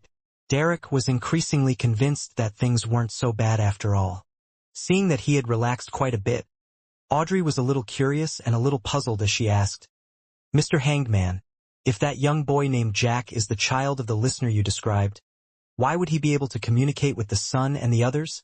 After discussing the corresponding terms for Rose's redemption, she was completely certain that the City of Silver used a different language compared to the other countries in the northern and southern continent like Lone. And above the gray fog, everyone is able to communicate fluently, without any gaps in communication. "It's all thanks to Mr. Fool's powers," Audrey praised in her heart. Alger scoffed as he looked at her. "Miss Justice, you haven't experienced any Beyonder events, have you? Jack has already become such a terrifying monster, so what else can't he change? Trust me, there are times when language knowledge is very easy to obtain, with it taking just a second or two." Audrey blinked, feeling that she had once again exposed that she didn't have much experience or knowledge in mysticism. After this matter came to a close, the tarot gathering resumed as per the usual schedule. Audrey looked towards the end of the long bronze table and said, "Mr. Fool, this time there are 3 more Roselle diary pages. I still owe you 7. Upon hearing that, Furs hurriedly added, "Mr. Fool, I also received some responses. There will be new Roselle diary pages the next time." "Very well." Klein chuckled in response. By the side, Derek suddenly felt ashamed again, because he hadn't had time to visit the library last week to look through any material and memorize historical details due to his participation in the exploratory team. After a simple process, Klein picked up the 3 diary pages which were conjured, and he began to read with great anticipation. August 8th. For the first time, I was invited to the White Maple Palace to attend a ball held by His Majesty. These aristocrats are really fucking extravagant, with the food they eat completely being in pursuit of novelty. Things like grilled swans, sheep's testicles. I have to say I was very surprised at the beginning. The aristocrats of this world, yes, this is limited only to aristocrats, really love cleanliness. It's common for them to take baths, and toilet paper has already taken a nascent form. They totally aren't like the aristocrats of Earth's Middle Ages. I originally thought that this was an effect of the existence of true gods, but I was later informed that this was an improvement that had to be made because of some kind of threat. Beyonders of a particular sequence are able to spread the plague through dirty habits. I wonder which pathway and sequence that is. At that time, my first thought was that there's something wrong with these aristocrats' brains, right? Since they're afraid of the plague, why don't they clean up the streets? Why didn't they build a complete sewage system? Why don't they uplift the slums? They're all in the same city. Does this mean that this place will be fine when there's a plague over there?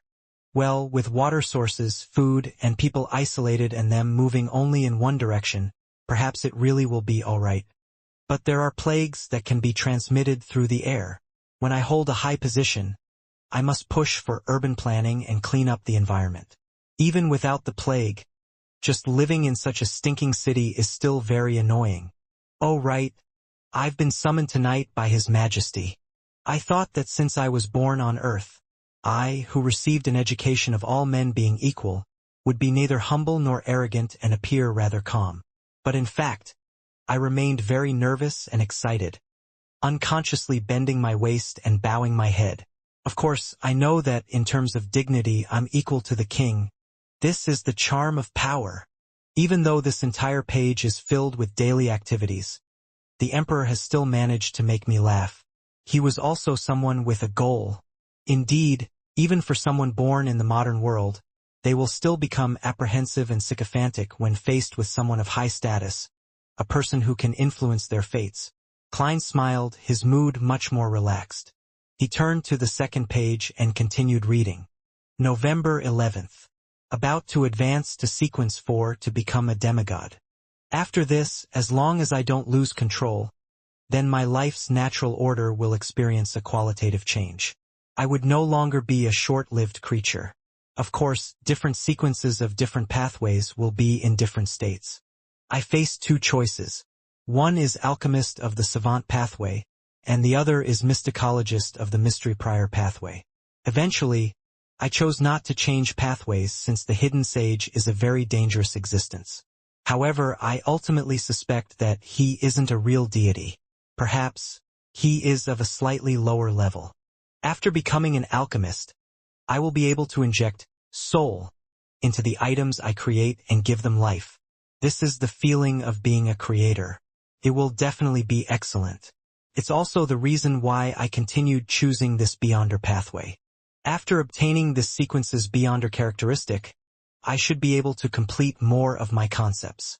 There will come a day when the saying, "It's not that we aren't working hard, it's just that the cheat has a Gundam."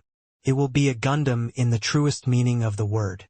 The only problem is that the corresponding ritual of alchemist needs to extract all the life force of a particular region, desertification of the land and the drying of lakes.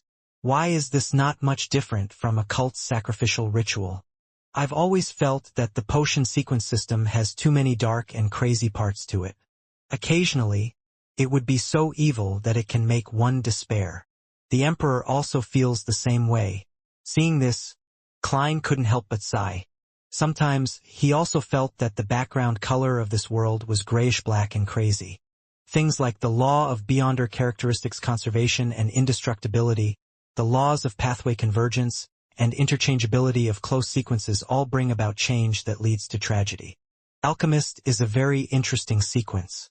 Alchemical life sounds forbidden and is a domain very close to that of deities. I wonder if the Emperor made any Gundams before he was assassinated. Probably not. Klein's thoughts drifted away for a moment. He was rather curious about the ritual of becoming a demigod-like high-sequence Beyonder. Unfortunately, Roselle didn't record much of it. After all, it was a diary, not a notebook. Sequence 4 Mysticologist of the Mystery Prior Pathway sounds good too. Klein turned over the second diary page and displayed the third page in front of him. April 23rd. This bunch of aristocrats really are a mess. I even thought that Ma'am Karen had seduced me for sex because she had taken a fancy for my inner self. But who knew that her husband, the Earl of Champagne, was peeping in the opposite room.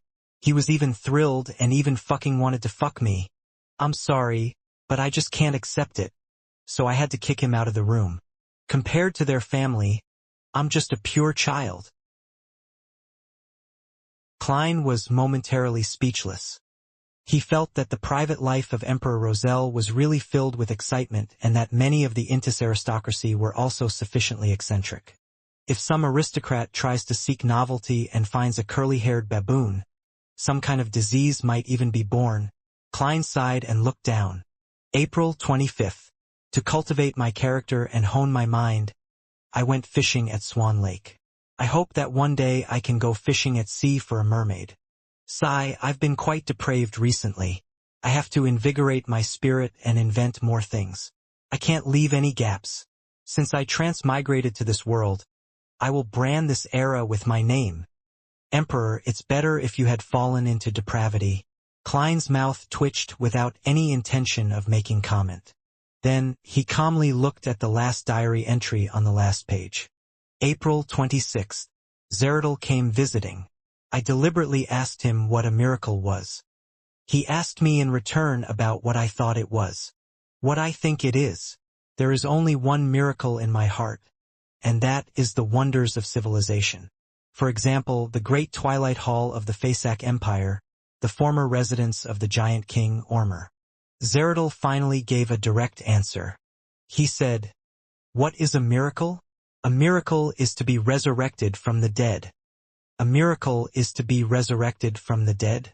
Klein suddenly remembered what had happened to him.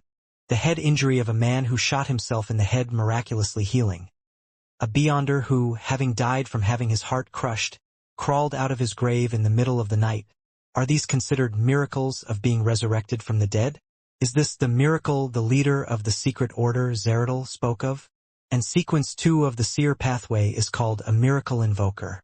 At this moment, Klein felt like he had grasped something important, but he was unable to piece together all the clues to form the truth he wanted. As I had guessed before, there are other factors at work for my choice of having seer as my beginning sequence. My greatest support is the mysterious space above the gray fog, which happens to eliminate all interference and provide seers the most coveted environment. My characteristic of resurrection also seems to have come from the gray fog as well. When I came to Backlund, the events in which Nimblewright Master Rosago was involved in were naturally drawn to me, which is consistent with the convergence of beyonder characteristics of the same pathway. The higher quality it is, the stronger the attraction as the effects appear intermittently. The sudden change in the Antigonus family notebook style of passing key information to me, related to the main peak of the Hornacis mountain range via the misfortune cloth puppet, might also be a result of such elements, combined with the other miscellaneous phenomena. Does it mean that this mysterious space has a very close relationship with the seer beyonder pathway? That this is a grade 0 sealed artifact of the corresponding sequence? Or perhaps it's a divine kingdom left behind by a sequence 0 of the same pathway?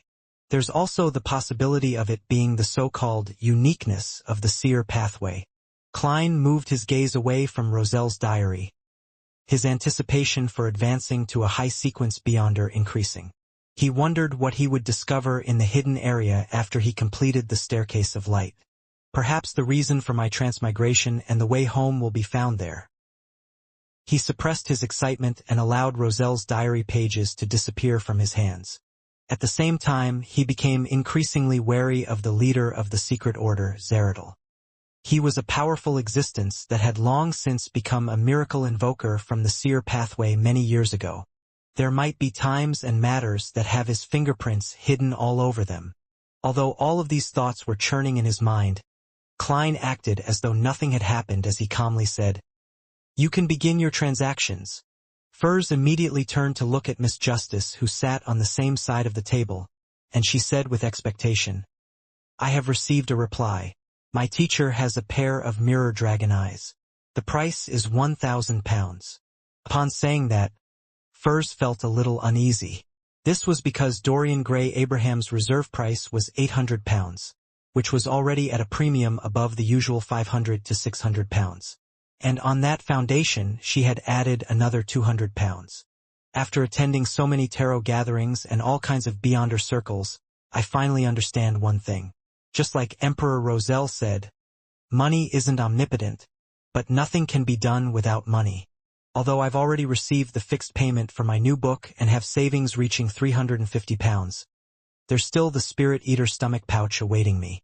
There's also all kinds of expenses needed for sequence 7, 6, 5, and even 4.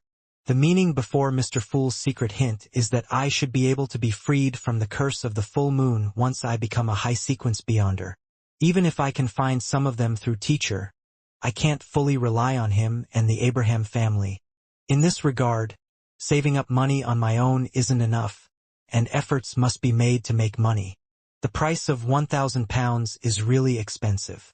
If Miss Justice wishes to bargain, I'll later tell her that teacher agreed to lower the price by £100 after repeated negotiations. As Furs waited for the reply, she consoled herself. £1,000? Audrey never expected to receive news for the psychiatrist potion ingredients so quickly, so she subconsciously asked in a confirming tone. Without waiting for a reply from Furs, she happily added, "Okay, deal." Although she still owed Viscount Glaint a final installment and still owed the Fool's Adorer £2,000, she would officially be declared an adult at the New Year's ball. Not only would her control over her wealth be greater than ever before, but she would also receive many valuable gifts, such as the one promised by her father, Earl Hall, a few days earlier. He had promised to give his dear daughter a further £50,000 in Backlund Bank shares and more than £2,000 in cash. Hence, £1,000 wasn't a number that she was bothered with. Audrey had originally asked Mr. Fool to extend the payment period of the £2,000 to February or March in order, on the one hand, to pay off her debt to Viscount Glaint, and to save up money as discreetly as possible without arousing suspicion. On the other hand, she had to set aside an additional budget for the ingredients of the psychiatrist potion. Now was the time to use the budget. At most, I'll have to tighten my belt like how I did for the past few months. After March, there wouldn't be any problems. Audrey thought, not troubled at all. She agreed. Furs was both happy and confused. Furs asked Mr. Fool to bear witness to the transaction and arranged for Miss Justice to make the payment first before she delivered the Beyonder ingredient on Wednesday. As Furs decided to head for Pritz Harbor immediately upon receiving the cash, without wasting any time in the middle, she looked at the three gentlemen, the Sun, the Hanged Man, and the World. "Does anyone have any information on the Spirit Eater stomach pouch?" After calming down, she discovered that with her experience in the acting method, she could digest the excess Beyonder characteristic much faster than she had expected. 1 week was almost equivalent to 2 weeks of the past. In about 10 days, she would be able to completely digest and resolve the problem. When she gathers the ingredients and advances to Trickmaster, she felt that she would be able to perfectly pass the first test given by her teacher, Dorian. She would gain more attention and would no longer be a mere student who was taken in out of gratitude. Derek nodded and said, "I was just about to tell you that during this exploration, we obtained some Spirit Eater stomach pouches. I can exchange it at low prices after I return to the City of Silver. That's under the premise that I'm no longer under surveillance." "Okay. But it seems that you have no use for gold pounds?" Furs asked directly. After the operation to save Little Sun, she had a preliminary understanding of the City of Silver. Without waiting for the Sun to say a word, Alger interjected. "You can hand me the corresponding cash or gold coins to me. £300 is a very reasonable price. I will provide the Solar High Priest potion formula to the Sun. Mr. Hanged Man, you have the formula to Solar High Priest?" Derek asked in pleasant surprise. During his previous patrols and his recent explorations, he had increasingly felt that the powers of the Sun pathway were perfect for dealing with the dark. Although the giant pathways sequence 6 Dawn Paladin could already create the Light of Dawn, in the realm of the Holy and Light, it's still inferior to a light suppliant. The Hanged Man nodded slightly and said, "That's right." He had found the Solar High Priest potion formula in a treasury of the Rorstad archipelago, but it was only recently that he had found an opportunity to provide sufficient justification and have the sufficient conditions to have the right to read it once. The reason that he gave was that people suspected to be priests of the Church of the Eternal Blazing Sun had appeared on the Sonia Sea, and since he was temporarily unable to return to the Intis Republic, he could only search for the potion ingredients corresponding to Solar High Priest. Moreover, the hatred for the Eternal Blazing Sun could turn mere rumors into the basis for action by the Church of the Lord of Storms. Derek was delighted at first, But he soon said with some awkwardness, "The value of the sequence 7 potion formula is higher than a spirit eater's stomach pouch. I don't have the gold pounds all of you were talking about. You can repay it with ingredients of the same value." The hanged man gave a terse response. "But I don't know what I can get from you. First, you should make a list of the common monsters found around the City of Silver and their corresponding ingredients. I'll then choose from that list." "No problem. After this exploration is over, I will do it as quickly as possible." Derek was visibly relieved. By the side, Klein wanted to facepalm, but in the end, he didn't manipulate the world to break the deal. It was because he also wanted to know what kind of monsters and ingredients were common around the City of Silver.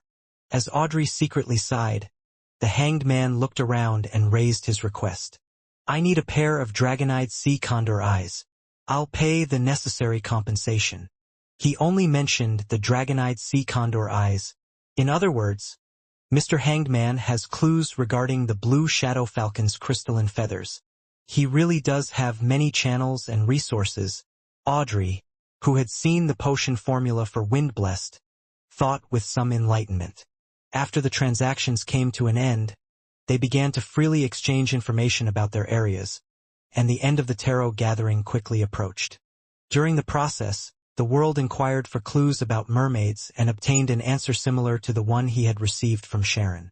When everything was over, Klein, who had been watching quietly, thought it necessary to warn Miss Justice and Miss Magician. A terrifying object that is suspected to be a Grade 0 sealed artifact has appeared around Prince Edisac. It might even involve 0-08, which would definitely not be a simple matter. Furthermore, the last time a similar situation occurred, Tingen City had faced the threat of an evil god spawn, and it had almost disappeared from the map. Hence, now there's also a hidden danger in Backland.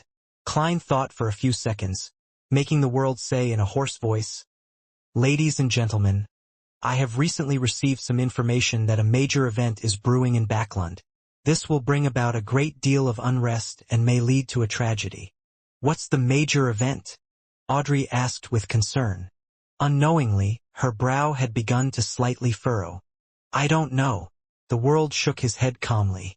"Where would the element of unrest and the possible tragedy come from?" Furs asked nervously.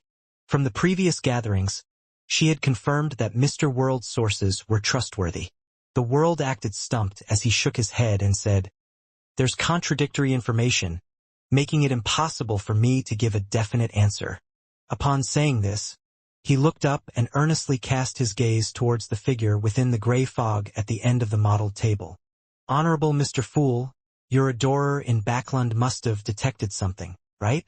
Everyone's eyes immediately focused towards the end of the long bronze table, with everyone feeling different feelings.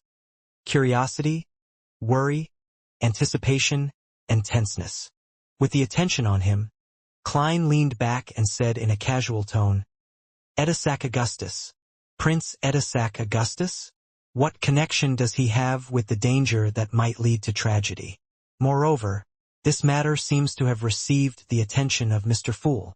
Audrey instantly matched the name with a face, giving rise to great worry and doubt in her. In her opinion, things that caught the attention of Mr. Fool were either very dangerous, extremely secretive, or had far-reaching importance, and were by no means simple. For example, the true creator had attempted to descend upon Backland with the help of Lenivus and the harsh conditions of East Borough's factory district, Emperor Roselle's Dark Emperor card, or the death of the Duke Negan, and the Twilight Hermit Order. Taking these examples into account, Audrey had good reason to believe that, if not handled well or given too little attention, the major event involving Prince Edisac would inevitably lead to a very, very terrible storm. Yes, Prince Edisac hasn't bothered me for quite some time, and I was only relieved by that and didn't think too much about it. Now, it does seem a little problematic.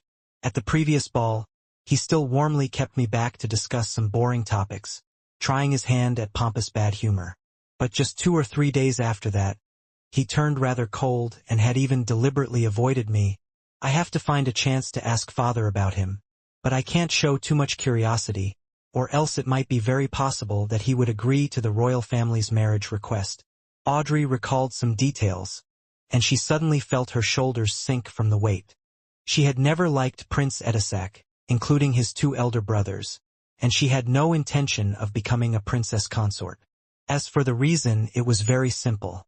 The followers of the Evernight goddess couldn't accept that the Augustus family had believed in the Lord of Storms for generations, which meant their arrogance, pomposity, contempt, and eccentricity against women had penetrated deep into their bones. It was hard to change them, which was the one thing Audrey couldn't tolerate the most. When she thought of the strict, ancient, and extremely conservative environment she would find herself in after becoming a princess consort, Audrey felt that she would surely go crazy and flee, disregarding everything else. So, she wasn't moved at all by the rather solicitous flattery of the princes. She was even very repulsed. Edisak Augustus. The last name implies that he's a member of the royal family. I vaguely remember that he's a prince. What dangerous matter is he going to do? I have no way of coming into contact with him, right? I can ask Miss Audrey and Viscount Glaint for help, but I have to think of a reason ahead of time to prevent any suspicion from them. Furs frowned slightly as she interpreted Mr. Fool's words. Alger was very interested in the matter, but he didn't dare to ask Mr. Fool, who was obviously just providing a hint. He could only ponder to himself for 2 seconds before saying to Justice, the magician, and the world, "The atmosphere over the sea isn't calm either. It might have a connection with Backlund, just like those machines." His words were completely baseless. He simply wanted to exaggerate the degree of the danger and let the 3 Tarot Club members in Backlund investigate it diligently. I have to say that Mr. Hanged Man has acted in concert so well. Klein, who was watching from the sidelines, gave up on the idea of having the world say something similar. He only mentioned Prince Edisak, but not the lady with the sapphire ring who was suspected of having a Grade 0 sealed artifact. He didn't even mention the possibility that the matter Prince Edisak might be involved in had to do with 0-08 and Insangwil because he didn't know the circumstances of the top sealed artifact that could even destroy a country. All he could rely on were minute clues to make guesses that he wasn't completely sure of. He was afraid that if he directly told the key points to Justice and Miss Magician, their investigations would be detected by the target the moment they honed in on the target.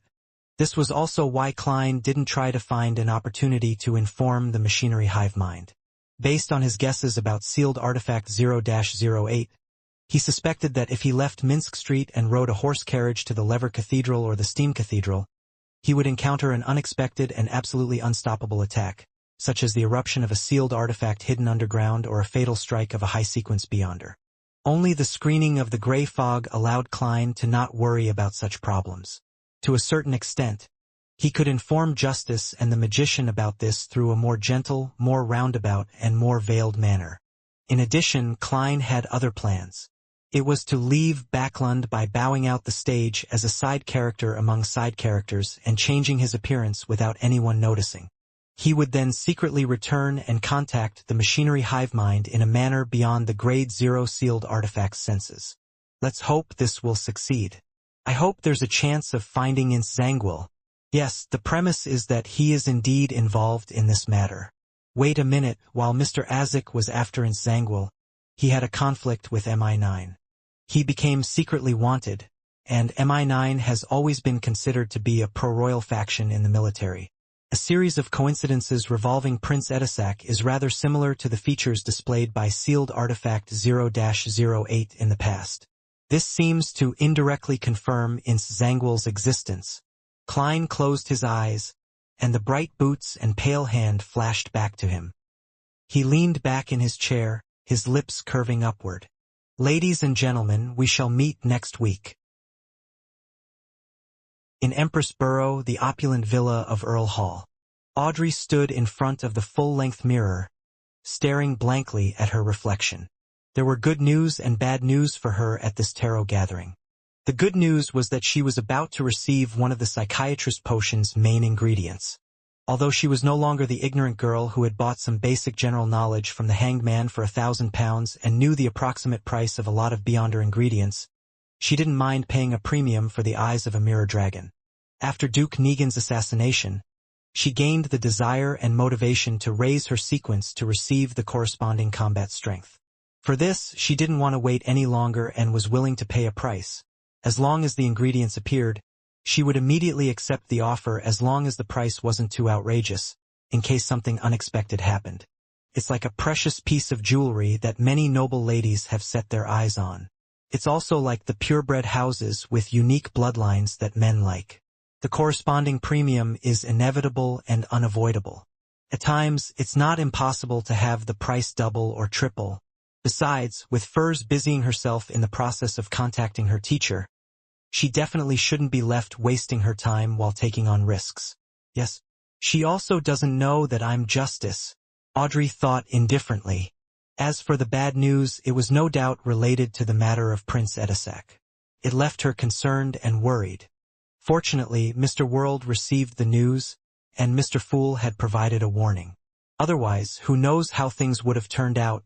Audrey, with such excellent conditions, you could certainly solve this problem. Come on. The girl drew the sign of the crimson moon against the reflection in the mirror and tried hard to be optimistic.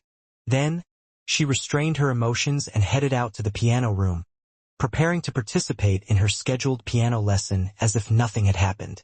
This was because Earl Hall and his wife, as well as Hibbert Hall, wouldn't be home until dinner, and she had no one to ask for information now. She could only tell herself to be calm, to be composed, and to be patient. Before the tutor arrived, Audrey casually played the piano, using the beautiful melody to cleanse her mind and soul. When she finished playing, she noticed that Susie had opened the door at some point and was sitting beside her. She still had a pair of gold-rimmed glasses hanging around her neck. Audrey, what problems did you encounter? The sound of your piano tells me that you're frustrated over something, Susie said suddenly. Audrey froze, not knowing how to reply. She suddenly felt that having a mind-reading dog at home wasn't necessarily a good thing. Within the campsite that had a lit bonfire. With his eyes closed, Derek Berg thought back quietly to what had happened at the tarot gathering and made sure that he hadn't forgotten the memories of his repeated experiences. After an unknown period of time, he opened his eyes, which were brimming with anticipation, and looked around. However, what entered into his eyes were Flames and his teammates, who were exactly the same as in his memories. At that moment, the cross-legged demon hunter Colin, who was leaning against a stone pillar, said, "We will set off after 50 rounds of lightning." At this moment, Derek was sure that everything that had happened before wasn't a dream or a hallucination. Sherwood Borough, 15 Minsk Street. Klein went down to the first floor and sat in the activity room, feeling the warmth of the fireplace. He quietly rocked in the reclining chair without reading the newspapers, magazines, or even books. It was all so peaceful and silent until he heard the ringing of his doorbell. Klein, who was wearing a house shirt and cashmere vest, got up and walked towards the door. The visitor took him by surprise. He opened the door and chuckled. "Good afternoon, Emlyn. Aren't you supposed to be helping at the Harvest Church at this hour?" It was the handsome, somewhat effeminate vampire Emlyn White, whose hair was combed back at an angle. The arrogant man's expression froze when he heard Klein's greeting. It took him a bit of effort to recover his composure. "I have something to consult with you, Detective Sherlock Moriarty." Emlyn enunciated one word at a time. After inviting him into the activity room, Klein returned to his reclining chair and asked with a smile, "What is it?" "The fee for a consultation is £1, but the consultation cannot exceed an hour." Emlyn White didn't pay attention to his words, and he said while deep in thought, "A big shot wants me to do something. Although that matter can help me solve my problem indirectly, it also contains a great amount of risk. I don't have any friends, and I'm afraid my parents will be worried. And you're a very knowledgeable Beyonder detective. What do you suggest? Reject or accept? Solve your problem? Clearing the psychological cue?" Klein said thoughtfully, "I can't give you any advice with just the word something." Emlyn White fell silent for a few seconds before he clenched his teeth and said in a low voice, "It has something to do with that fool." "Ha!" Klein almost lifted his hand to his ear. After a second of confirmation, Klein clasped his hands together and leaned forward. "What exactly is this something?" "No, I can't say any further. Emlyn White shook his head firmly. Afraid of being probed, Klein didn't pursue the matter. He simply analyzed the situation based on the information that the vampire had just revealed.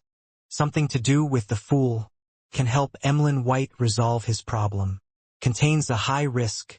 Combined with his previous ideas, this seems to indicate that he intended to hold an appropriate ritual to pray to the fool, which is also me, so as to eliminate the psychological cue and gain his long-awaited freedom. However, this is no longer a ritual that Emlyn will be holding himself. It's a result of a particular big shot's instructions, and with this vampire's pride, for him to address the person that way, it most likely means that the person is a powerhouse among the sanguine. Why would a sanguine big shot send a descendant to pray to the fool? Have they started working with the Aurora Order? Confused, Klein looked up at the expectant Emlyn and scoffed to himself. Try guessing if I'll respond to your prayers. He hesitated for 2 seconds and didn't make a suggestion. Instead, he said, statistically speaking, when praying to a hidden existence without understanding the situation, 30 out of 100 cases would not receive any response. 68 cases will end up encountering all sorts of terrible things and cause them to lose their lives or live a life worse than death. Only 2 cases have the possibility of success, allowing them to get what they want, but the price they pay might not be what they want. As a former keyboard warrior, Klein had always believed that when it came to proving something or reinforcing a point of view, anyone who just gave an example, an exception, without mentioning the entire sample and overall statistics was being an asshole. It was merely a trick of concept, and in these cases, there were usually similar companion words, such as, I have a friend, a girl I know, or someone around me. Therefore, to convince Emlyn White, he deliberately fabricated some data. Of course, this wasn't entirely baseless. At least, many of the files which Klein had read while he was a member of a Nighthawks team had described similar situations. Only 2 cases of success? Problems happened to 68 cases. Startled, Emlyn couldn't help but lift his hand to smooth his hair. Basically, that is the level of danger over the matter you're going to do. If you have malicious intentions, the risk is even higher than this, Klein replied sincerely. Emlyn shook his head subconsciously. No, there's no malice. Besides, the big shot will protect me in the process. No malice? Even if you have malice, you might not know since you're just cannon fodder who has been pushed to the front lines. Klein raised his right palm and strengthened his tone with a gesture. This will reduce the risk by a lot, but it definitely won't reduce it to 0. Does that big shot really have the means to resist a hidden existence? Probably not, Emlyn answered haltingly. So, Klein spread his hands. He suddenly revealed a smile and said, Emlyn, there is no need for you to take this risk. Even if you completely believe in Earth Mother, it will not affect your life in any way. Look at the citizens of Phaenopotter. Don't they eat, dress, and do whatever they want? When the time comes, there's a high chance that Father Utravsky will no longer force you to do volunteer work at the Harvest Church. You will regain your original freedom. Furthermore, I believe that you have adapted well to the teachings of Earth Mother without any contradictions. Emlyn White remained silent for a while and said, being a believer because I like her beliefs is completely different from being forcefully turned into a believer through a psychological cue. Even if I do abandon the moon one day and believe in Earth Mother, I also hope that it is a choice that I freely made. It has nothing to do with others. This is the last pride of a sanguine. Klein looked at Emlyn with some surprise. He hadn't expected him to be so insistent. He considered for 2 seconds and didn't try to persuade him again by giving a terse acknowledgement. The problem is actually very simple, that is, do you have the courage to face a certain degree of danger because of the orders of the big shot and the temptation to get rid of the cue? If you're willing to sacrifice your life for this, then the answer is extremely simple. In short, this matter will ultimately be left to you to decide. Emlyn listened with a heavy expression, and he instinctively retorted, if I really choose to make the attempt, it's definitely not for myself, but for all sanguine. Resolving this problem is just an additional perk. For all sanguine?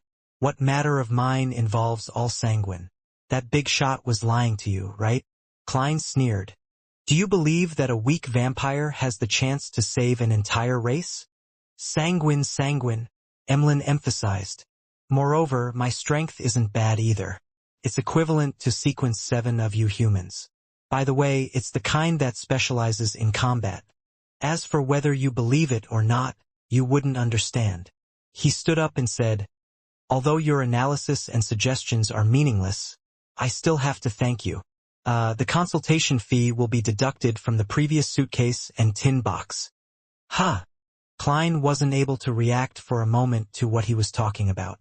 It was only when Emlyn had left that he suddenly realized what he meant. Aren't the vessels in large transactions usually free? That petty and stingy vampire.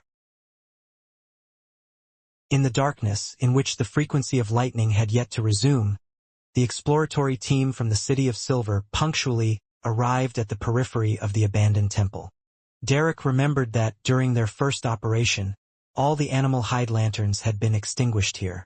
The entire team fell into pure darkness, and he had also heard the creepy cry for help coming from the depths of the temple. According to the conjectures from Mr. Hanged Man and Miss Justice, this might be the starting point for our repeated cycles. But why would we wake up in the campsite outside the city and not directly here? Remembering the discussion at the tarot meeting, Derek raised his arm and prayed secretly, as suggested.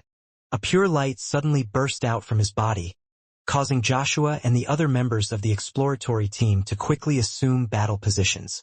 What happened? Demon Hunter Colin drew his sword and asked in a deep voice. Derek looked left and right in horror and said, Your Excellency, I just heard a child crying, "Save me! Save me!" He wanted to test if this was a key point. And now? Colin asked warily. I don't hear it anymore. Derek listened carefully.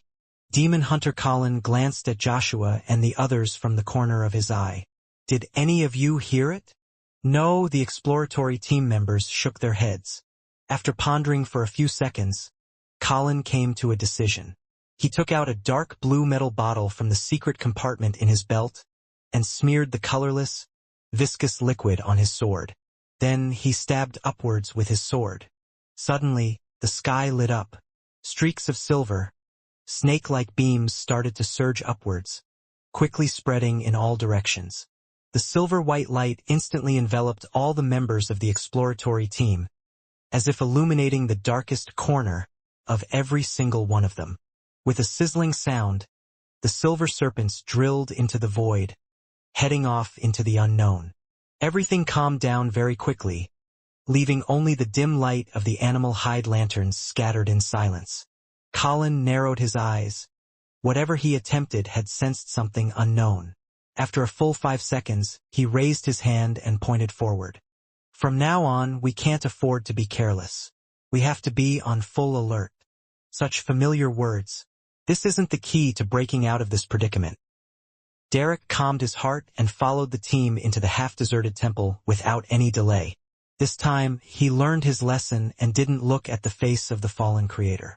In the process of inspecting the ground, he managed to get himself to investigate the area where the mural was by being proactive. He held on to the animal hide lantern and the axe of hurricane in his hands as he and one of his teammates began to take action as a small team. He finally reached his destination after passing through a series of mottled and crumbling walls. As the light from the animal hide lantern grew closer, the mural on the wall gradually became clearer. Derek first looked towards the corner and found the strange, memorable line of words. Rose Redemption. He silently chanted the name, raised the animal hide lantern, and carefully examined the details of the mural. On the highest area of the mottled wall was a huge, blurry, pitch-black cross. A shadow that was difficult to discern was hanging upside down on it. Against such a backdrop, there was a desolate plain. In the plains, there was a long line of people. Their destination was a distant mountain, the cross on top of the mountain, and the figure hanging upside down. Within the line, some of the people were kneeling on the ground, praying devoutly. Others had already stood up and were walking forward while facing a raging wind. Their faces were simple sketches, as though it was trying to highlight their tattered clothing. Only the leader at the front was relatively clearer. It was a tall and thin man with long silver hair reaching his back. This man had soft facial features. His head was lowered, and his eyes were tightly shut. There were layers upon layers of wings of light on his back. Angel. A legendary angel. Derek observed the situation around the leader with excitement. Soon, he discovered a meandering, rippling river beneath the feet of the seemingly angelic man. The river kept twisting and turning, and it led back into itself, becoming the source. A cycle. This creates a cycle. Derek felt that he had caught on to something important. In the cycles of experiences, there was actually a circular river in the mural on the wall. The latter was obviously hinting or revealing something. Derek looked up and saw the silver-haired angel with an uncountable number of wings. There was a touch of indifference in the gentleness of his face, as though he was looking down at a river, looking down at fate. Is this the true meaning behind Mr. Fool's hint? Derek thought for a moment and decided to give it a try. If he succeeded, he planned on blaming all his anomalies on the boy, Jack. If he failed, no one would remember what he had done. Under the stunned gaze of his teammates, Derek raised the axe of hurricane and viciously slashed at the river in the mural. The lightning that had just flashed by was triggered, and the silver light fell onto the axe. Bam! Derek's axe, wrapped in streaks of silver, struck the river in the mural, causing the wall to cave in and stone chips to fly everywhere. With one strike, the river that had its source connected to its mouth completely disintegrated. Just as he was looking forward to having the cycle broken, resulting in the members of the exploratory team escaping the temple, Demon Hunter Colin's figure phased away and appeared before him, his face grim. What were you doing? The tip of the demigod's sword was still pointed downwards, but the grip on his hilt was clearly tighter than before. Thinking back to the collective wisdom of the Tarot Club members, Derek said, half doubtfully and half fearfully, "Your Excellency, a black shadow flashed past here just now. It's true. It looked like the figure of a child." Without looking away, Colin Iliad asked another team member, "Hyam, did you see it?" The exploratory team member named Hyam subconsciously moved closer to the chief, firmly shook his head, and said, "No, I didn't see anything." Colin's light blue eyes immediately glowed, revealing two complex dark green symbols. He watched Derek in this state for 4 to 5 seconds. Finally, he withdrew his gaze and said in a normal tone, "This is your first exploration mission. Hallucinations due to being nervous is normal. Subsequently, you are to stay by my side. I think you'll be calmer this way." "Yes, Your Excellency," Derek agreed without any hesitation. Having just made an attempt, he confirmed that the mural wasn't critical. The rose redemption that Mr. Fool suggested likely hides a deeper meaning. It's not that simple. Derek walked silently beside Chief Colin with the axe of hurricane in hand. What happened afterward wasn't much different from the explorations he remembered from his previous explorations. Everyone repeated the events in the past and arrived at the final hall with an altar for the 6th time.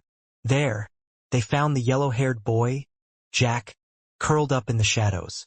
Upon hearing, save me," and seeing the silhouette of the child, Demon Hunter Colin nodded his head indiscernibly and retracted most of the attention he had placed on Derek Berg.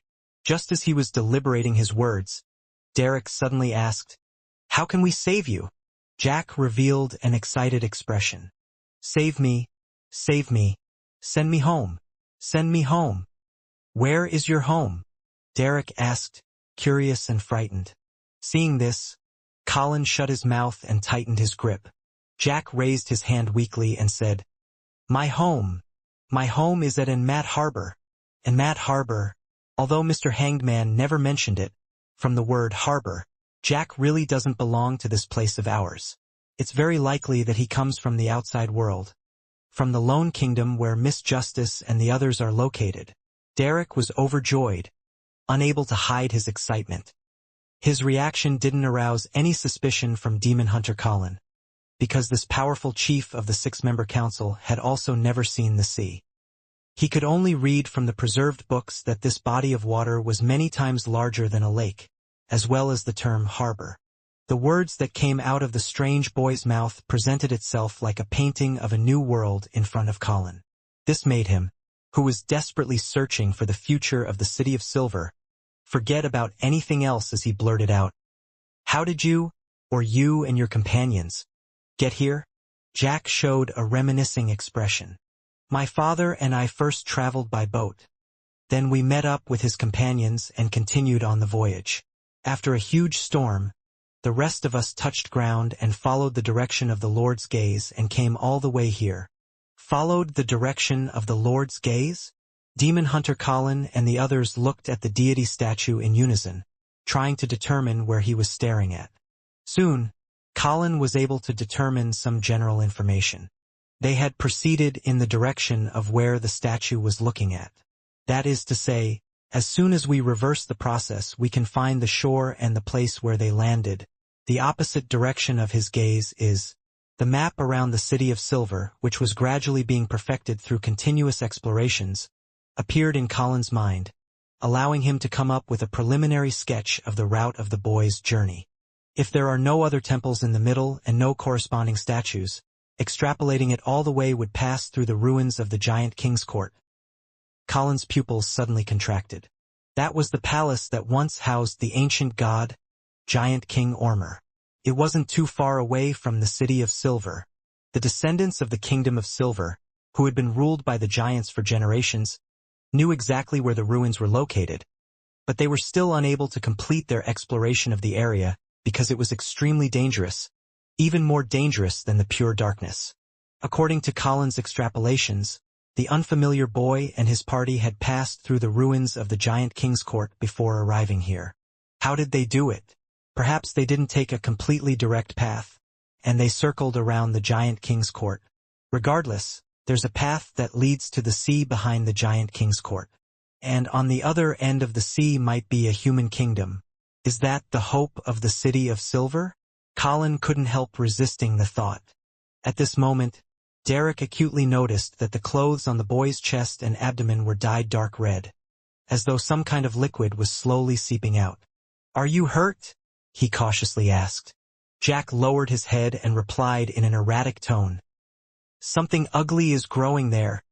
As he spoke, he took off his clothes, revealing his bare chest. It was inlaid with 2 eyes, a nose, and a mouth.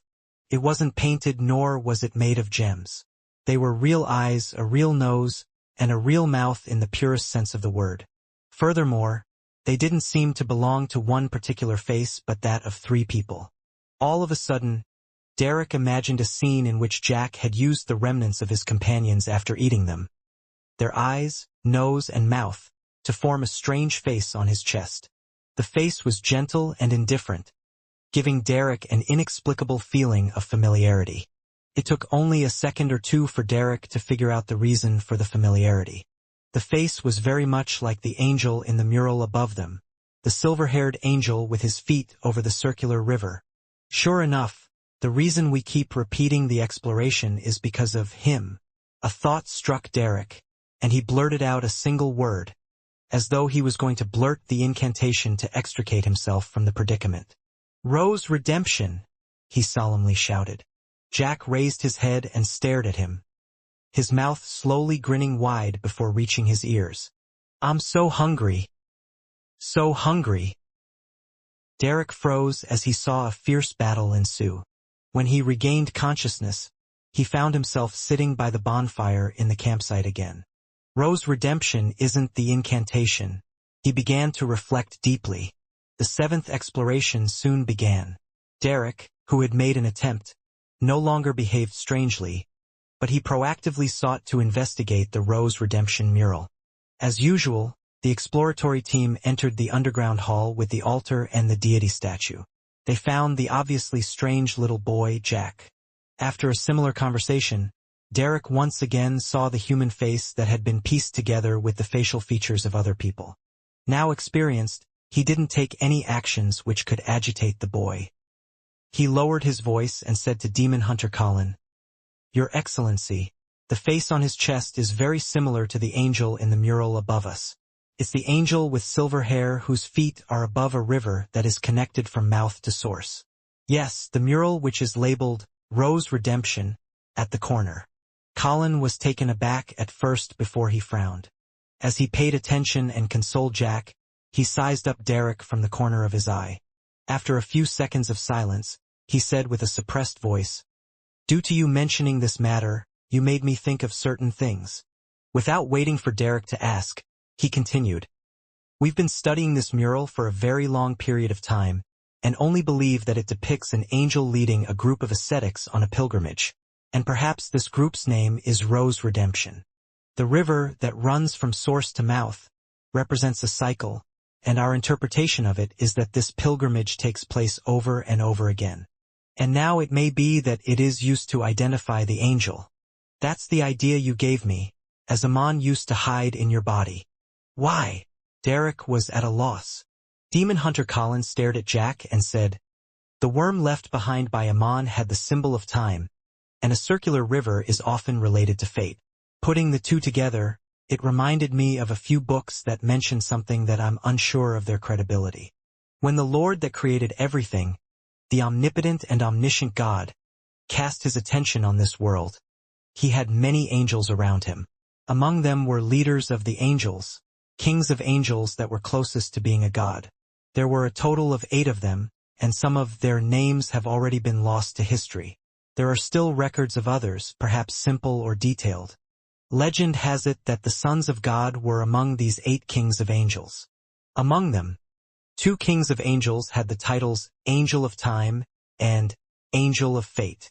Derek was immediately enlightened as he asked for confirmation. "You believe that Amon is the Angel of Time and that the mural is depicting the Angel of Fate?" "I can't be sure for now. Only the title Angel of Time has been passed down. As for the Angel of Fate, the records are relatively detailed." Colin suddenly took a deep breath. Immediately, he solemnly said, "Angel of Fate, Tail Devourer Ouroboros." In the evening, within the Odora family's underground structure, Emlyn White looked at the iron-black coffin and said to the ancient sanguine inside, "Lord Nibs, I accept the ancestors' mission." Nibs replied in his aged voice, "Very good. When do you want to begin? Do you have any wishes that remain unfulfilled?" Upon hearing Lord Nibs asking about his last wishes, Emlyn White's calves went limp, and he almost regretted it. He stiffened his neck and said, "There's no need. We can begin now." The iron-black coffin with its strange patterns lay quietly in the center, and there seemed to be hidden shockwaves in the air that seemed to be silently colliding. Emlyn White stood in the corner and lit the candles according to the normal ritual procedures, burning the essential oils and corresponding herbal powders. A dense and unsteady atmosphere emanated, and after recalling the requirements of artificial sleepwalking, Emlyn lowered his head, began to enter cogitation, and repeated the honorific name of the fool. The fool that doesn't belong to this era. The mysterious ruler above the gray fog. The king of yellow and black who wields good luck. Amidst his monotone voice, Emlyn gradually entered a magical state. His body felt relaxed and reserved. It felt like he was in deep sleep, but his spirituality was light and energetic as it constantly spread outwards. At this moment, he had a feeling that he was continuously drifting upwards. In the ancient palace above the gray fog, Klein was sitting at the end of the long bronze table, tapping his fingers on the rippling light screen to his side. He was expressionlessly watching the praying figure in amusement. Although it was vague, Klein could tell at a glance that it was vampire Emlyn White. Very courageous, having the drive akin to buying a doll. Klein sighed and didn't respond. He had previously tried to divine the purpose of the sanguines, but he was unable to obtain any effective revelations. The only thing he was sure of was that it had nothing to do with the Aurora Order. This piqued Klein's curiosity, but he wouldn't take the risk of responding to Emlyn White when a lofty sanguine was beside Emlyn. He didn't know if he could grasp traces of the mysterious space above the gray fog and threaten it like blasphemer Amon. He had no intention to confirm it since he was dealing with an avatar of Amon back then. Yet, he was now facing a powerful sanguine's true body. There's no need to take risks on matters of no importance, even if I want to know the real purpose of the sanguines. And it's not like there's no other way, Klein looked at Emlyn White in his state of artificial sleepwalking. He said to himself with a smile, "I can delay my response." He planned to wait until tomorrow or the day after. He would suddenly respond when Emlyn White was without protection and when the Sanguine had given up. However, there was a premise, which was to first use divination to confirm the degree of danger. Tail Devourer, just like that river. Derek Berg suddenly thought of something. Demon Hunter Collins solemnly nodded. Yes. It means that we may have stepped into a river that runs from its mouth to source, preventing our departure. Fortunately, this should only be remnants of that angel of fate's power. He isn't hiding here. No, it's definitely certain, and it has long since been the case, Derek silently said to himself. At this moment, Colin took out a dark red metal tube. He unscrewed the cap and gulped it down. His light blue eyes quickly turned lighter, tinged with silver. In the end, his pupils seemed to turn vertical, reflecting Jack's figure. A few sparks of silver light lit up in his eyes. They circled or collided at random in an extremely intense manner. Ding! Demon Hunter Colin first stabbed his sword into the ground, and with a flip of his hand, he pulled out his other sword, smearing it with golden, sun-like oil. Noticing this action, Jack's expression immediately changed, as if he was shrouded in a thick shadow. Before he could open his mouth, Demon Hunter Colin moved. He pulled out his sword from the ground, leaving behind a blurry figure. The golden and silver light shone brightly, illuminating the entire underground hall. The light before the little boy was the most intense. After a mournful scream, the darkness once again shrouded the altar. Jack stood in his original spot without taking even a step. However, the face on his chest had disappeared, leaving behind only a hole where his pulsating internal organs could be seen. A few meters to Jack's side, Demon Hunter Colin genuflected, his two swords hanging down at an angle. In front of him, the face was torn apart, reduced to scattered eyes, a nose and a mouth. These organs spasmed and bounced like electric shocks, and soon they were still, rotting rapidly like they were supposed to. In an instant, Derek felt an invisible, aqueous barrier around him silently shatter. Almost at the same time, he seemed to have left the swift river and returned to the bank. Looking at the gloomy underground hall and the upside-down deity statue, and at Jack, who had a distorted expression and had fainted due to the pain, Derek felt a sense of joy and relief. He knew that he and the others had finally escaped the cycle of repeating their lives. Derek was well aware that although the final solution didn't seem complicated, it might have taken dozens or hundreds of repeated attempts to find the clues and solution, without knowing any clues or the problem beforehand. In the process, the slightest carelessness could lead to death, and Derek had no way of knowing if a life that was lost could experience a redo, or if they would still revive by the bonfire but would end up dead after escaping this predicament. What's even more serious is that people would always repeat the same choice, which was to say that they wouldn't be able to discover the problem in the first place. Without the corresponding memories and experience, they wouldn't detect any abnormalities even if it was the 1,000th time, and they would completely lose themselves in the circular river until they reached the end of their lives due to the normal flow of time in the outside world. At the thought of such a possibility, Derek thanked Mr. Fool wholeheartedly for restoring his memory and giving him a hint. Turning his head to the side, he saw that Joshua and the other members of the exploratory team didn't show any abnormal reactions as they checked the surrounding area in a way that was similar to the sixth exploration. Perhaps it will only be after returning to the City of Silver that they would realize that they've lost a part of their lives from the difference in dates. Derek thought silently. At this moment, Demon Hunter Collins stood up, walked back to the boy's side, and took out another small metal bottle.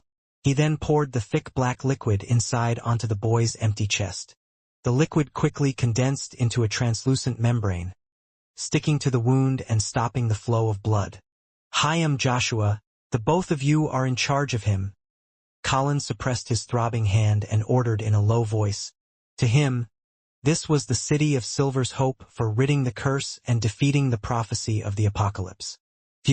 Derek wanted to covertly thank the fool, but he realized that there was no corresponding prayer gesture. In Empress Borough, the opulent villa of Earl Hall, the sumptuous dinner glistened under the light of the candles in an alluring manner. Unlike what was imagined in the newspapers and magazines, the dinner for a great aristocratic family wasn't serious, and there was no need for silence. This was a rare occasion for family members to gather together. While eating, they would casually chat about a variety of relaxed topics in order to communicate and solidify their relationship. Audrey sliced a piece of steak which was produced from her ranch, observed Earl Hall's expression, and without hiding her curiosity, she asked, "Father, did something happen to Prince Edisac recently?" If nothing had happened, then her plan was to pretend that she had heard irresponsible rumors that didn't correspond to reality. It wasn't uncommon for this to happen among the aristocracy. Earl Hall paused, raised his eyebrows and asked, "What did you hear?" "There really is something." Gleaning information from her father's reaction, Audrey replied with a faint smile, "Some rumors, but they seem to be true." Earl Hall rubbed his temples and said, "It's not a very serious matter. Audrey, I know what you're thinking, so I don't have to hide it from you. This involves a relatively ordinary scandal of the royal family. To put it simply, Prince Edisac has fallen in love with a commoner girl. This led to the death of an aristocratic descendant. The royal family has blocked the spread of this matter, not wanting to cause too much of a commotion." His wife took a sip of champagne and said, "It seems he isn't mature enough. Mother is being very tactful with her criticism. It does sound suspicious. Has Prince Edisac really gotten himself involved in a dangerous situation that would bring about terrible changes to Backland?" Audrey put on a look of sudden understanding and said with a smile, "This makes me wonder, why would the story of freedom and love involve the death of an aristocratic descendant?" Hibbert Hall kept his head lowered while slicing the tender steak and guessed with great interest. "It reminds me of the complicated love stories that are so common among the believers of the Lord of Storms. It's very common to fight for honor and for a lady. It's a tradition that has been placed into a museum." Earl Hall denied his eldest son's statement. Audrey seized the opportunity and thoughtfully said, "I don't think Prince Edisac is that kind of person, and rumors have already proliferated. Maybe that's not what they really want to cover up." "Perhaps not." Earl Hall ruminated over these words, unconsciously frowning. Knowing when to stop, Audrey didn't say anything else, and she naturally led the conversation in a different direction. She planned on probing her other noble friends about the matter. As a girl that Prince Edisac had once courted, it was absolutely normal for her to want to know the details of the matter. Whether it was curiosity or indignation, they were enough to motivate people to make such an attempt. Being unable to maintain a state of artificial sleepwalking for long, Emlyn White returned to reality in exhaustion. Opening his eyes, he stared at the iron-black coffin. Then he said with a mixture of relief and disappointment, "Lord Nibs, there's no response." After a long moment of silence, Nibs finally said in a rather hoarse voice, "Okay, stay here tonight to prevent any accidents from happening." "All right." Emlyn didn't try to insist otherwise. He spent the night in worry and trepidation, but the night was so serene and unremarkable. It silently faded only when Backland's rare winter sunshine scattered across the window. "What bad weather!" Emlyn left Odora's villa, lowered his hat, and mumbled while he got onto a rental carriage. His destination was the Harvest Church south of the bridge. After the carriage continued steadily for some time, Emlyn's vision suddenly blurred and he saw an endless gray fog. Then, to his amazement, he found himself in a mysterious and majestic palace, sitting at a long, mottled bronze table. At the very end of the long table, there was a figure shrouded in a thick gray fog, looking down at him from above. For a moment, Emlyn White was stiff and his mind was blank, like a marble statue sitting there.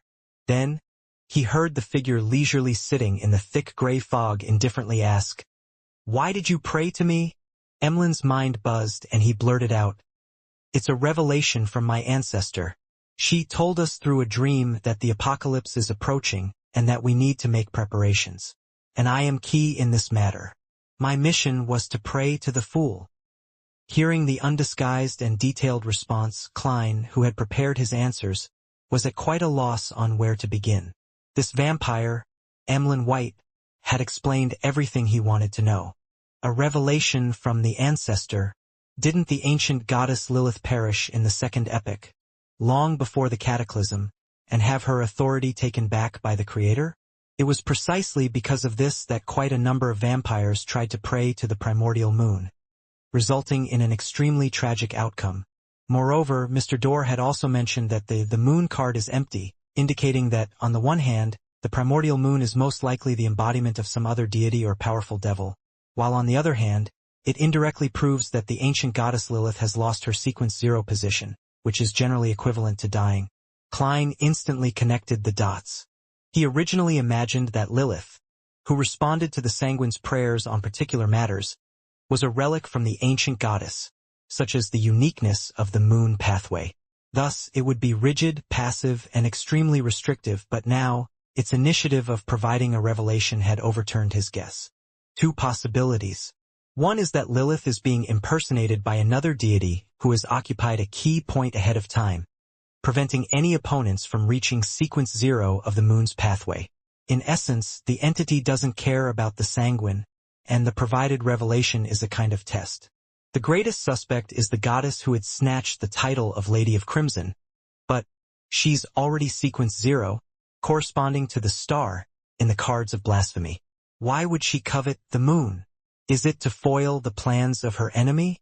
The second possibility is that the ancient goddess hasn't fully perished. As long as no other powerhouse has become sequence 0 in the moon pathway, she is able to use a unique and incomprehensible method to continue surviving, waiting for a chance to make her return, just like the Dark Emperor card's description. And perhaps the goddess had taken the title of Lady of Crimson to foil this situation to a certain extent. Going by this logic, Lilith's recent apocalyptic revelation is her struggle to revive after years of preparation. And the Fool plays a key role in her revelation. If that's true, then in a certain way, it's an invitation for cooperation. But I'm just a sequence 6 beyonder. So how am I to cooperate with a yet-to-disappear ancient goddess? Let Emlyn White join the Tarot Club? The Sanguine are a race with a long lifespan. They have existed since the second epoch and must know quite a number of secrets. However, that would be me taking quite a risk. Yes, it would be possible to divine whether or not to pull Emlyn into each gathering ahead of time. Yes, there was a similar apocalyptic prophecy in the sites in the spirit world from Yellow Light Venathan. He also pointed out that the Abraham family's curse would be removed by an apprentice who has the help of a hidden existence. This matches Miss Magician's present stage. She is an apprentice who has received the help of me, the Fool. That's rather interesting.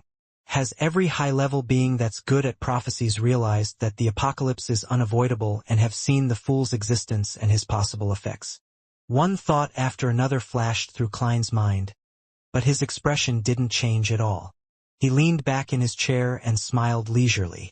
"What did your ancestor ask you to pray to me for?" The calm voice pulled Emlyn out of his stupor, and he shook his head in a slightly dazed manner. "I don't know." At this moment, Klein saw the stars behind Emlyn's chair shift quickly, turning into the symbol of the crimson moon. As expected, the beyonder pathway of the descendants of the ancient goddess, Lilith, points towards the moon. Klein chuckled and said, "In a situation with the 7 orthodox gods and so many secret existences, why would your ancestor think that I would be the key to the apocalypse?" The Fool's attitude finally made Emlyn White calm down, realizing that he had encountered an incredible event. He had been forcefully pulled into a magical place by a hidden existence. He is the Fool.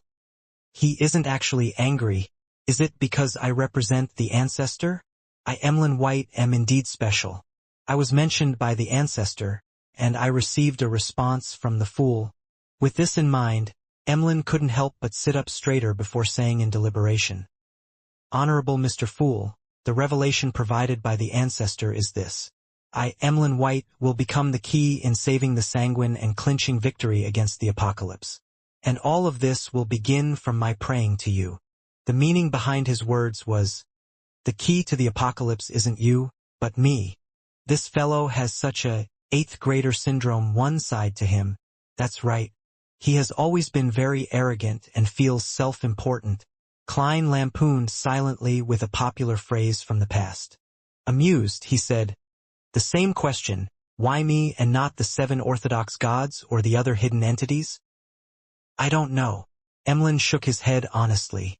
Klein thought for a moment, then he deliberately said, actually, I think I understand your ancestor's intentions.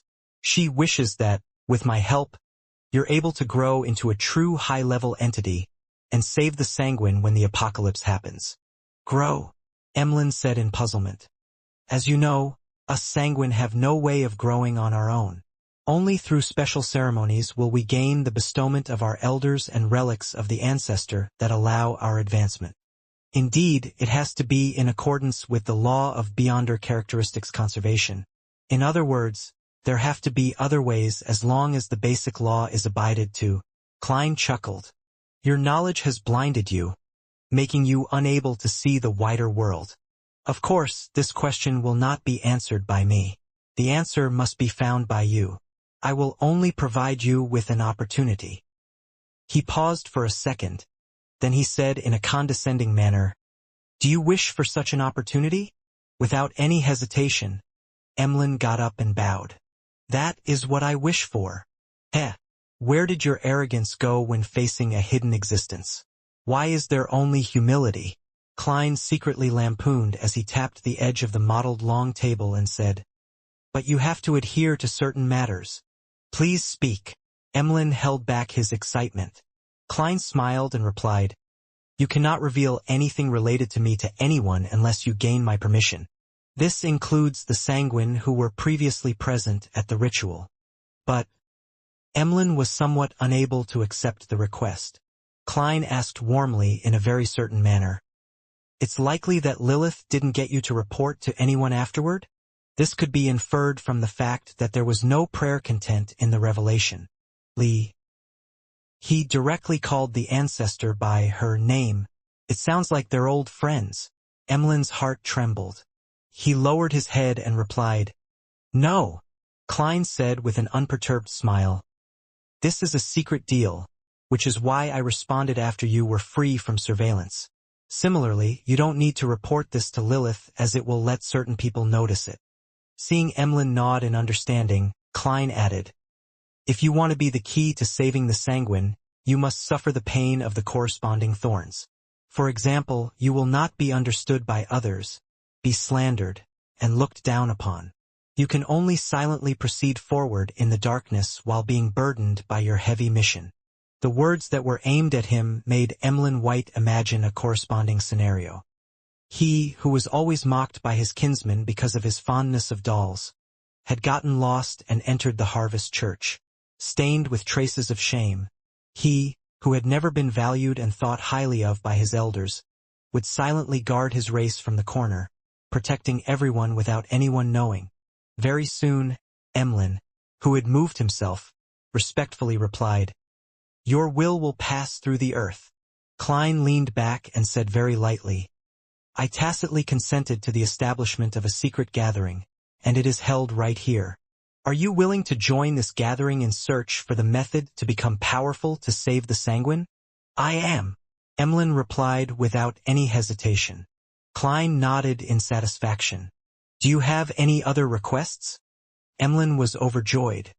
He said in a hurry, Honorable Mr. Fool, I would like you to help me dispel the psychological cue in me. A bishop of the Church of Earth Mother. I know. Klein calmly interrupted him. He knows, as expected of a hidden existence. Emlyn's head lowered again.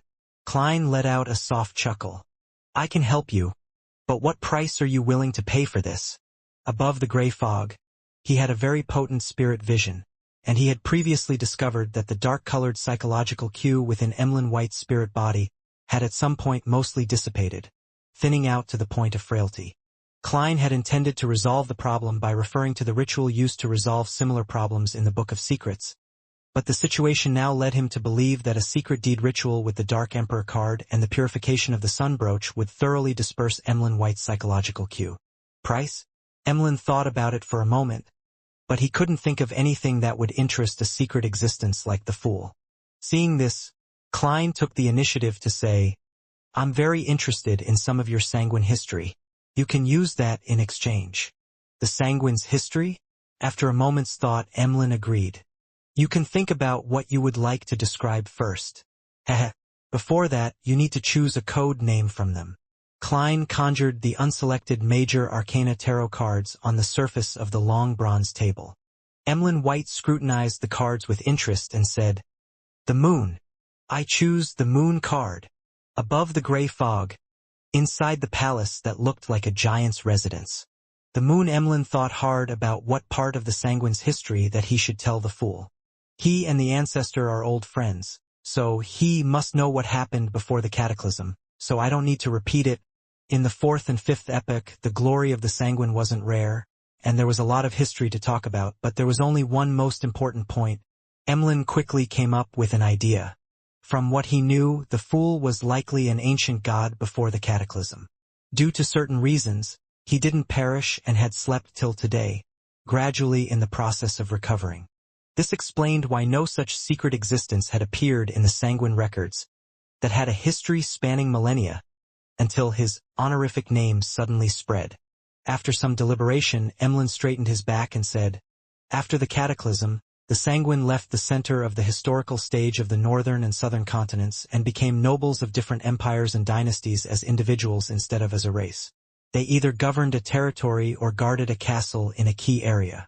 This continued until our queen, Blood Moon Queen Aurnia, who led us out of the era of darkness, became the wife of the Trunsois dynasty's Night Emperor. She gathered all of the sanguine together, and the sanguine became important supporters of the dynasty. At that time, Loans Augustus and Faceax Einhorn had to politely address our queen as Her Majesty. In that era, Queen Aurnia was the symbol of beauty. If there was a magic mirror that could answer questions, then the answer to who is the most beautiful of them all would be her." The more Emlyn spoke, the prouder he became. He went from being reserved and serious to becoming extremely talkative. A magic mirror that can answer questions. Isn't that a Rhodes? I wonder if there are any members of the machinery hive mind who were so bored out of their minds to ask the question, "Mirror, mirror on the wall, who is the fairest of them all? I wonder how a Rhodes will answer." Klein sat in the same posture, smiling as his thoughts wandered. After droning on and on, Emlyn's expression turned serious. All of this shattered in the War of the Four Emperors. The Night Emperor perished, along with the Queen. The sanguine suffered a terrible blow, and while trying to reap the final fruits of victory, the four noble families, Augustus, Einhorn, Sauron, and Castilla, split the empire, destroying the royal family which was lacking in high-level beings. The sanguine had no choice but to retreat to an uninhabited mountain to hide in the shadows, so as to maintain the continuation of our race. Just as I expected, the seven gods were already the seven gods during the War of the Four Emperors. Klein thought of the statue of the six gods in the Tudor ruins. Fortunately, the seven gods were fractured back then and the four countries attacked each other. After paying a certain price, we finally escaped the disaster. At this moment, Emlyn was in a rare state of being roused. He looked at Klein and said, "Honorable Mr. Fool, do you have the time to listen to my description of Blood Moon Queen's deeds and the glory the sanguine used to have? That will be a heavy tome formed by pages of glorious expositions. I can repeat everything in them. It looks like you can continue on indefinitely. I used to think that you were a vampire who liked puppets and didn't know much history. I didn't expect you to be so professional and academic. No wonder you always believed the sanguine to be noble and are proud of it. This kind of guy who doesn't like going out really will delve into deep research into a topic he's interested in. Furthermore, vampires have a sufficiently long lifespan." Klein hesitated, prepared to decline Emlyn's offer in a euphemistic manner. Although he had no lack of interest in the history, time didn't allow him to listen to them all. "It's enough."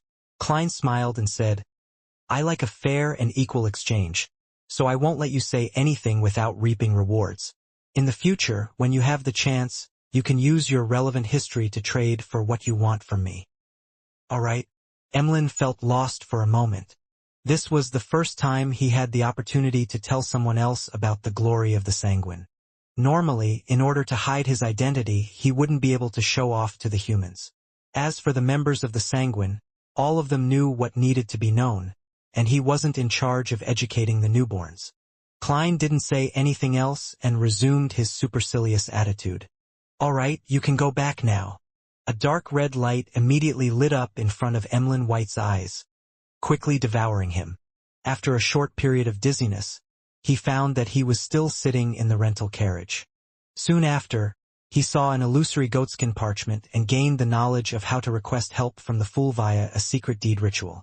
When I'm free in the afternoon, I'll immediately hold the ritual at home and ask Mr. Fool to dispel my psychological cue. Emlyn was suddenly excited. He waited until the carriage arrived at the Harvest Church before calming down and paying for the ride. After entering the cathedral, he was relieved to see that Bishop Utravsky was there preaching to the few believers of the church. He no longer felt as vexed as he usually felt and felt rather relaxed. In this state, he suddenly thought of something. Father Utravsky has never seemed to stop me from finding a way to dispel the psychological cues. What exactly is on his mind? East Borough, in a greasy coffee shop. Klein, who arrived at the scheduled time, was enjoying wheat bread with fresh pea lamb stew, while he listened to Old Kohler's report of the information he had gathered over the past week. It was a pity that there was no valuable information inside. When Old Kohler was done, Klein thought for a moment. Then he pulled out £2 worth of bills and pushed them over. You already paid me just now. Old Kohler jumped in shock and waved his hands in front of him. Klein chuckled and said, Within this week, I'll be heading south for a holiday. After a year of hard work, it's time to rest for a while. I might take 2 to 3 weeks before I return, so I'll pay you in advance. Heh. Don't forget to help me gather information. Okay. Old Kohler accepted the notes with a mixture of joy and gratitude. At this moment, he had already thought of how to spend the new year. He planned to buy the cured ham he had been reluctant to buy and match it with his bread.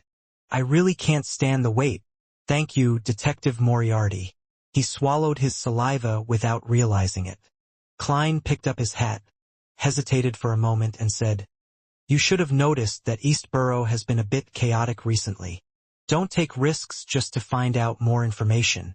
If you notice anything wrong, immediately hide and avoid getting yourself involved. He was rather worried about the matter surrounding Prince Edisac, so he wanted to give Old Kohler a reminder. I understand. Old Kohler patted his chest and said, I'm very timid. I won't take the risk. Very good, Klein praised. Then he remembered the laundry maid, Liv, and her 2 daughters, Freja and Daisy, who loved to read, and wanted to change their fates before he said whilst in thought, Watch out for Liv's family. Don't let them be bullied. If there are any outbreaks in East Borough, take them to a safe place. Outbreaks? You mean the workers' resistance? Old Kohler asked, puzzled. More or less, Klein answered vaguely. This was the limit of what he could reveal. Otherwise, it would be very easy for him to be suspected by others or the sealed artifact itself. In a room with large and small dolls, Emlyn White came home at noon and sat in his chair, enjoying the gloom created by the curtains. He looked around and clenched his fists. I'll cheer for myself. With that, he rummaged for materials with spirituality and began to write the honorific name of the Fool, as well as the corresponding symbols and magic labels. After some hustling and bustling, he tried the secret deed ritual. His spirituality gradually dissipated, as if he had arrived at an immeasurably high place. Vaguely, he saw countless shadows of ineffable shapes, 7 colors of light that seemed to contain immense knowledge, and the grayish-white fog that stood above everything. Above the boundless gray fog, there was an ancient palace that was impossible to see clearly. Seated inside the palace was a person shrouded in gray fog. Then, Emlyn saw a figure of golden majesty and holiness, as well as black wings that blotted out the sky behind it. He didn't even have time to count the number of pairs of mysterious wings before he felt himself quickly floating upwards, making contact with that golden figure. Ah! He screamed miserably as he held his head and rolled on the ground, emitting green smoke from his body. It took a while for Emlyn to calm down, and then he heard the deep voice of the fool echo in his ears. Your psychological cue has been lifted. Is this what it feels like to dispel a psychological cue? It's really painful. Emlyn sat on the floor, panting, his neatly combed hair falling in disarray. Atop the gray fog, Klein thoughtfully nodded and said to himself, Indeed, the sun broach's purifying and dispelling effects can also harm vampires. He had calculated in advance that the sunlight needed to remove the weakened psychological cue wouldn't severely damage Emlyn, so he couldn't be bothered switching to a more complicated approach. And now, the result was indeed consistent with his expectations. After taking care of this matter, Klein took off the topaz pendant on his left wrist and planned to perform a divination. It is suitable to head to the Red Rose Manor this afternoon. After chanting 7 times in his mind, he opened his eyes and saw the spirit pendulum standing still and not spinning. The difficulty of divining something that involves a grade 0 sealed artifact or a corresponding powerhouse is too high. I'm unable to obtain any effective revelations, Klein sighed, knowing the gist of the matter. Then, he started to divine if it would be suitable to head to Red Rose Manor tomorrow afternoon, but he received the same signs of failure as an outcome. It's always said that divination isn't omnipotent, and it has now been proven. I have to decide on my own. I have to take this step. Otherwise, there's no way for me to leave the stage unnoticed so as to go behind the scenes. The earlier the better, I can't delay it. Otherwise, this matter might become completely impossible to recover from. As his thoughts churned, Klein came to a decision. He immediately returned to the real world, put on his double-breasted frock coat and half-top hat, and he walked out of 15 Minsk Street, heading for Prince Edisak's Red Rose Manor.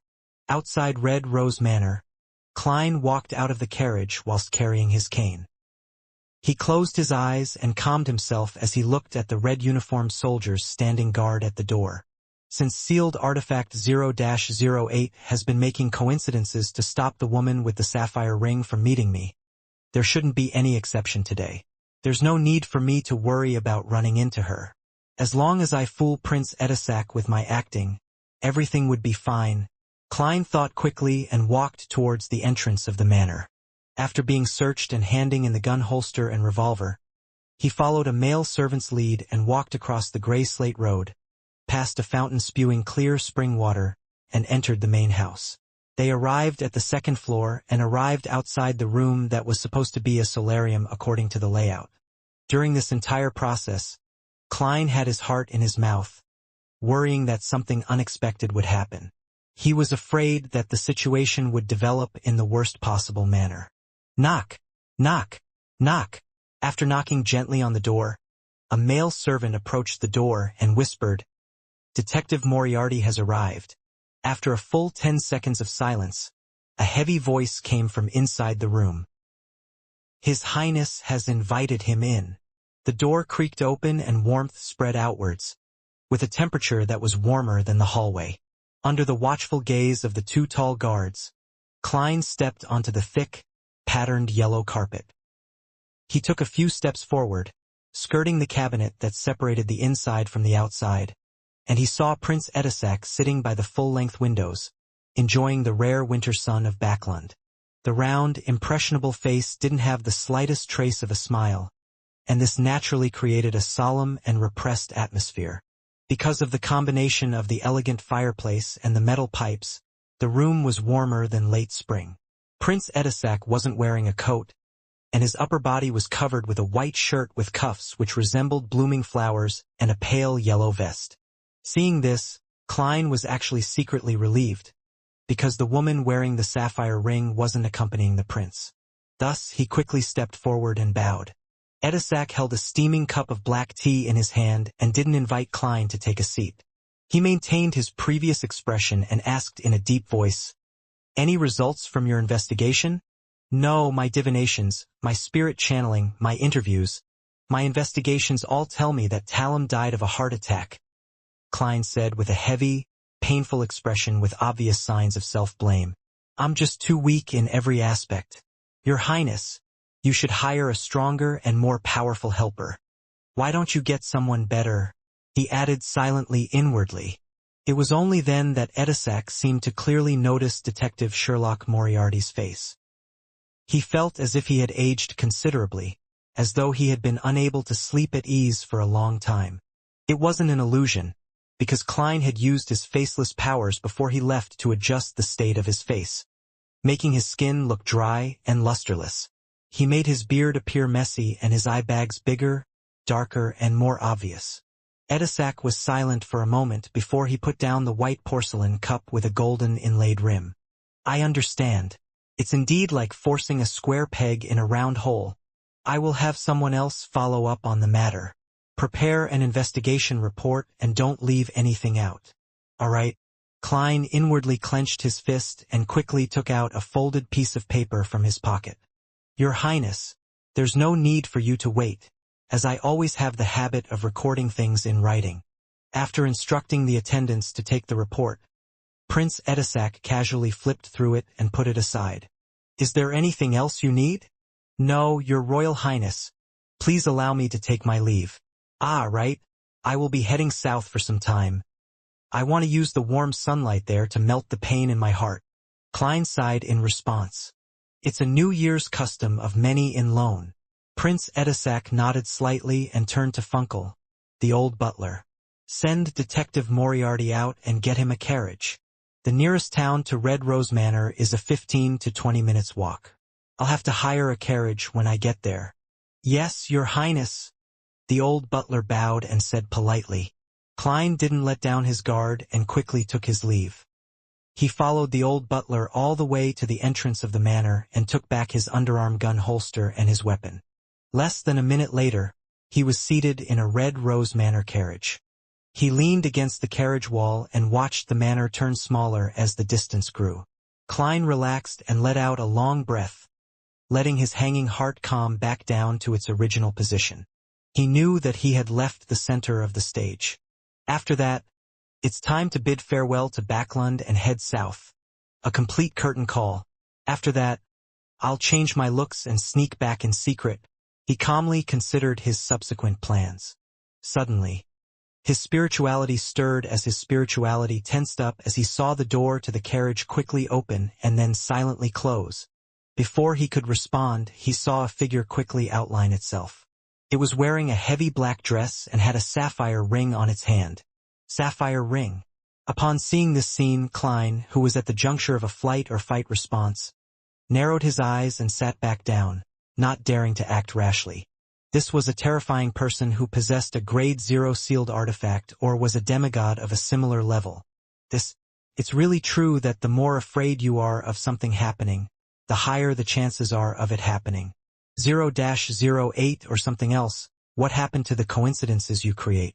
Klein's spirit and body instantly tensed up as he could only watch helplessly as the figure appeared in front of him. The lady's age was completely different from her dressing style.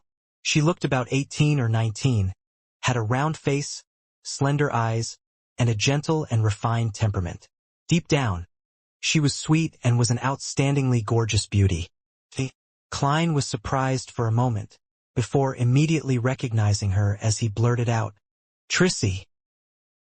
Isn't this the fellow who had gone from being instigator Triss to witch Trissy?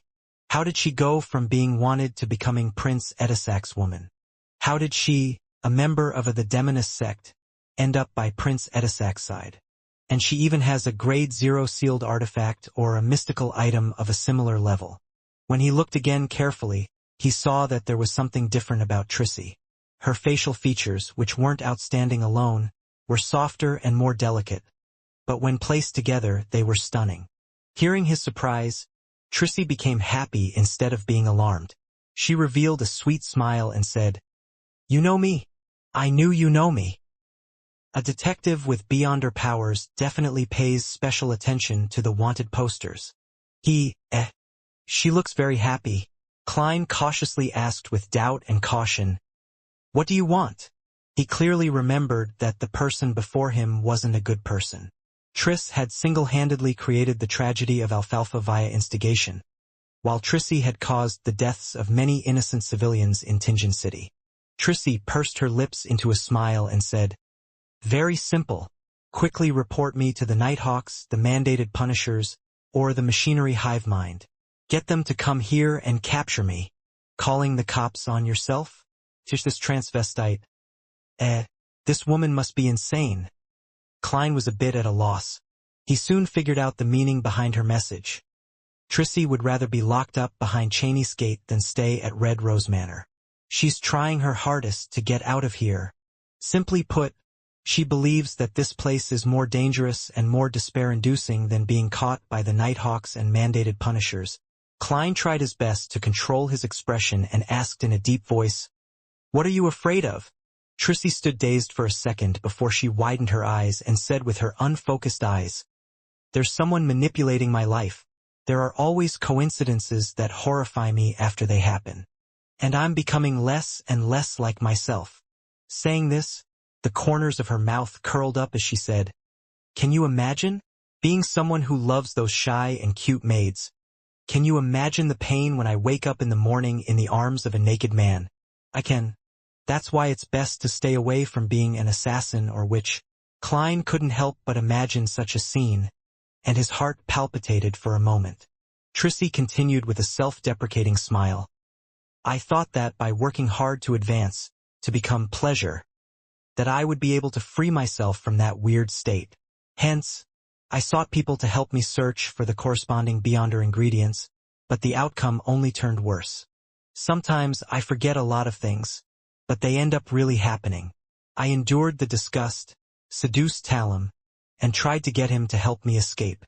Who knew that I ended up killing him with a curse without me even realizing it? Do you believe that? Heh, they even changed my name.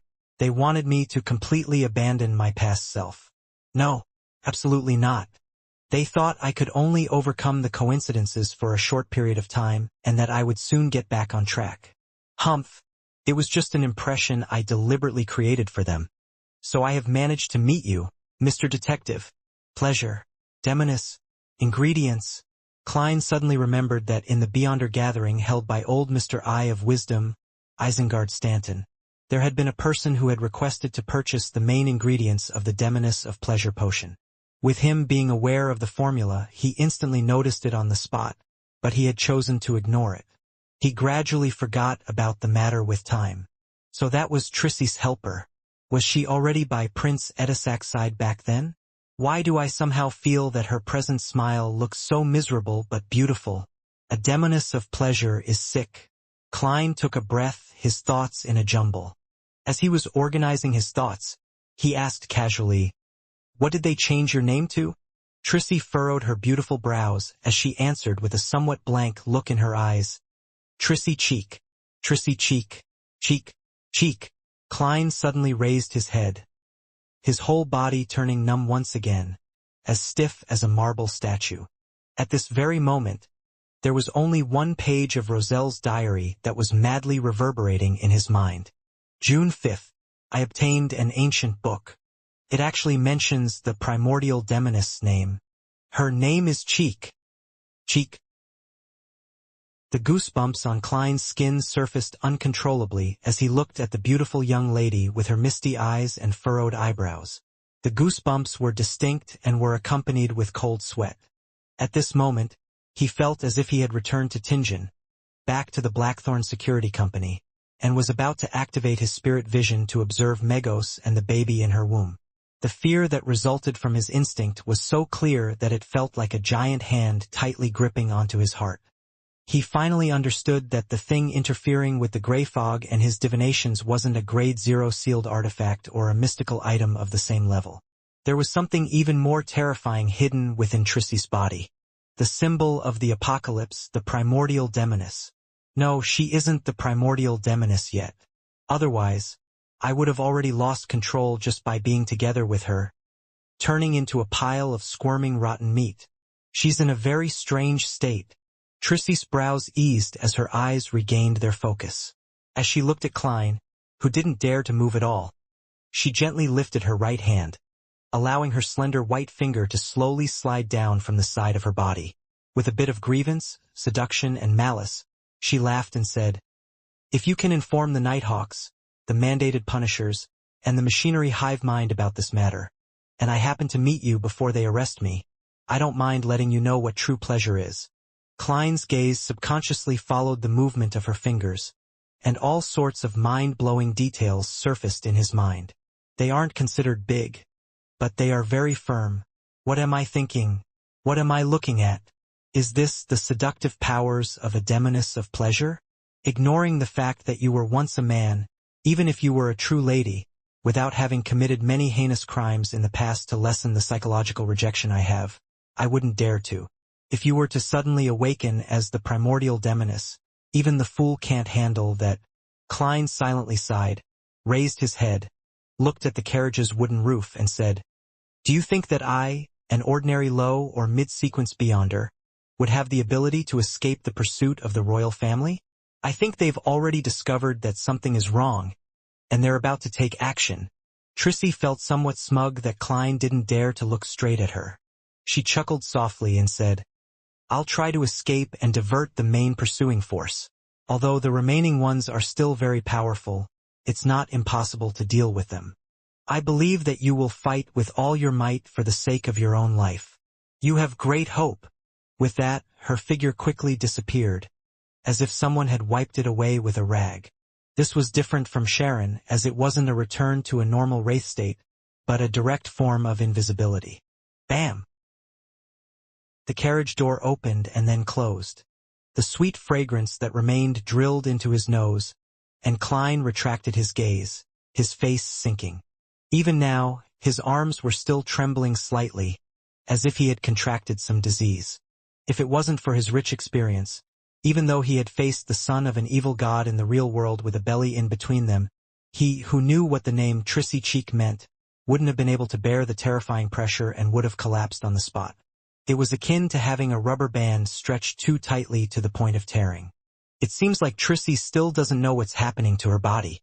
She also doesn't know the meaning behind the name Cheek. Klein quickly calmed his thoughts, looked out the window, estimated the distance, and counted the time. His spiritual intuition and corresponding experience told him that doing anything in such a situation was better than nothing. Therefore, with the danger of being silenced at hand, he was prepared to try his best to save himself. 3, 2, 1. Klein suddenly opened his eyes and snapped his fingers. At the edge of the road, a small fire ignited on a tree with only withered branches left. The flames quickly soared into the sky. Several matches inside his pocket, that Klein had intentionally divided up, burst into flames, and a crimson color engulfed his black attire. His figure disappeared from the interior of the carriage, and he walked out from the flames by the roadside. Pa, pa, pa.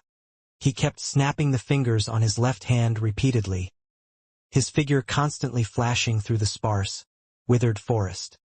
He rode the flames and rapidly arrived deep in the forest, which couldn't be seen from the outside.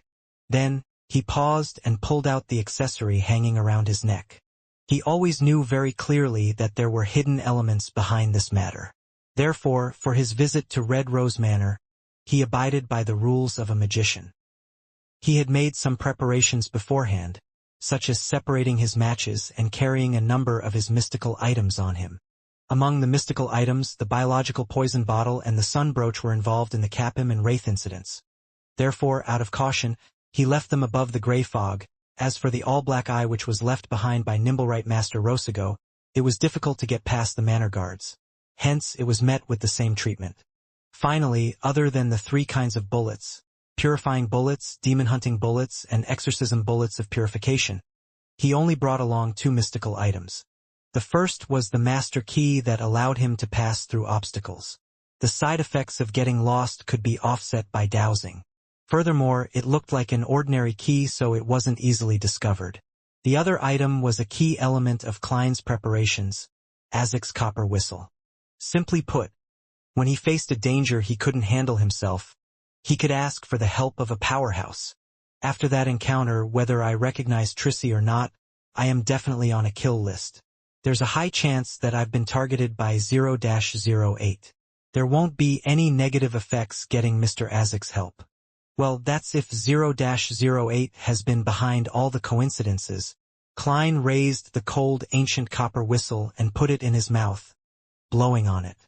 Without a sound, he activated his spirit vision and saw the white bones that gushed out from the ground like a fountain.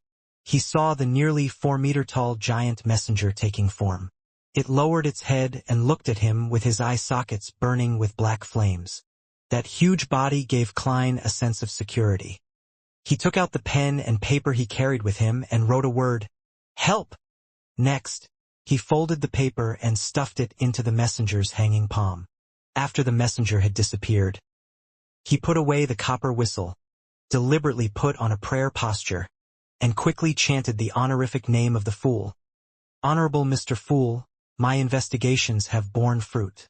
The woman Prince Edisac fell in love with is witch Trissy from the Demoness sect.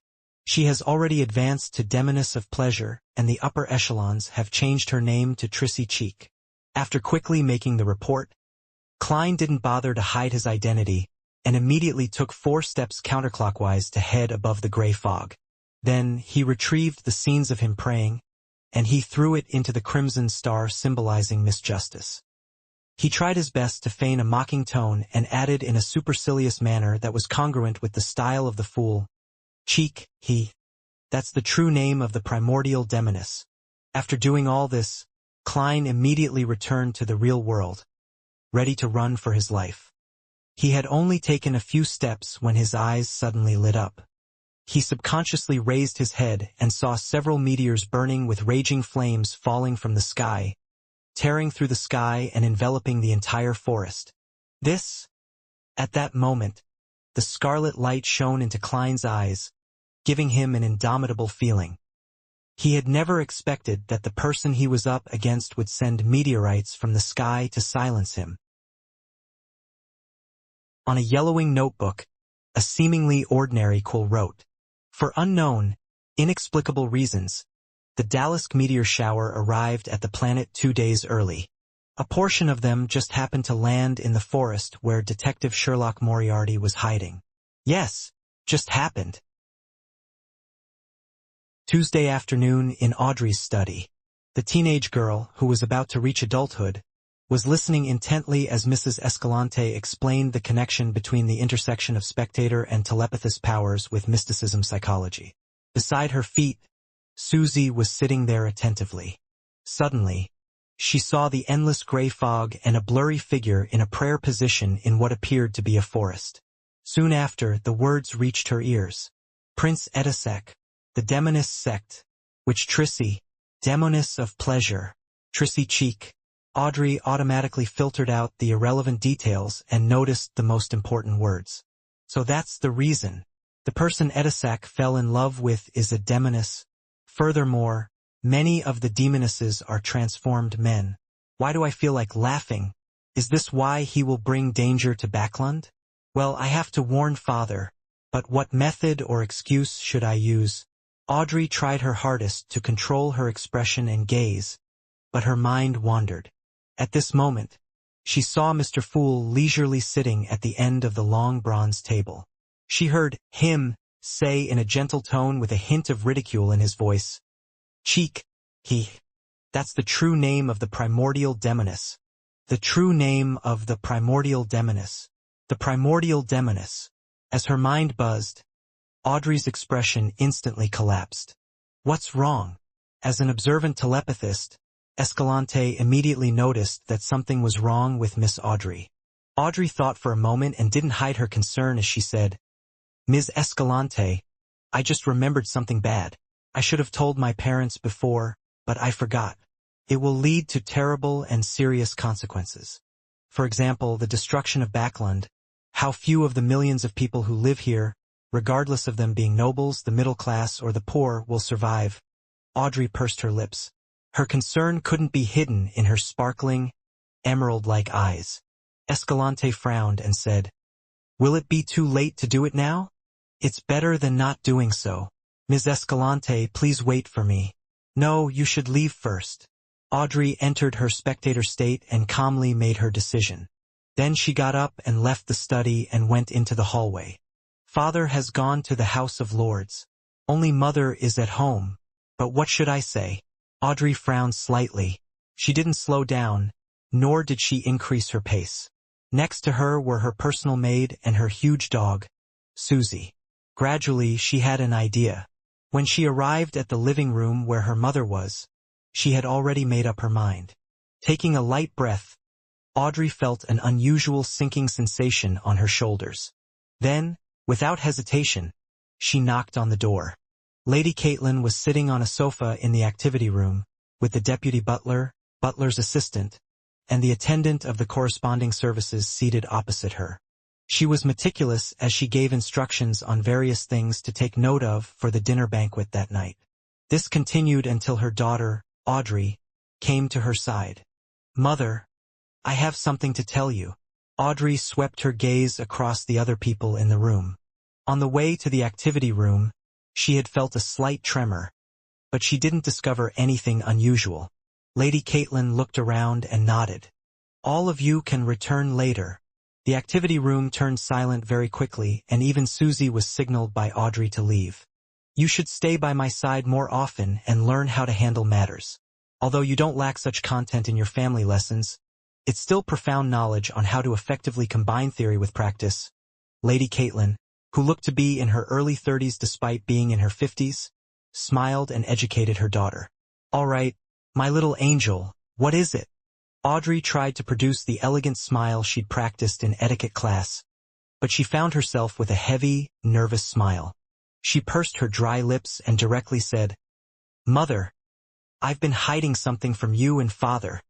Oh, Lady Caitlin tilted her head, waiting for a further explanation. Audrey's words were a little staccato at first, but then they immediately became smooth and fluent.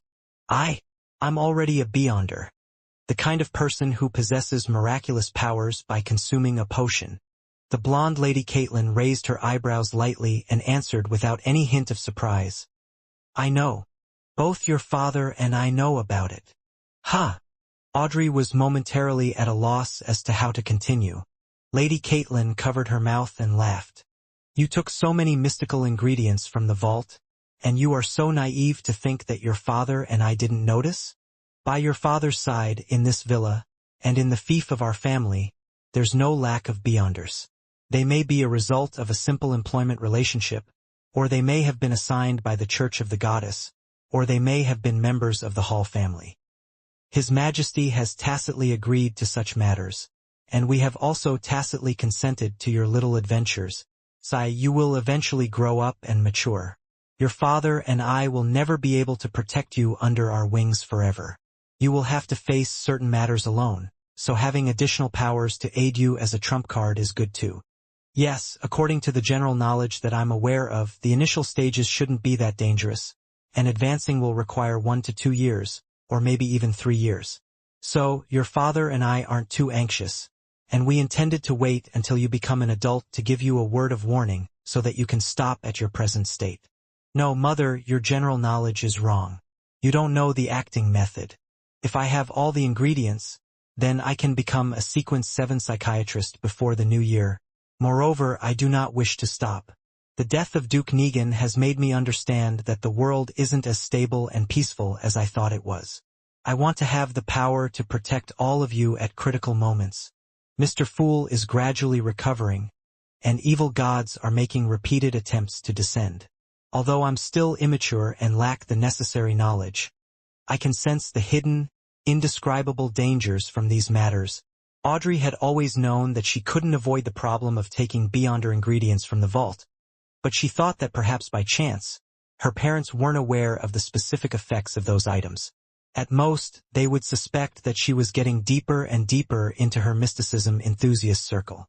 After releasing the burden in her heart, she paid no notice to her mother's exhortation and said, Mother, I later joined a secret organization, one that's more academic and doesn't worship evil gods. Please forgive me for not being able to say its name and details, but I've already made an oath.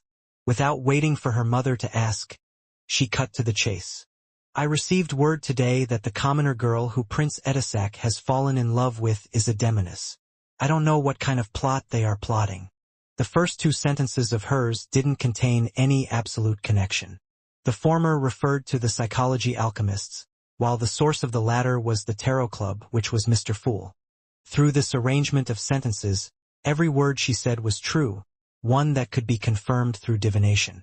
However, it would make people believe that her news came from the secret organization known as the Psychology Alchemists. The smile on Caitlin's face gradually disappeared as she solemnly asked, "Demoness?" She didn't know much about the mysterious world, but the very word was enough to make her sense the evil and become uneasy. Audrey quickly nodded. "Yes, a demoness of pleasure. And what scares me even more is that her name is Trissy Cheek." "What's wrong with that?" her mother asked, puzzled. "A member of that organization has seen the name Cheek in an ancient book." Audrey said the lie that she had already planned for. Whether it was her tone, her words, the details of her expression, or her body language, they were all flawless. In the fourth epoch or earlier, it's a name that belonged to the primordial demoness. Immediately after, she gravely added, "That's an evil goddess." Lady Caitlin didn't understand what the primordial demoness meant, but she knew exactly what an evil goddess meant. She couldn't sit still any longer and quickly replied with a question, "Are you sure?" "I'm not sure." Audrey didn't doubt Mr. Fool at all, but she couldn't say so openly. "No matter what, I think it's necessary to seek the royal family, no.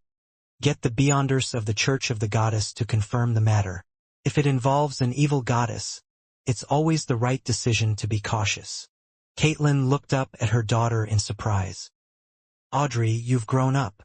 If it weren't for the urgency of the matter, Audrey would have pretended to be reserved upon hearing such praise. She would first modestly wheedle, then return to her room in glee. She might even twirl into a dance. But now she couldn't care about that at all. She quickly let her worry and nervousness surface on her expression. "Mother, can you help me hide the truth? I heard that the Beyonders of the Church and the royal family abhor secret organizations that aren't a part of them." "Well, you can say that it was news which father received. He should have plenty of channels for information." Caitlin stood up and gave her daughter a hug. "Don't worry. Neither your father nor I will involve you in this. Your father won't be back until evening. I'll first let the hidden guards appear, pretend that he sent a message, then I'll get the Church of the Goddess to send Beyonders to protect our family." "All right," Audrey replied happily. At that moment, she finally breathed a sigh of relief. She was exhausted from maintaining her prolonged high level of tension. Looking at the few burning meteors crashing down at a high speed and enveloping the whole forest, Klein actually had the thought of waiting helplessly for his doom in despair. Even if he continuously used flaming jump, it would be impossible for him to escape the forest and the dangerous epicenter before the meteor shower landed. Moreover, the weak body of a Beyonder from the seer pathway didn't allow the possibility of him withstanding a head-on meteor strike. Even a zombie that wouldn't be wounded by a revolver would immediately be turned into minced meat under such an attack. Moreover, it would become charred black. Flaming jump, the yellow-white light shone into the depths of his eyes, quickly giving Klein, who had not given up, an idea. In a situation that was depicted in seconds, he didn't hesitate. He did whatever that came to his mind. Pa! After silently calculating the distance, Klein snapped his fingers and ignited all the remaining matches in the matchbox. A streak of crimson-red light soared into the sky, quickly enveloping his figure within it. Klein disappeared without a sound, appearing in the flames above the meteor. Whoosh! The meteor rapidly descended. The moment he leaped out of the flames, he was away from the meteor's vicinity, entering a region of air with frighteningly high temperatures. At the moment when he used his Beyonder powers to jump, Klein was immune to ordinary flames even if the temperature was rather high.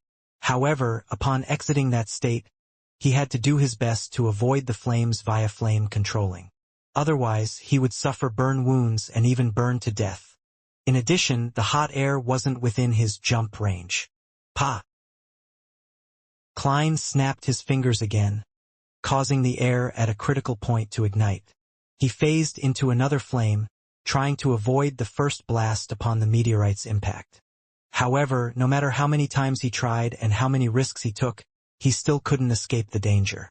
There were only two choices: to jump to a point away from the forest and suffer the meteorite's resulting blast, or to jump around like an acrobatic, waiting for the mushroom cloud to swallow him up. For a moment, Klein thought he could see himself being torn apart, scorched black with flames still burning over his body. A thought flashed through his mind, and his vision suddenly changed as all the colors saturated. The reds became redder, the yellows became yellower, and the whites became whiter, just like a strange oil painting. The oil painting seemed to be different from the real world, allowing Klein to watch as the meteorite slowly crashed to the ground. That patch of the forest was instantly destroyed, and the ground clearly quaked a few times. Plumes of smoke that were mixed with flames rose up, forming a strange mushroom cloud. Such an impact didn't affect Klein, because the blast simply didn't enter the superposed, still oil-painting world. Klein was stunned at first before he saw the human figure next to him. The figure had bronze skin with a medium build. He wore a long black suit and a half-top hat. He had a pair of aged brown eyes, soft facial features, and a tiny mole below his right ear. "Mr. Azik!" Klein cried out in joy. He finally knew what scene the revelation from the divination he made a long time ago corresponded to. It corresponded to the present. The sea of blood represented a perilous situation, and being pulled up by Mr. Azik meant being rescued because of him. Just as Klein's words left his mouth, Azik waved his hand, grabbed his arm, and pushed his way through the deep layers of saturated colors. The ordinary-looking quill was no longer writing on its own, and its surface had dimmed a little. The solemn-looking middle-aged man with only one eye grabbed it and quickly wrote as if he was channeling a spirit. It was obvious that Azik Eggers had yet to recover all his memories and strength. While attempting to travel through the spirit world and the astral world, a latent danger appeared as a result of this problem. Hence, he and Sherlock Moriarty found themselves landing near Nsangwil and his friend. Everything around him was like an illusion. The colors were saturated and superposed as they quickly receded. As soon as Klein came to his senses, observed, and experienced this wonderful passage, he felt Mr. Azik's hand, which was holding his hand, tremble slightly. Before he could even react, he felt a strong sense of weightlessness. His body couldn't help but plummet as he even began spinning. The colors of red, yellow, white, and black around him faded rapidly, and Klein fell, hitting the solid ground hard. The impact left his head spinning and his internal organs churning. Mixed into his vision were bits of golden stars as his vision was restored to normal. To his left was a bottomless dark valley that resembled the legendary Devil Abyss. On the right was a gray stone wall that continued to extend upwards, as if supporting the entire region. There was no sun, no clouds, and no fog. Some light came from the luminescent moss growing in different places, and darkness and heaviness were the primary tones of this world. Klein pushed himself up with his left hand and nimbly jumped up. He found that the ground beneath his feet consisted of properly paved stone, which could accommodate 2 horse carriages traveling in parallel. It was definitely not naturally formed. One end of the road spiraled down into the dark crevices, while the other led to the top. From time to time, it was possible to see the domed hallways and halls inside the walls. Klein raised his head, but he couldn't see the highest point. His vision was completely blocked by the gray stone wall. Suddenly, he had an epiphany. He and Mr. Azik had fallen underground, into the ruins of an ancient civilization. Is it another area? Or are we still near Backland? As soon as Klein thought about it, he heard Mr. Azik say in a low voice, "Leave here first. Head up." Ah! Before Klein could understand the meaning behind his words, he saw a flash of light from the side, instantly forming an illusory door that opened outwards. The door seemed to be made of bronze. It wasn't real enough, but it was unusually heavy. On the surface, there were countless strange patterns and indistinct symbols. With a creak, a crack appeared in the door. Pale, bloody arms reached out from the crack, one after another. In addition, there were also greenish-black vines with baby faces and sleek tentacles with protruded eyes. It's very similar to the effect of Miss Sharon's mystical item. While he was in thought, Klein noticed that the arms, vines, and tentacles were no longer as crazy as before. They had calmed down and stuck to the ground, completely unlike their former appearance of madly pulling a Sequence 6 zombie into the door. Immediately after, the gap between the doors widened, and a human figure emerged from it. The figure wore a pure black clergy robe, and his facial features were clear and distinct like an ancient, classical sculpture. His hair was dark gold in color, his eyes were dark blue, and he had a high nose bridge. He wore a bonnet which was popular with the elderly, and his sideburns were somewhat gray in contrast to his middle-aged appearance. Looking at the figure's completely lifeless eye, Klein suddenly recalled the name of the person who had just arrived. Zangwill, the former archbishop who had directed the Tingen incident and dealt heavy damage to the Nighthawks team, as well as being the owner of sealed artifact 0-08. Almost at the same time, Klein turned around and, following Mr. Azek's instructions, fled towards the top of the road. He knew full well that being a Sequence 6, he would only serve to be a burden and distraction in a clash between demigods. In this race for time, false modesty and pretentious words were unnecessary. They would harm both him and his companion. Tap, tap, tap. As there was nothing he could ignite underground, all Klein could do was grit his teeth and run as fast as he could. While running, he heard Azek's calm, gentle voice. "Run all the way out of here. Don't worry about me. I've recalled a lot of things, and I know that I once remained in a particular sequence for a very long period of time. That sequence's name is Undying." Tap, tap, tap. Klein circled around the cliff and entered a dark domed corridor. The walls on both sides were engraved with mottled murals. At that moment, he heard a dignified and hoarse voice reverberate from where he previously was. "Teleportation is prohibited here." A figure had arrived beside Zangwill without anyone noticing. He was floating in midair in defiance with the laws of physics. He wore a gorgeous gold mask. And Zangwill didn't attack immediately.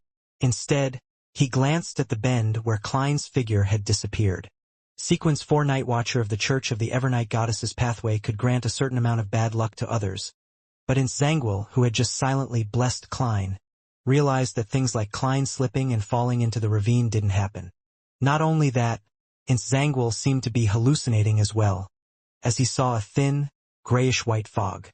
Without having the luxury of time to think, he withdrew his gaze and cast it back to Azek Eggers. Tap, tap, tap. Running at full speed, Klein suddenly stopped in his tracks. His spiritual intuition told him that there were people ahead of him. Beyonders. They were most likely the guards here.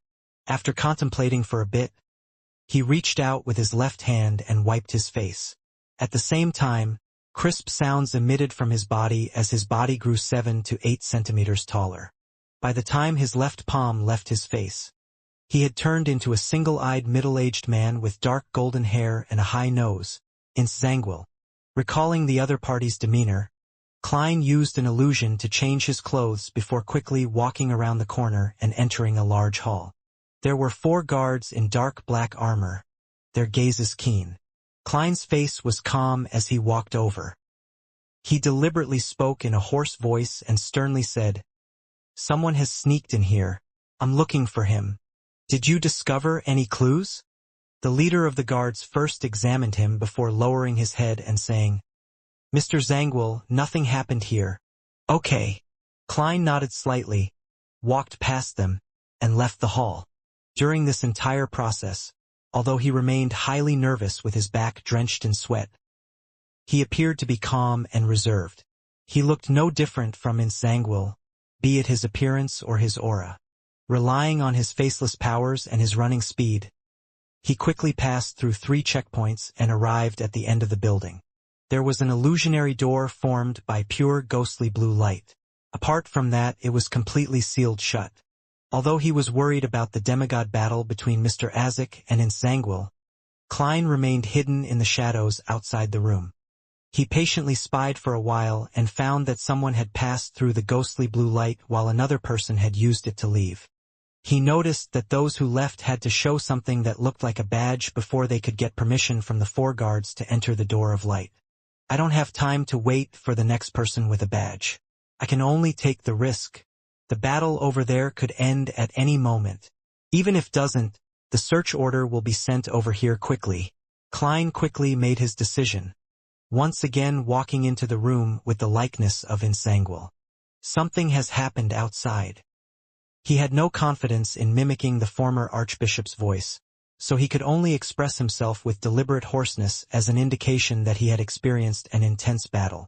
The guards who were left confused by the news didn't react until Klein approached them. They reached out their hands to stop him. "Mr. Zanguil, where is your pass? Don't waste any more time." As he spoke, Klein pulled a badge from his pocket and thrust it into the man's hand. This calm performance made the rest of the guards relax.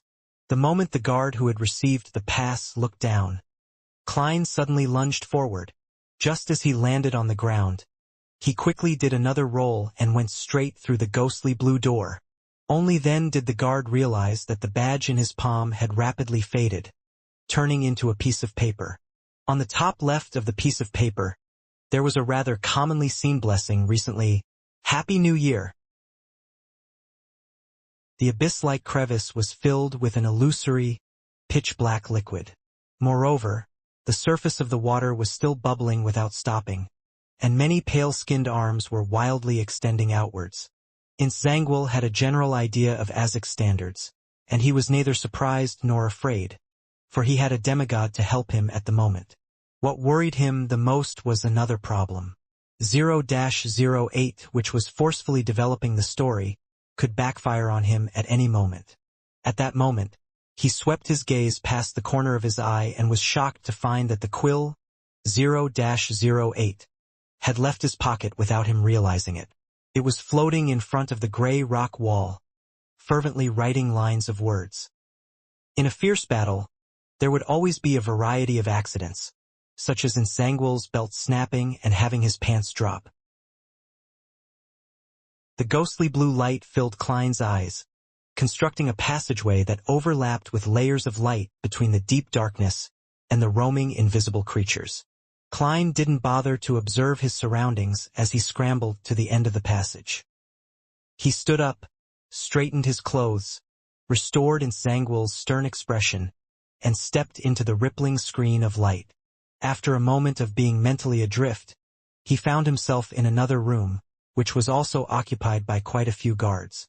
"Something went wrong underground. Keep an eye out. Do not allow anyone entry," Klein calmly instructed, walking towards the door at an unhurried pace. "Yes, Mr. Zanguil," the guards replied respectfully. At this moment, the guard from before passed through the ghostly blue light and shouted loudly, "There's a problem with that Zanguil from before." Everyone turned to look at the door, but Klein was nowhere to be seen. Tap, tap, tap. The guards immediately split up into several groups to search in every direction for their target and notify their companions. The scene momentarily turned rather chaotic. One of them had just rounded the corner when he saw Insanguil's back. Subconsciously, he pulled out his sword that coruscated with lightning and performed a forward cleave. Oof! The figure floated away weightlessly and became a splintered paper figurine. At the same time, 2 loud bangs could be heard. Pale golden bullets passed through the visor that wasn't pulled down and accurately hit the guard's head. Before he could even cry out, the guard collapsed to the ground with a thud, convulsing. Klein stepped out of the shadows in the corner and expressionlessly slipped the revolver back into his underarm holster. After burning the paper figurine, he quickly dragged the guard to an empty room and changed into black armor, switching his appearance to the fallen guard.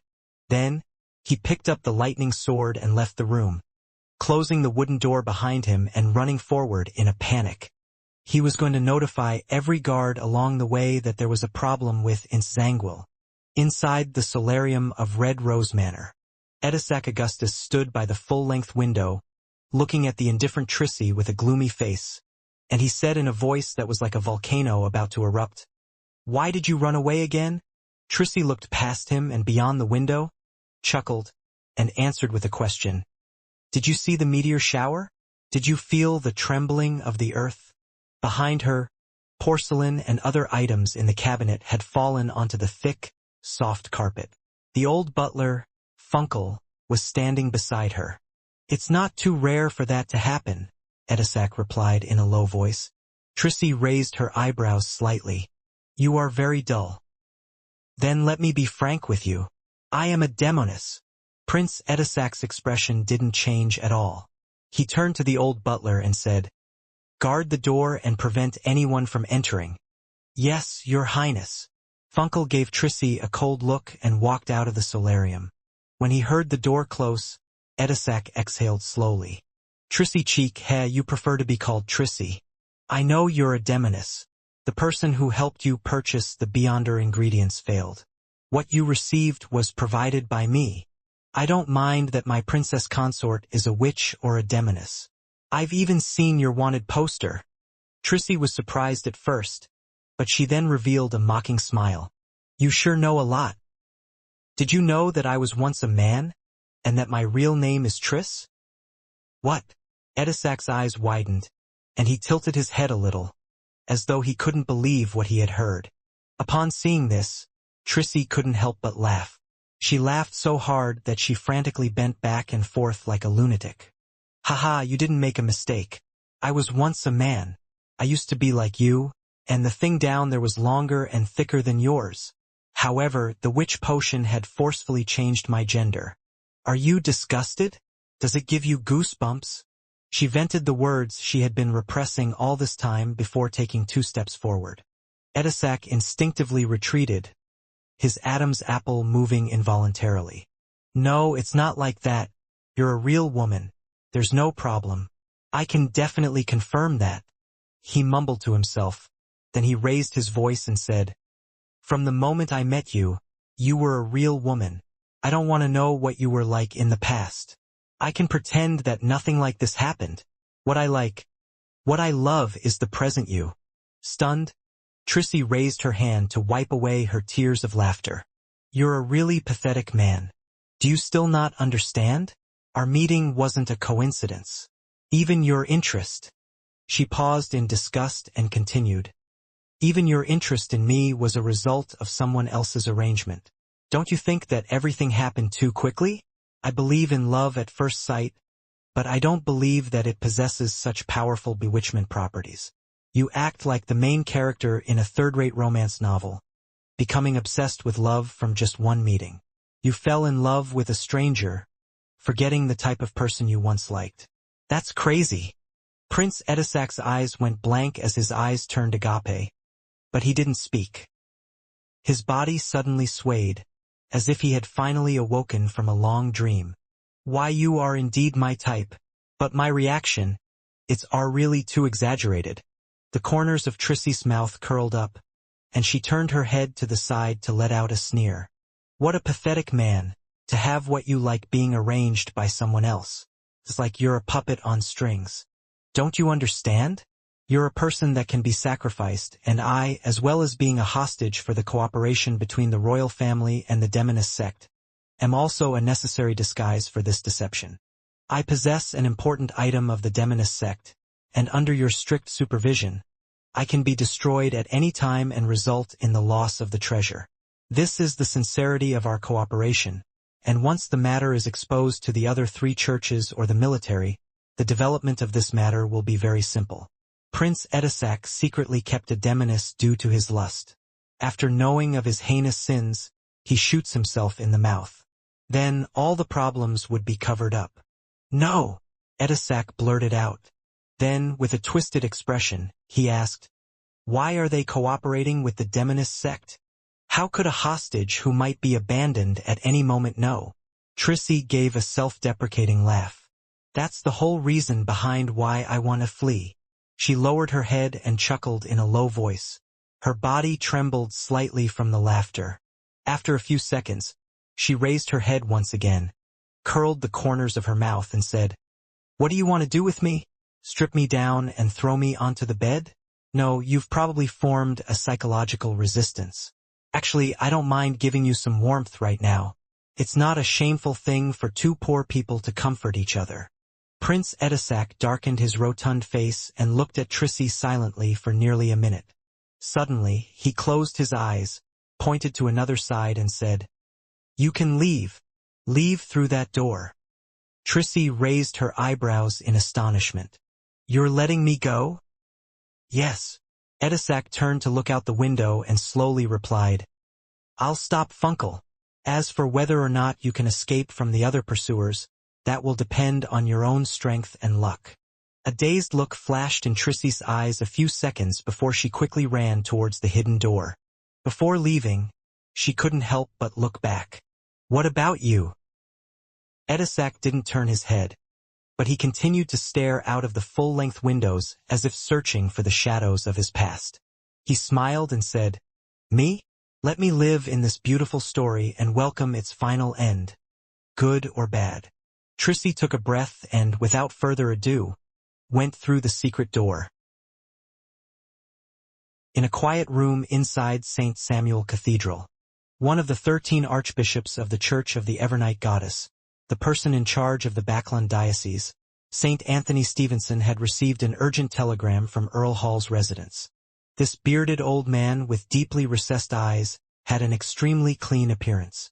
Even though he wore a black and red archbishop's robe, he didn't give off a gloomy feeling. However, anyone who faced him would shudder from the bottom of their hearts. It was as if their spirituality was dominated by fear, or as if they were facing an unknown existence lurking deep in the darkness which stared back at them. "Trissy cheek, primordial demoness." St. Anthony lightly patted the paper and immediately stood up. The light around him suddenly vanished, as if swallowed up by the gloom of the room. All the worshippers in the cathedral instantly felt the coming of night. Everything quickly returned to normal as St. Anthony appeared in front of the Chinese gate beneath the cathedral. Today, the one leading the team was the spirit guide, Daily Simone. Without waiting for her to ask, Archbishop St. Anthony instructed in a deep voice, "Make preparations. The process shall begin. I'm awakening a sealed artifact." He wanted to use 0 to 17. He wanted to use that terrifying sealed artifact to confirm and deal with the Trissy matter. And this was the only grade 0 sealed artifact stored outside the Holy Cathedral. Only 2 of the church's upper echelons knew that it was in the Backlund Diocese. "Yes, Your Grace." Daly was startled for a second. Then she immediately responded. While waiting, St. Anthony closed his eyes as a portion of 0:17's information surfaced in his mind. Number 17. Name XXXXXX. Danger grade 0. Extremely dangerous.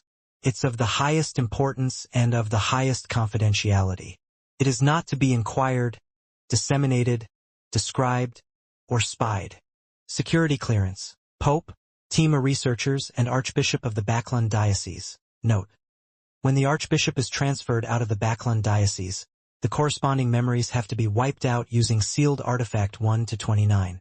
Sealed method. The seal is completed through the combination of 1 to 29 and 1 to 80. Description. This isn't an item. This is a living angel. Her appearance is beautiful with black hair and eyes. Looks like a young woman, but her actual age cannot be estimated. She doesn't have the wings recorded in canon. Just from her appearance, she is no different from an ordinary person. She does not have the ability to think and has lost all sentience. Anyone and everything that comes close to her will completely disappear. Through divination and other methods, it can be confirmed that they're still alive but are impossible to locate.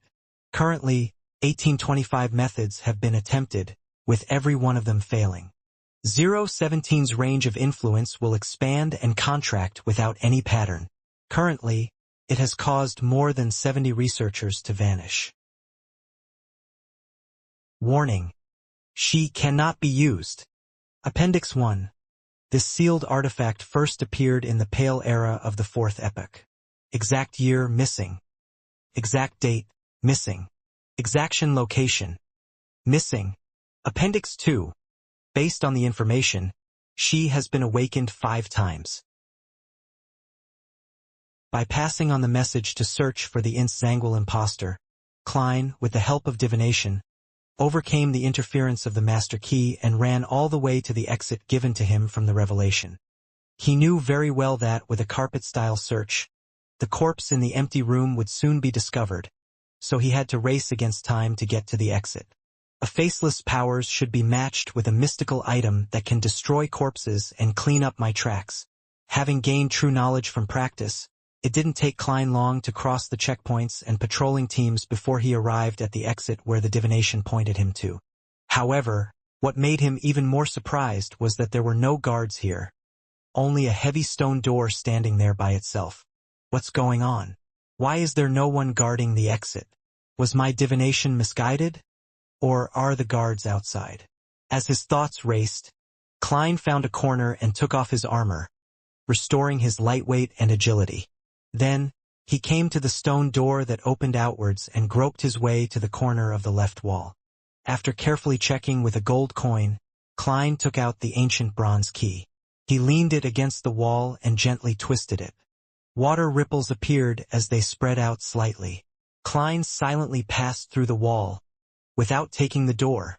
The first thing he saw was the natural light that fell from the dome, which meant that this place was really an exit. Klein carefully stood motionless as he quickly adapted to the light. He saw neat but mottled gray stones under his feet and thick pillars in front of him. In the middle of the hall, 4 hooded figures knelt around what appeared to be an altar. Soon after, Klein heard a soft but gentle female voice. "Mr. A, are you ready? Mr. A? Mr. A of the Aurora Order?" Klein, who had intended to cling towards the walls and shadows and proceed towards the door, shrank back silently. Intzangwil should be working with some faction of the royal family. Those who are able to excavate and hide such a large underground ruin near Backland must be one of the main powers in the Lone Kingdom. With Intzangwil and 0-08 participating in this matter, the Church of the Goddess can be ruled out. Although the people of the Lord of Storms are a bit reckless and male chauvinists, it's unlikely that they will work with the Demonist sect. At least until now, there have been no Beyonders who appear to be of the Sailor pathway. In the same way, the Church of Steam and Machinery aren't likely suspects. Even the Aurora Order is involved. What are they trying to do? Klein leaned his back against the wall and slowed his breathing, thinking and listening to the conversation in the middle of the hall. After a short period of silence, a hoarse voice sounded, "It's done." The answer was so concise that Klein couldn't make out what they were planning. The melodious and pleasant voice from before laughed in a low voice. "You don't seem to trust us very much?" "That's right," Mr. A answered bluntly. "Heh. Then I'll be frank and describe our goal, and why I'm seeking your cooperation." The gentle female voice didn't sound angry at all. "We've done certain things and left behind clear traces. Before we're discovered by the churches of Evernight, Storm, and Steam, as well as the military, we must do the corresponding cleanup, and this requires your help. Yes, it seems like you don't really understand what I mean, so let me give you an example. Imagine you performed a heinous crime like murder in a house. So what's the best way of eliminating any evidence and clues? There's no need for that. It's our goal to have others witness such an act," Mr. A said indifferently. "As expected of a member of the Aurora Order. They're all a bunch of lunatics." Klein made a preliminary identification of the speaking man to be Mr. A, who had killed the Intis ambassador. "Suppose it were me, not you." The clear, soft female voice had a faint wheezing sound. After a second, Mr. A replied, "Burn that house and bury all the clues there." The clear and gentle female voice had a smiling tone. "That's exactly what we planned. I'm in charge of committing arson. While you can use this opportunity to go with this development to create a passageway or vessel, so as to allow your Lord to descend upon this world. And the only price you guys have to pay is to bear all the infamy and gain the most enmity from the military and the 3 churches. But I don't think you would mind that. As long as we can welcome the return of the Lord, even if we're abhorred by every single force, We won't show any sign of cowardice. Mr. A's tone no longer appeared indifferent and distant. Arson. The Aurora Order will take this opportunity to complete the ritual for the arrival of the true creator. This is probably the third time. Why did I bump into this again?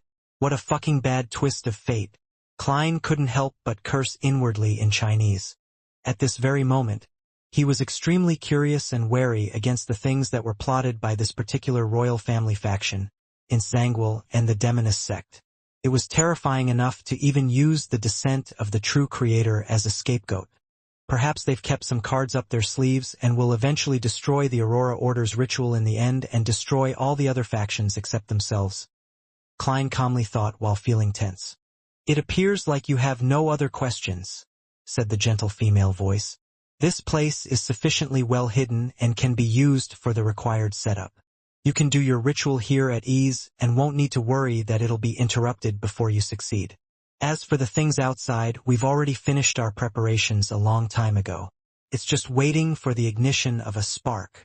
If you still have doubts, then you can make another round of checks. Just as Mr. A was about to speak, Klein heard a dull thud. It was the sound of the door opening. Who permitted you to enter? Didn't I declare that no one is to approach this area? The gentle female voice suppressed her rage. Lady Despair. There's an emergency. Someone has infiltrated the basement. The higher-ups sent me to arrange for a follow-up and close the corresponding passages. A male voice with a distinct Backland accent responded very quickly. The so-called Lady Despair maintained her silence for a few seconds, as though she was communicating with an unknown existence to confirm the situation. Finally, she said without changing her tone, "Go back inside. Don't come out again, nor allow anyone out. Wait until further notice." Yes, Lady Despair. The man ran towards the stone door, with a heavy thud sounding in the background. From the place where Klein was hiding, he could clearly see the stone door leading to the back area. He waited for 7 or 8 seconds before a figure of normal height and build appeared. Phew! The man took a deep breath, stretched out his hands, and bared his teeth as he pushed open the heavy stone door with a ferocious expression. In that instant, Klein had completely taken in the man's appearance and characteristics without missing a single detail. This was the beyonder power of a faceless. That man's skin was reddish-brown, and he was clearly of southern continent descent. His facial features had no special characteristics, making it difficult to remember him. Due to him gritting and baring his teeth, he revealed a portion of his teeth. The third tooth on the upper left of his mouth flickered with a golden light. It was a fake tooth. This Klein, with the spiritual intuition of a seer, frowned as he felt an inexplicable sense of familiarity. Very quickly, he used his skills to recall the source of his familiarity. The Hanged Man had once requested the Tarot Club members to find a man with reddish-brown skin and a thick Backland accent who had the third tooth on his left missing. The man's name was Balin, and he was involved in the escape and disappearance of many colonial island slaves. And at this moment, the man in front of Klein was almost identical to the Balin that was described by the Hanged Man. The disappearance of the colonial island slaves. The many tribes of the southern continent vanishing into thin air. Balin's appearance here. Capim, who took a large share of the underground slave trade, was protected by 4 Beyonders suspected to be of the Arbiter pathway. Among them, the strongest was a Sequence 6, and even a Sequence 5. Capim constantly targeted relatively innocent girls in his abductions. The passing of the Grain Act, the improvement of the textile machines all resulted in a large number of people losing their jobs. Many female textile workers silently left East Borough after receiving new jobs, not leaving any clues. The scattered dots instantly formed a line in Klein's mind, pointing directly into the depths of the earth. What are they up to that they need such a large number of people as well as so many pure and innocent girls? A ritual?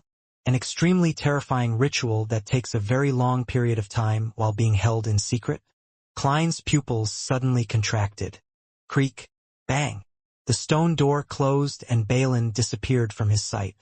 The hall was silent for a few seconds before Mr. A's deep and hoarse voice rang out again.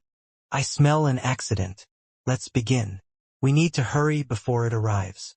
Lady Despair responded slowly. That's exactly what I was thinking. But I need you to send me to Eastborough. Eastborough? Klein had a bad premonition. No problem, Mr. A answered with a lack of emotion. Under the hood, a transparent and blurry book appeared in front of him. Accompanied by a distant and indistinct chant, he said, I came, I saw, I record. The book quickly flipped open and stopped at one of the pages. Soon after, it began to emit a light blue and illusory light.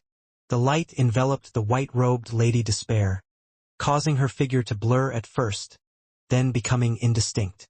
In an instant, Lady Despair saw countless indescribable silhouettes. She discovered lustrous brilliances which contained the bright and pure splendor of endless knowledge at the highest point. Her body was being dragged forward by a strange force as she rapidly tore through space. Not long after, she left her original spot and arrived at a secluded, uninhabited, and filthy corner of an alley. She pulled down her veil to cover her face and looked up into the sky. The afternoon sun had once again been obscured by clouds and fog, turning pale and dark. The light yellow fog wasn't particularly thick, and it sank down to every corner of Backland, giving off a slight choking sensation amidst its coldness and moisture. It's a pity that the haze didn't reach the point when it's in its worst and calmest state. The accident that happened to Trissy, the sudden and temporary loss of control over 0-08, the appearance of Azek, the destruction previously caused by Dark Emperor, these had complicated matters, garnering the attention of others. It forced the operation to be brought forward to today. Lady Despair surveyed the area, walked out of the alley, and into the streets. Her steps were slow, as though she were wandering in a sea of fog. Wherever she passed, the fog would unnoticeably thicken. Tinged with an iron-black color, it silently lowered the range of one's visibility. As she left the street, a sallow-faced tramp in an old jacket suddenly coughed violently and fell to the ground. The two poor people close to the tramp retreated in horror, and then they covered their throats with their hands as they gasped for air. It was as if they were suffering from severe lung disease or bronchitis and could no longer breathe. A haze which was a mixture of iron-black and pale yellow colors descended upon Eastborough, the dock area, and the smoke-spewing factory district as it continued to spread throughout Backland. Various scenes in the distance were drowned, and even the towering clock tower was only a pale shadow. One by one, workers and poor people felt the discomfort as they fought against the cold, and the disorderly tramps fell one after another in the woman's wake, their lives as fragile as the bubbles formed during laundry. Lady Despair's expression was calm and gentle, as though she were finishing a work of art. Like an ordinary person, she walked among the pedestrians as she chuckled and said in a low voice, "The Lone Kingdom's history will remember this day, the great haze of Backland." The dark valley had been completely covered by the black, incorporeal water, but 0-08 didn't stop writing. It fabricated ridiculous and terrifying stories wherever it could land its tip on. The dropping of pants didn't affect Insangwal's performance, because he was wearing a long robe, perhaps having anticipated a similar accident. The imperative mage stunned Azek Eggers in the spot, robbing him of his two most powerful Beyonder powers at the last moment. Truly a great assistant in every meaning of the word. However, the stacked door of the spirit world and the underworld were attracted by Azek's characteristic. It began being stirred by the powers of their battle, causing unpredictable changes. At that moment, an unknown existence was attracted, resulting in him passing by. He took this opportunity to extend his hands into the real world. Oh no! He caught Insangwal.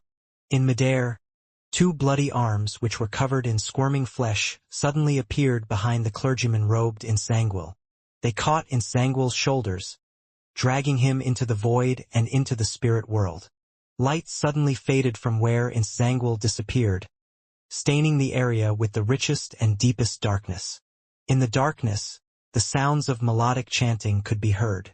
It was quiet and tranquil, hypnotic even. Even the countless pale arms flailing upwards underneath the pitch-black water seemed to slow down, no longer as frenzied as before, as if they had won redemption for their souls. In such a dark night, a figure walked out. It was none other than Zangwill, who had just been dragged into the spirit world. Compared to before, he had lost the bonnet on his head. The clothes on his left shoulder were tattered, and a piece of flesh had been torn off. Faint yellow pus bubbled out one after another. His eyes were no longer indifferent, but filled with pain, as if he was suffering some unimaginable torment. The 0-08 quill continued writing. Some might feel regret, while others might rejoice. Zangwill had the umbilical cord of the evil god which came from the baby in Migos' womb. It was from the true creator, and through the umbilical cord, he successfully escaped from the restraints of the unknown existence and forcefully returned to the real world. But as a result, he had lost that mystical item. In addition, he would suffer the ire of the evil god's spawn from having failed to descend for a short period of time. This made his strength appear like some kind of commodity in a department store during a change of seasons, with only 55% left. Yes, this number is extremely accurate. In a street in the depths of East Borough, old Kohler hurried back to his rented apartment, carrying some ham in a paper bag. He looked around warily, afraid that those ravenous wolves around him would pounce on him and steal his New Year's gift. He had seen wolves back when he was still in the countryside, but to his surprise, he was able to experience that familiar feeling in Backland. It's still too expensive. I can only split the cost with someone else and cut it into pieces. This is enough for the New Year holiday. I can eat 2 slices of ham for every meal. 3 slices, no, at least 5 slices of ham. I can cut some of them off and stew them together with the potatoes. I don't even need to add salt. With this in mind, old Kohler looked at the ham in his arms, seeing the white spots mixed in with the red meat. His throat couldn't help but twitch, and he swallowed a mouthful of saliva. As he walked, he felt the fog around him grow thicker. The cathedral's clock tower that was still relatively clear in the distance was gradually swallowed by a mixture of iron black and pale yellow colors. Even the pedestrians around him were reduced to blurry shadows once they were 10 steps away. Old Kohler suddenly felt like he has been forgotten by the world as he raised his palm to cover his nose. "Why does the fog smell so bad today?" he muttered, and he quickened his pace. 1 step, 2 steps, 3 steps. Old Kohler felt his face heat up and his forehead start to burn. His chest tightened. His throat felt uncomfortable. And soon he was experiencing difficulty breathing. Have I fallen ill? Damn it. I still want to have a good New Year's. And now I can only send my savings to the clinic or hospital. No, perhaps I'll be fine with some sleep. I'll be fine sleeping with a blanket over me. Old Kohler silently muttered to himself as his head grew hotter and hotter, and his senses became more and more muddled. Gasp, gasp, gasp. He heard his own labored breathing, and his hands went limp as the bag of ham fell heavily to the ground. Old Kohler instinctively bent down to pick it up, but he ended up falling to the ground. He held the bag of ham and tried to keep it in his arms. At this moment, he thought there was thick phlegm rushing up his throat, blocking it, so he fought back, making panting sounds. Thud! Old Kohler began to see, through his blurry vision, that a few steps away, someone else had also fallen and was gasping for breath. He was about the same age as him, in his 50s, with white sideburns. Suddenly, he understood that he was about to die. It reminded him of his own wife and children, who, like him, suddenly got infected with the plague and died shortly after. It reminded him of the time when he had been hospitalized. The patients in the same room were still chatting and laughing that night, but they would be sent to the morgue early the next morning. It reminded him of the friends he had known as a tramp, many of which had disappeared over the course of the winter until they were found stiff under a bridge or some spot which was sheltered from the wind. A small number died from suddenly having food. This reminded him of the days when he was still a decent worker, when the neighbors in the neighborhood would suddenly die like this. Some of them died from headaches, some of them died from accidentally falling into molten steel, some of them died from all sorts of painful, bloating ailments. Some of them even collapsed silently in the factories, one batch after another. This reminded him of what he had heard from a drunk in the bar when he was scrounging for information. People like us are like straw on the ground, falling when the wind blows. It's even possible to fall on our own even without the wind. The wind is coming. Old Kohler suddenly had such a thought. He clutched the bag of ham tightly as he groped the pocket of his old jacket for the crumpled cigarette he had always been unwilling to smoke. What he couldn't understand was why his healthy body would suddenly become ill. It wasn't like he had never experienced such a dense fog before. What he couldn't understand was the reason for him suddenly collapsing just as his life was back on track, moving in a direction that was sufficiently nice for him. Furthermore, he had been paid in advance by Detective Moriarty to buy his long-awaited ham for the new year, and he was looking forward to tasting it. Old Kohler fished out that crumpled cigarette, but he no longer had the strength to lift his arms again as they slammed heavily to the ground. He used the last of his strength to shout out the words that had been building up inside of him, but he could only let the frail words linger at his mouth without producing them. He heard his last words. He heard himself ask, "Why?" In an apartment at the edge of Eastborough, Liv hung up the last piece of clothing she had washed and waited for it to dry. She looked at the sky outside, somewhat unsure of the time due to the thick fog which had appeared without her realizing it. "Anyway, it's still early and we've already done the laundry." Liv's expression grew heavy. It wasn't a good thing to finish work too early. This meant that they could rest, but it also meant that they didn't have enough work, which would imply inadequate income. Liv took a deep breath, turned around, and looked at her eldest daughter, Freja, who was wiping her hands and casting her gaze towards the vocabulary notebook in the opposite room. "It's almost New Year's. Most of our clients have left Backland and have gone on vacation elsewhere. We can't go on like this. We have to find new work." As she spoke, she walked towards the door. During this period, the rich will host banquets one after another.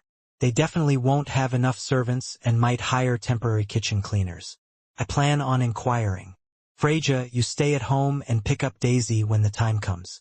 We need income, but so do the thieves, bandits, and human traffickers of those prostitutes to welcome the new year." In the East Borough, every woman who didn't work in the factories had to be skilled or aggressive enough in order to survive. Freja answered briskly, "All right." Her mind was already on the desk and vocabulary notebook next door. Liv had just opened the door when she stumbled and fell to the floor. Cough, cough, cough.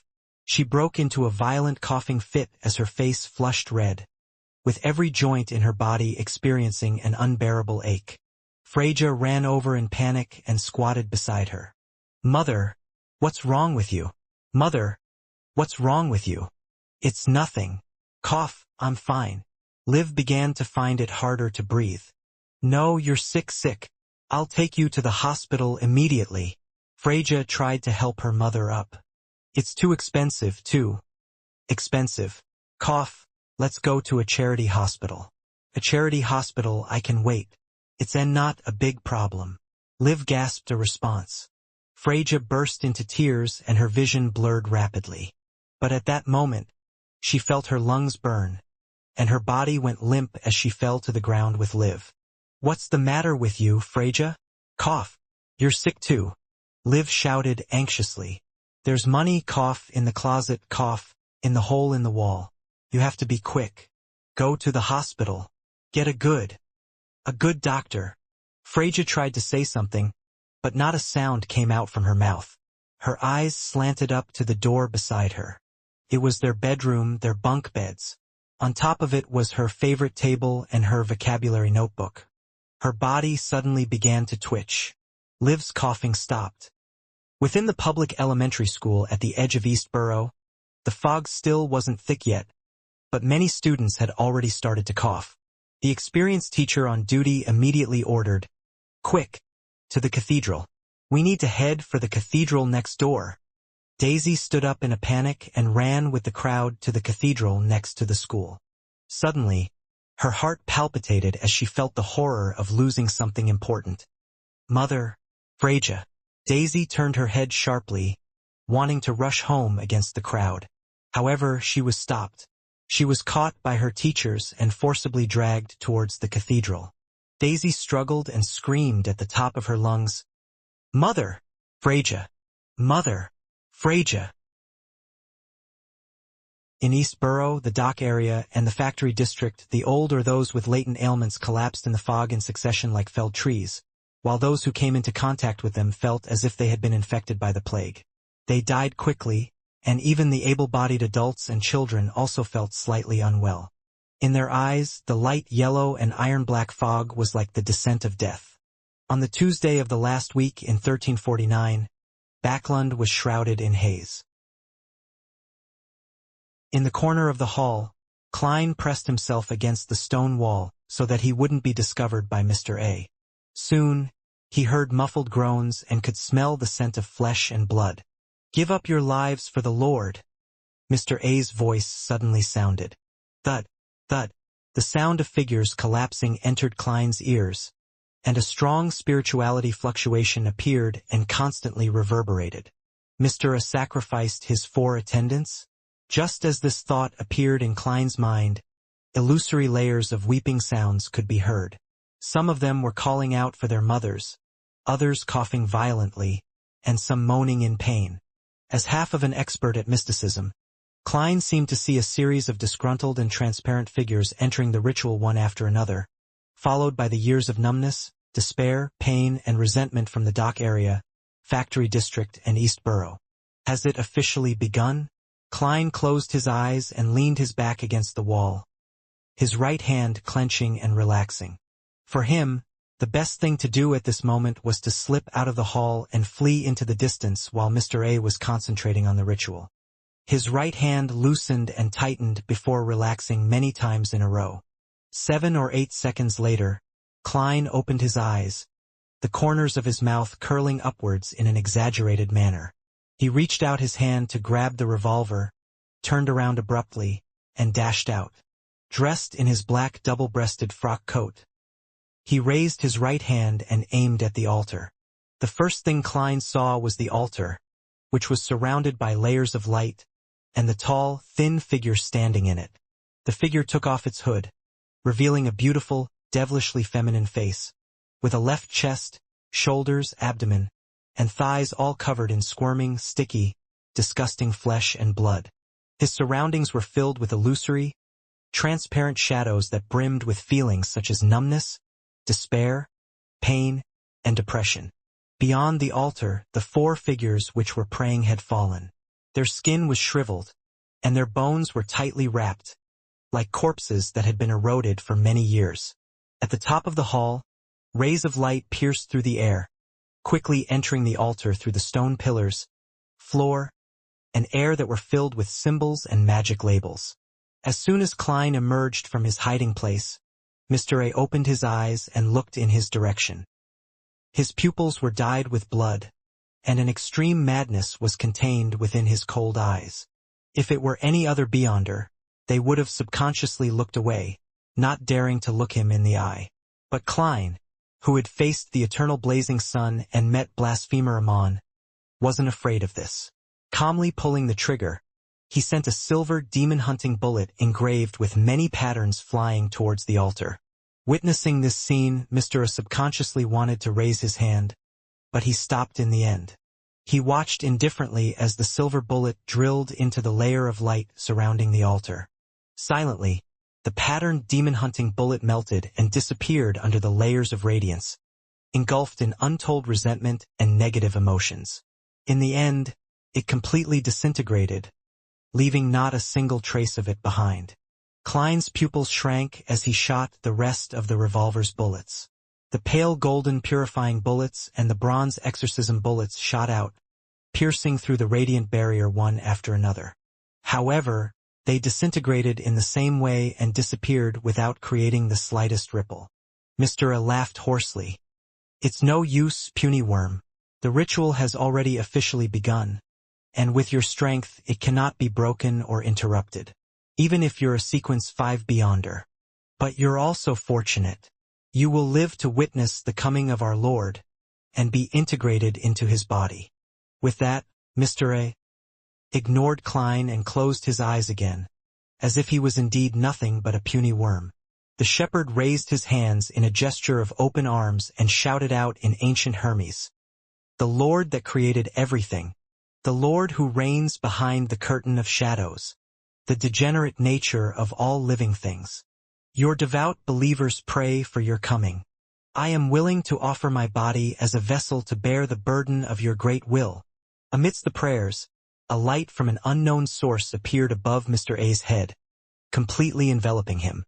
The grievances and negative emotions that were gathered around Mr. A surged into his body like a tidal wave. Bang! Bang! Bang! Klein snapped his fingers repeatedly and used flame controlling, trying his best to attack the altar, but they still couldn't resist being disintegrated against the barrier of light. What can I do? All my other mystical items are above the gray fog. To take them out, I need to hold a ritual which would waste at least a minute or two, and a body without protection would be very dangerous. What should I do? Klein rationally stopped his attempts and stood there, his mind racing. Furthermore, whether it was the sun brooch, the biological poison bottle, the all-black eye, or the Dark Emperor card that raised his level, none of them seemed capable of breaking through the altar's barrier. Is waiting for Miss Justice's call for reinforcements the only thing I can do? Or do I just watch helplessly as the true creator descends? Klein tensed up, his thoughts rapidly flying through his mind. He quickly considered the corresponding strategies. As he considered each and every item on his body, his palms unconsciously broke out in cold sweat. Suddenly, he thought of something. Without having time to think about the consequences, he reached into his pocket and grabbed something that felt metallic. Tap, tap, tap. Klein took a few steps forward, jerked his arm hard, and threw the object in his palm at the altar. With a flash of bronze, the object entered the barrier of light. It was an ancient, simple key. It was the master key. Within the barrier of light, the brass master key began to decompose and melt. And when its outer shell disappeared, the curse that was hidden within it appeared, connecting to the unknown area where Mr. Door was. In Empress Borough, the opulent villa of Earl Hall, Audrey stood by the full-length window and worriedly looked into the distance. She saw that the fog on the horizon was gradually thickening, turning a pale yellow that was dyed iron black as it slowly spread in her location. There's something wrong with that. The huge golden retriever, Susie, sat beside her and also looked at the commonly seen haze. Yes, I hope it can be stopped in time. Audrey didn't know what the fog represented. She silently prayed to the goddess and Mr. Fool that they wouldn't let the primordial demoness descend. Suddenly, she noticed that the branches outside the window were beginning to shake and the glass was slightly rattling. A wind is coming. Audrey felt inexplicably happy. Sherwood Borough, Holy Wind Cathedral. Terrifying storms that were visible to the naked eye suddenly appeared outside of it, and then they surged towards the east in an unimaginable hurricane. Whoosh! The thick, accumulated fog was blown away, and the rich yellow and iron-black colors quickly faded away. Whoosh! Dried branches fell to the ground as dust and dirt rose into the air, following the fog into the distance. Whoosh! Many of the pedestrians had their hats separate from their heads, and their bodies swayed so much that they had to hold onto trees or walls. The sailors in the dock area felt as though they had returned to the port city and were witnessing a typhoon. The smoke in East Borough and the factory district thinned, and the healthy population felt relieved of their slight discomfort. Boom! Boom! Lightning leaped and thunder rumbled. They soon subsided, and a downpour began to cleanse the land. The Church of the Lord of Storms reacted rather quickly this time. It also has to do with us bringing the operation forward and not being fully prepared. Heh. Those in the middle class and the tycoons would have shared the same fate in this great smog as the commoners if it wasn't for the respective protection they received. They would all be lambs waiting to be slaughtered. Lady Despair sat on a rental carriage as she leisurely heard the pattering of the rain on the glass windows. Even though her plans had been ruined in a timely manner, the haze from before had caused more than 20,000 deaths according to her calculations. Furthermore, there would be the subsequent spread of the plague. With this, I've pretty much digested most of my potion, but this is just a benefit I received as a matter of convenience. With large numbers of the population being wiped out, all this points to the Aurora Order and to the true creator. No one could guess what the royal family really plans on doing. It's time I leave. Along with the true creator, Lady Despair thought while in a good mood. Her whereabouts were kept secretive, and she had taken care of everything beforehand. Therefore, she didn't have to worry about being surrounded by Baklan's demigods at all. By the time they found traces of her, she would already be far away from the city. Just as the Lady Despair was about to leave the carriage, her vision blurred and she saw a figure appear before her. The figure sat across her. It was a young woman in a hooded classical robe, with black eyes and hair, and a beautiful but dull face. After throwing out the master key, Klein held Azek's copper whistle. Then he held his breath and waited for the results. If things failed to develop as he imagined, with the altar's barrier remaining intact, he planned on using Azek's copper whistle to see if he could get any help from the messenger. If that still failed, he would go above the gray fog and use all the items like the Dark Emperor card. He had to attempt every possibility until the very last second. At this very moment, there was no crimson moon, let alone a clear full moon since it was afternoon. Therefore, Klein didn't have enough confidence in the curse contained within the master key, and he only hoped that the disintegration effects of the altar's barrier would threaten its very existence and cause it to react instinctively, such as communicating with Mr. Door in reverse and transmitting its cry for help to him. In just a second or two, Klein saw the master key disintegrate into the smallest particles of light and an illusory, distorted crimson. The crimson quickly faded as it struggled and then suddenly exploded. In an instant, Klein lost his sense of hearing. He saw the countless figures formed from resentment and indignation all raise their heads and scream. They rapidly transformed, tinged with a blackish green, and grew a second skull, a third eye, or even a fifth leg. They converged into a torrent and surged into Mr. A's body. Mr. A suddenly opened his eyes, shock and disbelief evident amidst his indifferent blood-red eyes. Soon after, the radiant layer of light surrounding the altar warped and collapsed. Boom! A huge explosion spread out from the center of the altar, setting off a terrifying storm. Crack!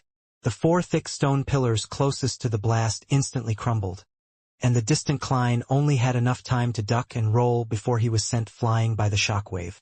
Bam! He hit the wall, flattened into a thin sheet of paper. The subsequent wind quickly tore apart that thin piece of paper, scattering it in every direction.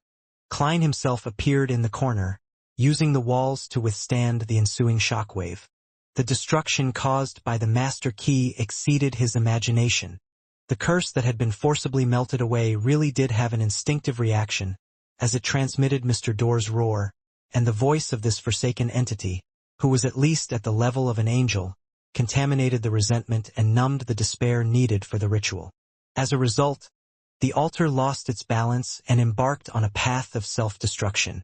The moment the blast calmed down a little, Klein rushed out to confirm the results. The illusionary figure and oppressive feeling in the air had already vanished, leaving behind scattered remnants of the altar. Mr. A had his body leaning forward as he knelt by a collapsed pillar. He was missing an arm, half a face, and a number of organs. His remaining eye was filled with bone-deep hatred. However, his wounds were quickly covered with squirming flesh. After that single glance, Klein didn't hesitate to run. For him, he had achieved the ultimate goal of foiling the true creator's descent. If he didn't leave now, was he, a Sequence 6, going to share a dinner with the shepherd, Mr. A, to welcome the new year? The moment she saw the stranger appear in front of her, Lady Despair materialized a sharp, crystalline ice spear and threw it at her target. Using the force of the recoil, she attempted to break through the back of the carriage and into the street. With regards to this sudden turn of events, she was puzzled at this strange enemy who suddenly appeared. On the contrary, she was very confused and perplexed as to how someone could find her concealed self so quickly. It was no less difficult than destroying a large city, or teleporting directly from Bakland to the southern continent of East Balam. But as a Sequence 4 demoness of despair, she had developed herself one step at a time from when she was an assassin. She knew that she couldn't afford to be distracted or spout nonsense at such critical moments. It wasn't too late to think about all these matters later. Therefore, she chose to attack directly and wanted to take the opportunity to leave. She could already imagine how the strange woman with black hair and eyes would be frozen in the layers of sparkling light left in the frosty wake of the ice spear's trajectory. She would have to struggle to break through the obstruction in order to have the strength to chase after her. By then, she definitely would have escaped from the street and blended into the crowd. However, the scene she was looking forward to didn't appear. As soon as the crystalline ice spear left her hand, it silently disappeared into thin air. Its whereabouts were completely unknown. Angel.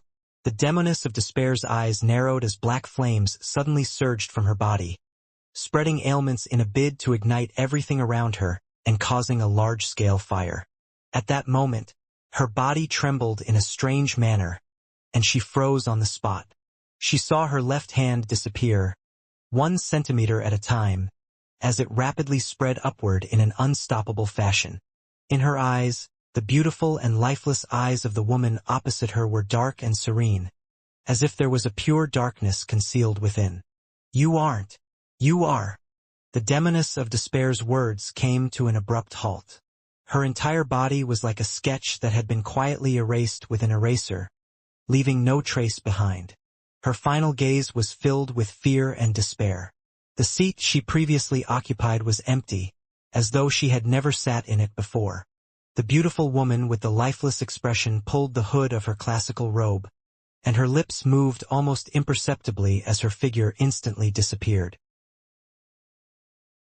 On the outskirts of Empress Borough, on a trackless public carriage, Triss was sitting quietly in the corner, wearing a veiled hat. She didn't flee with the help of the river by going straight to the Tussock River, nor did she head for the nearest railroad to catch a train, as everyone thought she would. Her choice was to return to Backland. Only in this city with a population of over 5 million, with all sorts of hidden factions and numerous beyonders, would they be able to help her escape the subsequent pursuit of the demoness sect. At this moment, she felt tense, mentally, constantly wary of the terrifying old butler, Funkle. Suddenly, her head spun. When her vision returned to normal, she found herself having magically left the public carriage and was standing on the muddy road outside. Trissy's pupils contracted rapidly as she looked around cautiously. Then, she saw a black-hooded figure in a classical robe, and she noticed the black eyes hidden in the shadows. For some reason, it was as if Trissy had returned to being an infant, so weak to the point that she couldn't put up any resistance at all. Cold sweat dripped from her forehead, and although her legs were trembling violently, she was unable to move. "This is the scariest enemy I've ever faced. Even the high-ranking demoness I previously met didn't give me such a feeling. Am I going to die here? Is this finally going to end after I persisted in escaping despite failing so many times?" A deep sense of despair and uncontrollable sadness filled Trissy's heart, making her feel as if she had plunged into her deepest nightmare. Suddenly, a dim blue light flashed before her eyes, removing her curse of being unable to move. Trissy looked forward again, but there was no longer any traces of that extremely terrifying figure. Everything that happened just now seemed like the most realistic illusion. But when Trissy lowered her head, she was surprised to find that the sapphire ring on her left pinky had somehow shattered, losing all of its brilliance. Crack, crack, crack. The remains of the ring and the gem fell off one after another. Klein dodged and rolled around the collapsed stone pillar and the heavily injured Mr. A, who was in the process of healing, and he ran for the entrance opposite him. As for the characteristic fragments which were slowly gathering from the remains of the master key, he didn't even take a glance at them, afraid that he would give Mr. A enough time to stop him. He was well aware that even if he had all his mystical items and was well prepared, he wouldn't necessarily be a match for the shepherd, not to mention the fact that he was only equipped with Azek's copper whistle and 3 types of Beyonder bullets. He didn't even have a single match left. Even though Mr. A was seriously injured, Klein didn't dare to take the risk. He had heard that the Rose Bishop, the sequence prior to Shepherd, was extremely proficient in flesh magic. Its healing ability was in no way weaker to his ability of transferring his wounds. Creak. He pulled open the heavy door.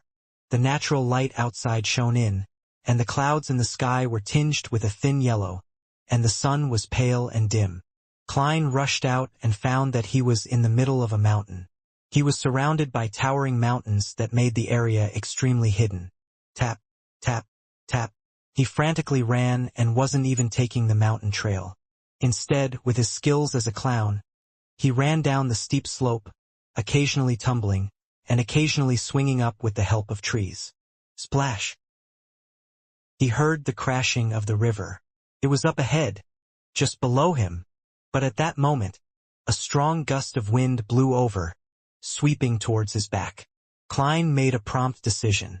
His knees buckled and he rolled to the side. So.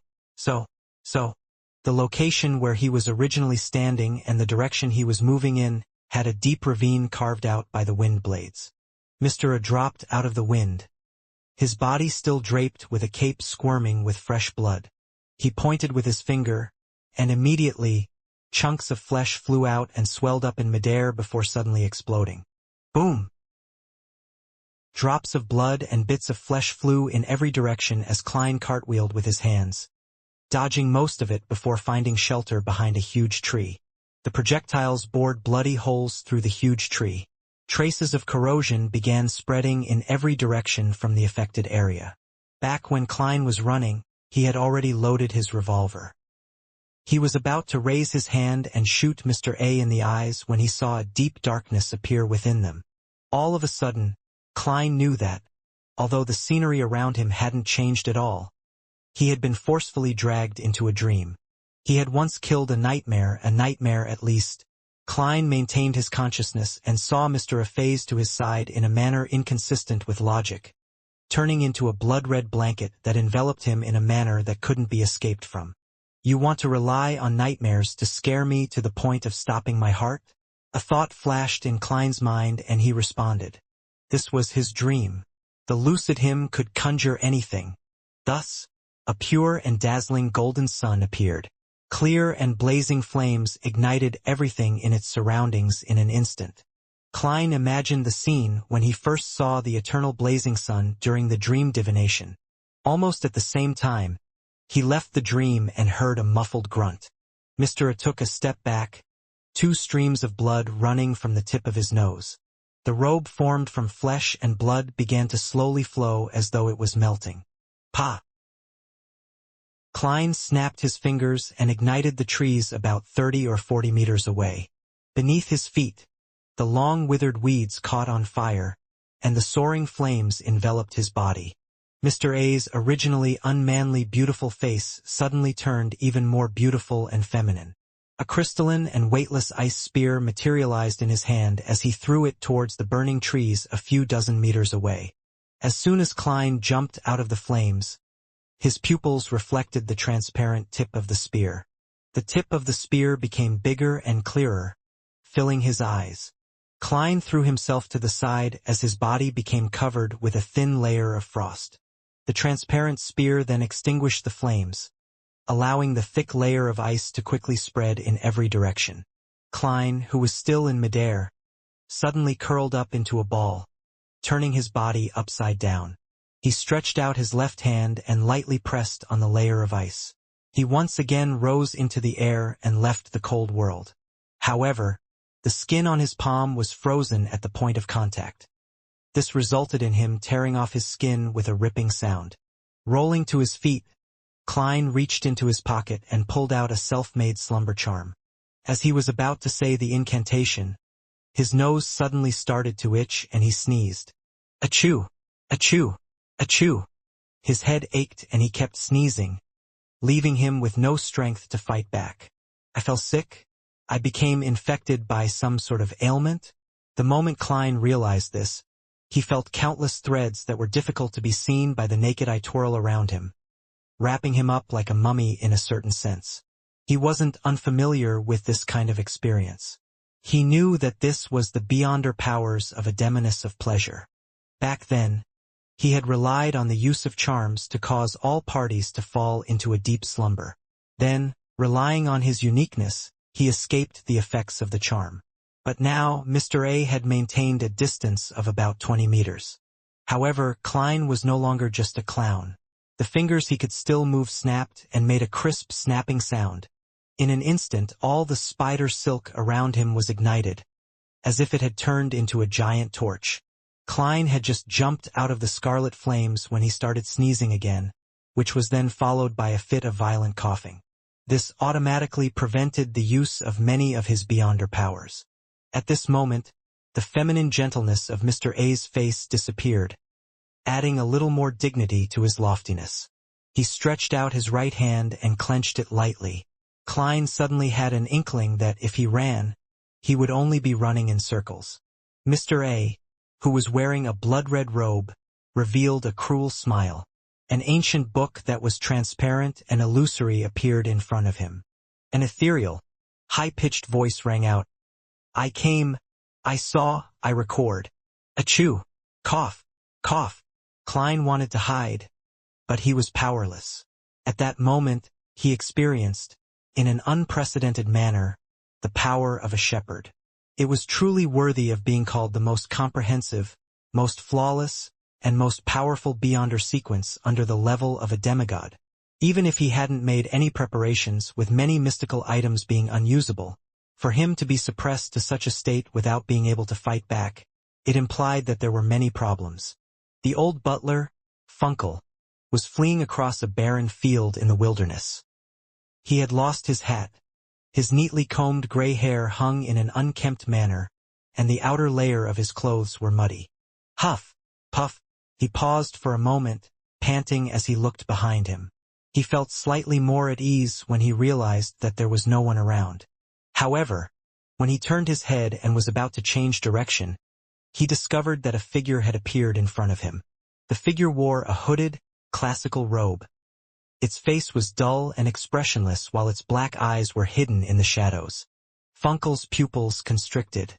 He opened his mouth and tried to say a word in ancient Hermes, but he was surprised to find his nose disappearing and his voice gone. A look of despair suddenly appeared on his face. Then, like a stain in the void, his entire body was seemingly wiped clean with a cloth, and not a single trace was left behind. Achoo! Achoo! Cough! Cough! In the face of Mr. A's looming attack that spelled certain death, Klein was infected by an illness. His headache and fever made it difficult to use flame controlling or flaming jump. At that moment, he couldn't even produce air bullets. Fear of the unknown took over his mind. The clown's intuition for danger saw himself split into the smallest particles of light, perhaps taking away any chance of him reviving. In an instant, Klein reached into his pocket and took hold of an object. This was his answer to the most dangerous situation he could think of ahead of time. No matter what kind of situation he was suddenly placed in, a magician had to be prepared to a certain extent, so that he wouldn't panic in the middle of a battle. Klein took out Azek's copper whistle, brought it to his mouth, and blew hard over the sneezing and coughing.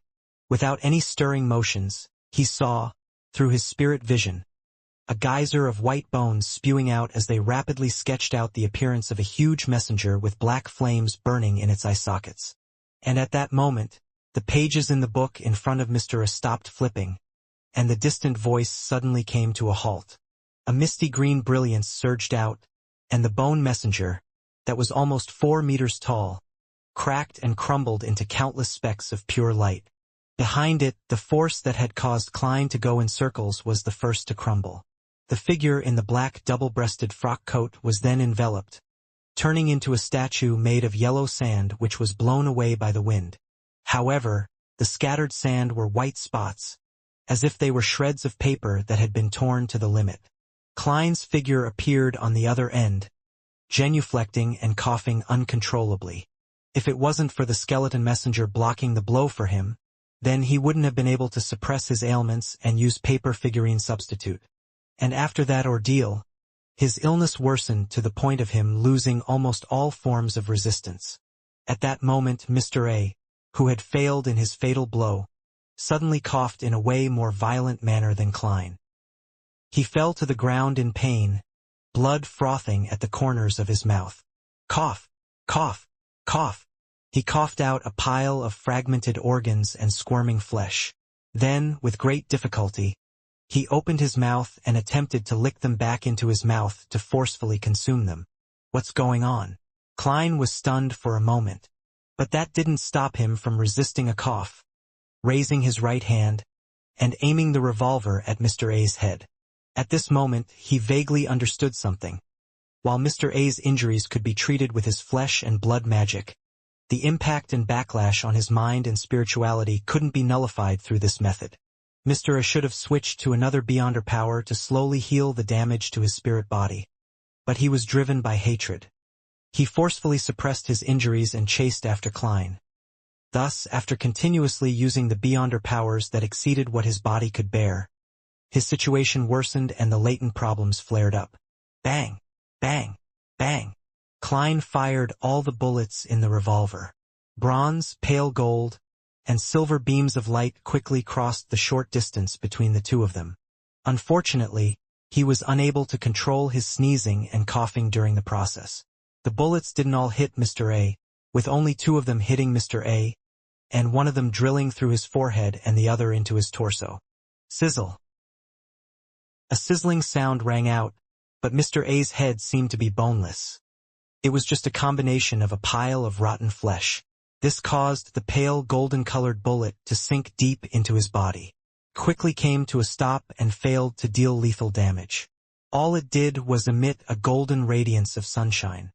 Mr. A lifted his neck, and the flesh around the hole in his head writhed wildly. He wasn't dead, not even seriously injured. He was once the tenacious Rose Bishop. Seeing this, Klein made up his mind.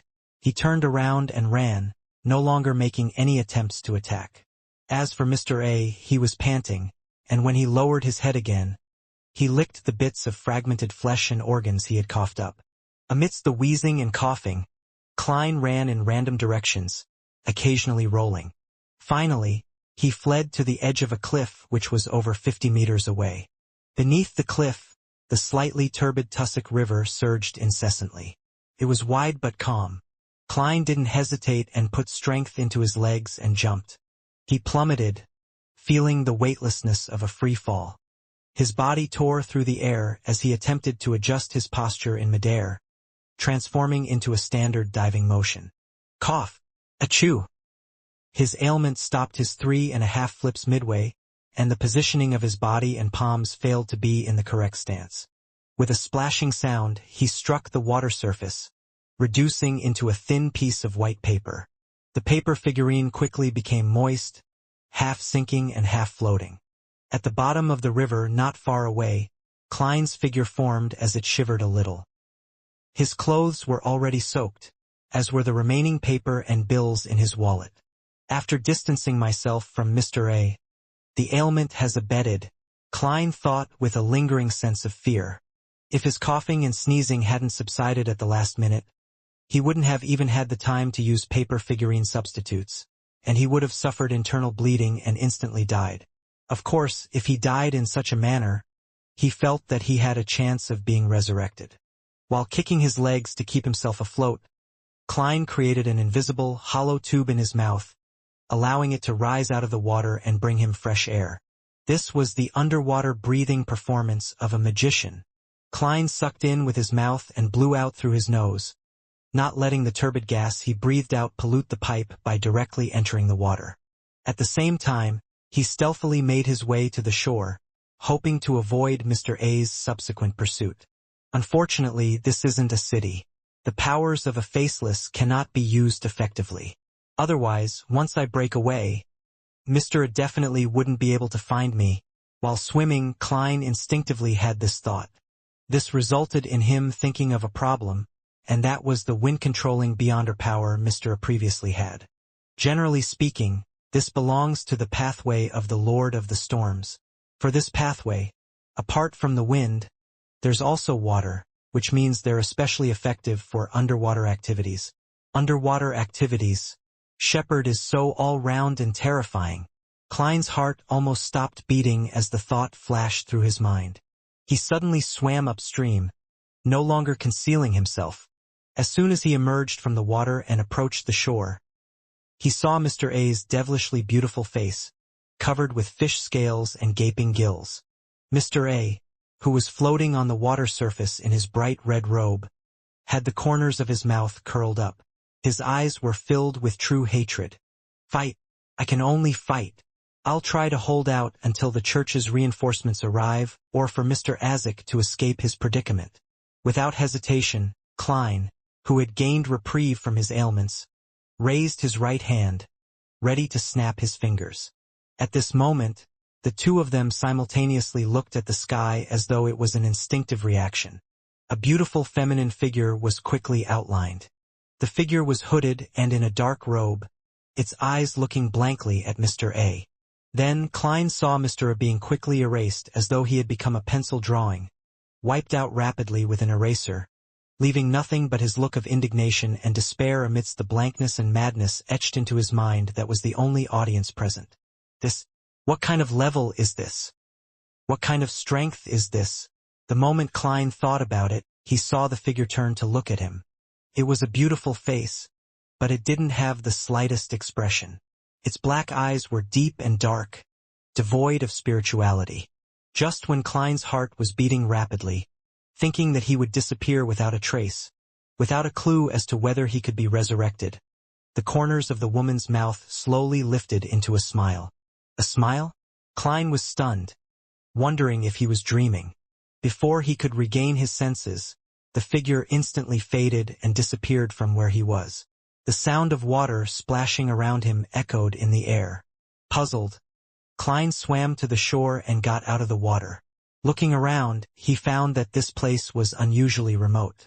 There were no roads or living people. Only the slightly turbid river water continued flowing in an unchanging manner.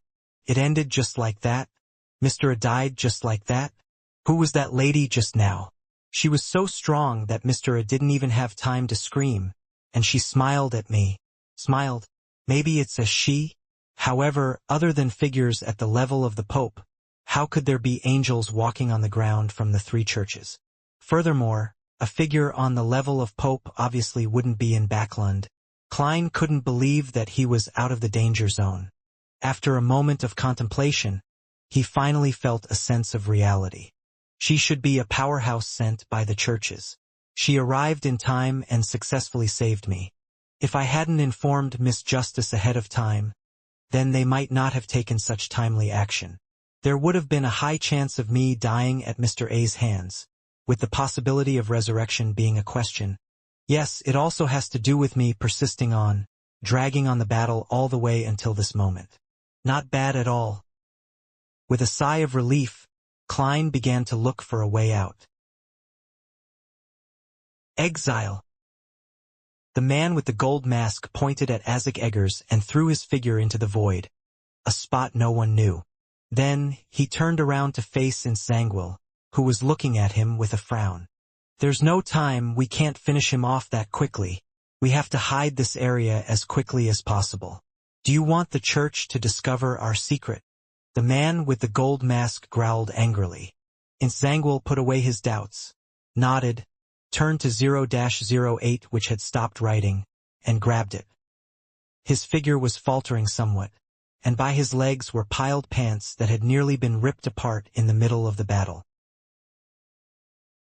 Inside Red Rose Manor, Prince Edisac sat by the full-length windows with an abnormally vacant look in his eyes. "Your Highness, please hurry." A voice sounded beside him. Edisac's eyes turned spirited as he took a breath, picked up the revolver on the table, and pressed it against his temple. Inside it was a bullet that obliterated spirit bodies. He turned his head and looked longingly out at the golf course and the strolling horses. Bang! He pulled the trigger.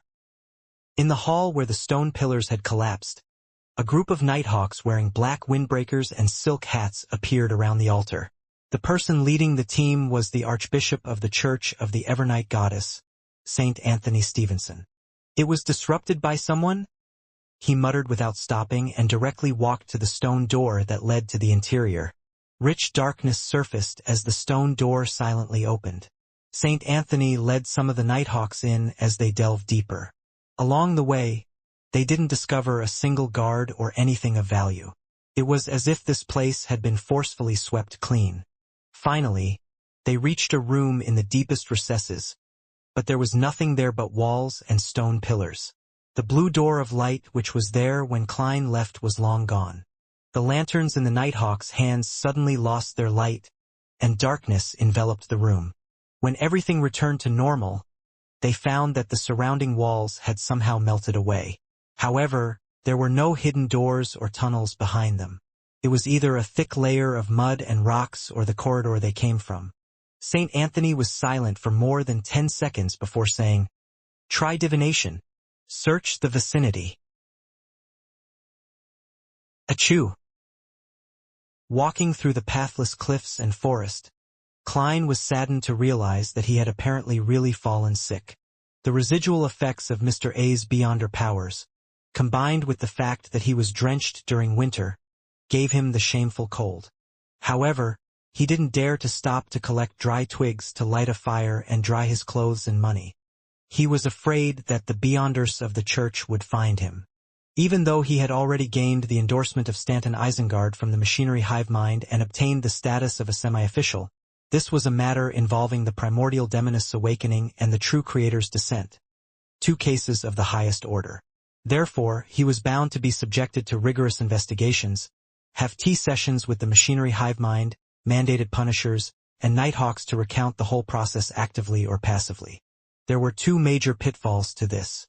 One was that he knew people inside the Nighthawks, and although Detective Sherlock Moriarty looked quite different from the martyred Klein Moriarty, making it impossible to identify him via photographs, he had zero confidence if things were done face-to-face.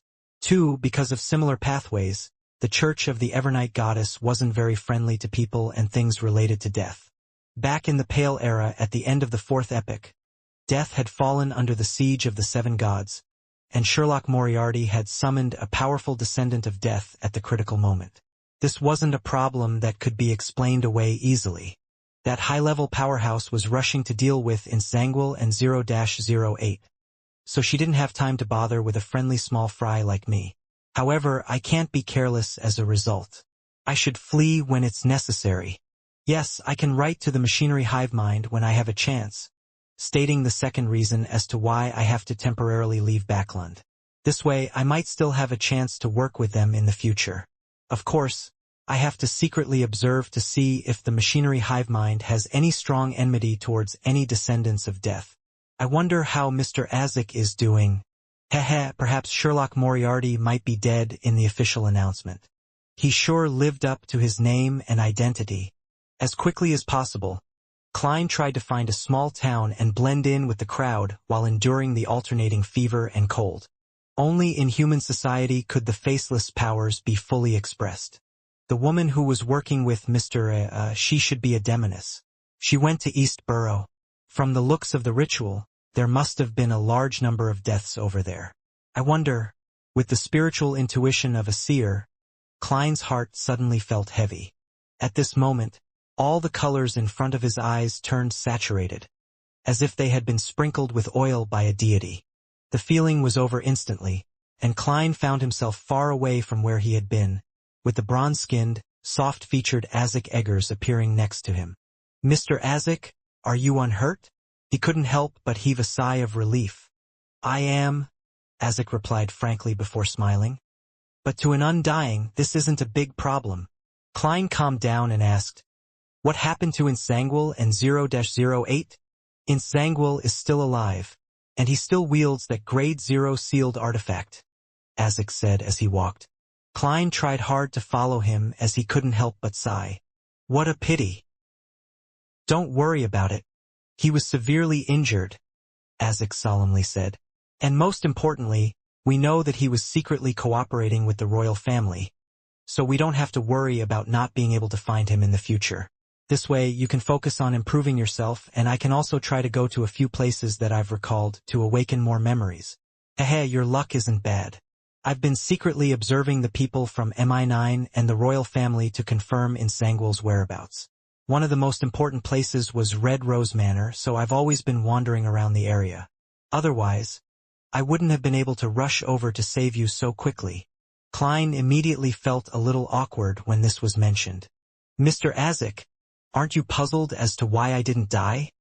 I often wake up after entering a coffin as well. This is something that I previously recalled, Azek said with a smile, completely unfazed by the matter.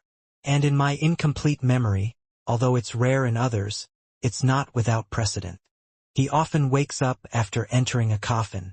Often, Klein suddenly realized that the problems that he was worried about were nothing in the eyes of a real powerhouse. As expected of an undying of the death pathway. Well, Mr. Azek had mentioned that he had been in this sequence for a long time, which means that he has long advanced. Klein thought for a moment.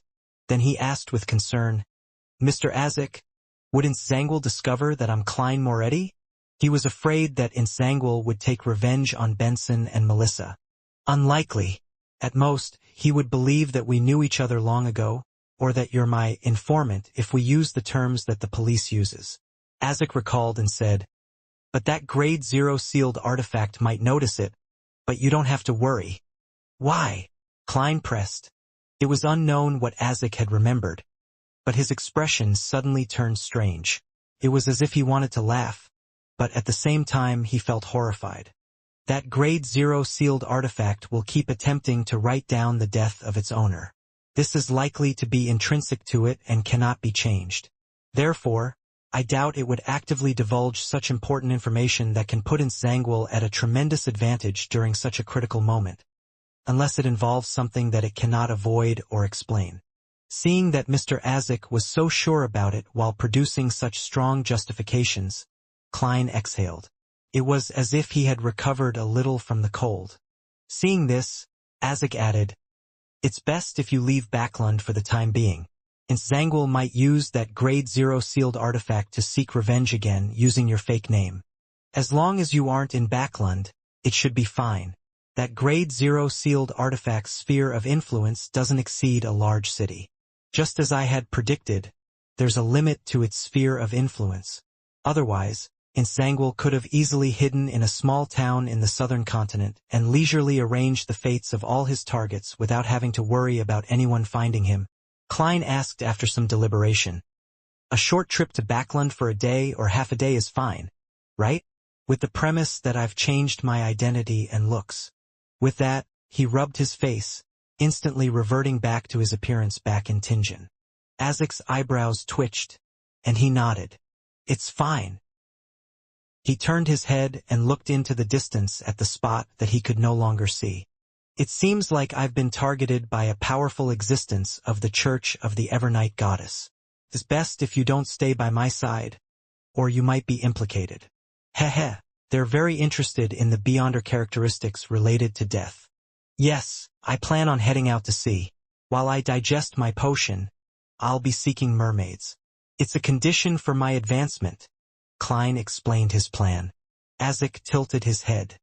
Mermaids? Could a mermaid in the form of a dead spirit work? I can find at least 4.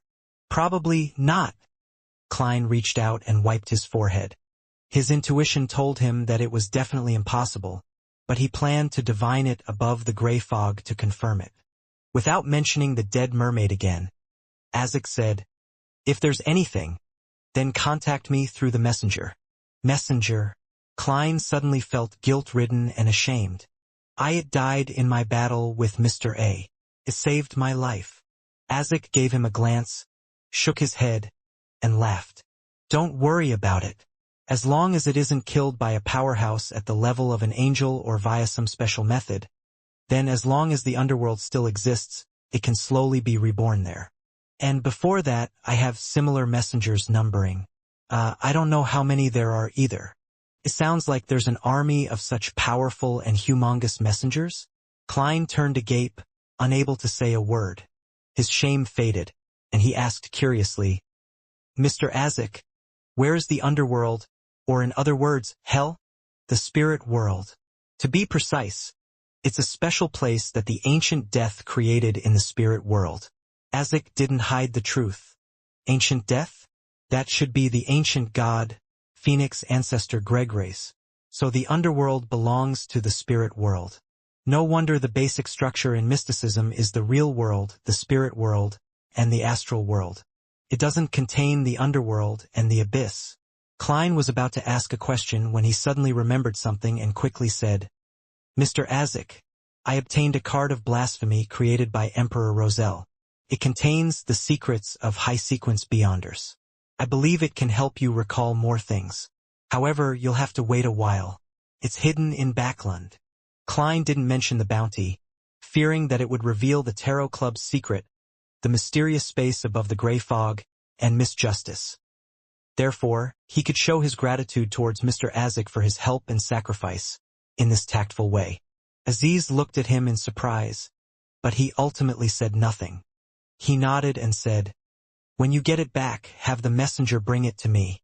I'll immediately return it to you after I study it. Or you can copy the contents and pass it to me." He paused for a moment as if he had thought of something. Then, he took out a glove that was so thin that it looked like it was made of human skin from his pocket and handed it to Klein. "I've already awakened the relevant memories, so I no longer need it. Heh, it's an item that pirate rear admiral left behind. I've placed some seals on it so that it wouldn't be hungry. However, every time it's used it will require you to use a human's flesh and soul to feed it. Otherwise, it will devour you." Creeping hunger? The remains of a particular shepherd? Klein immediately recalled what the glove represented.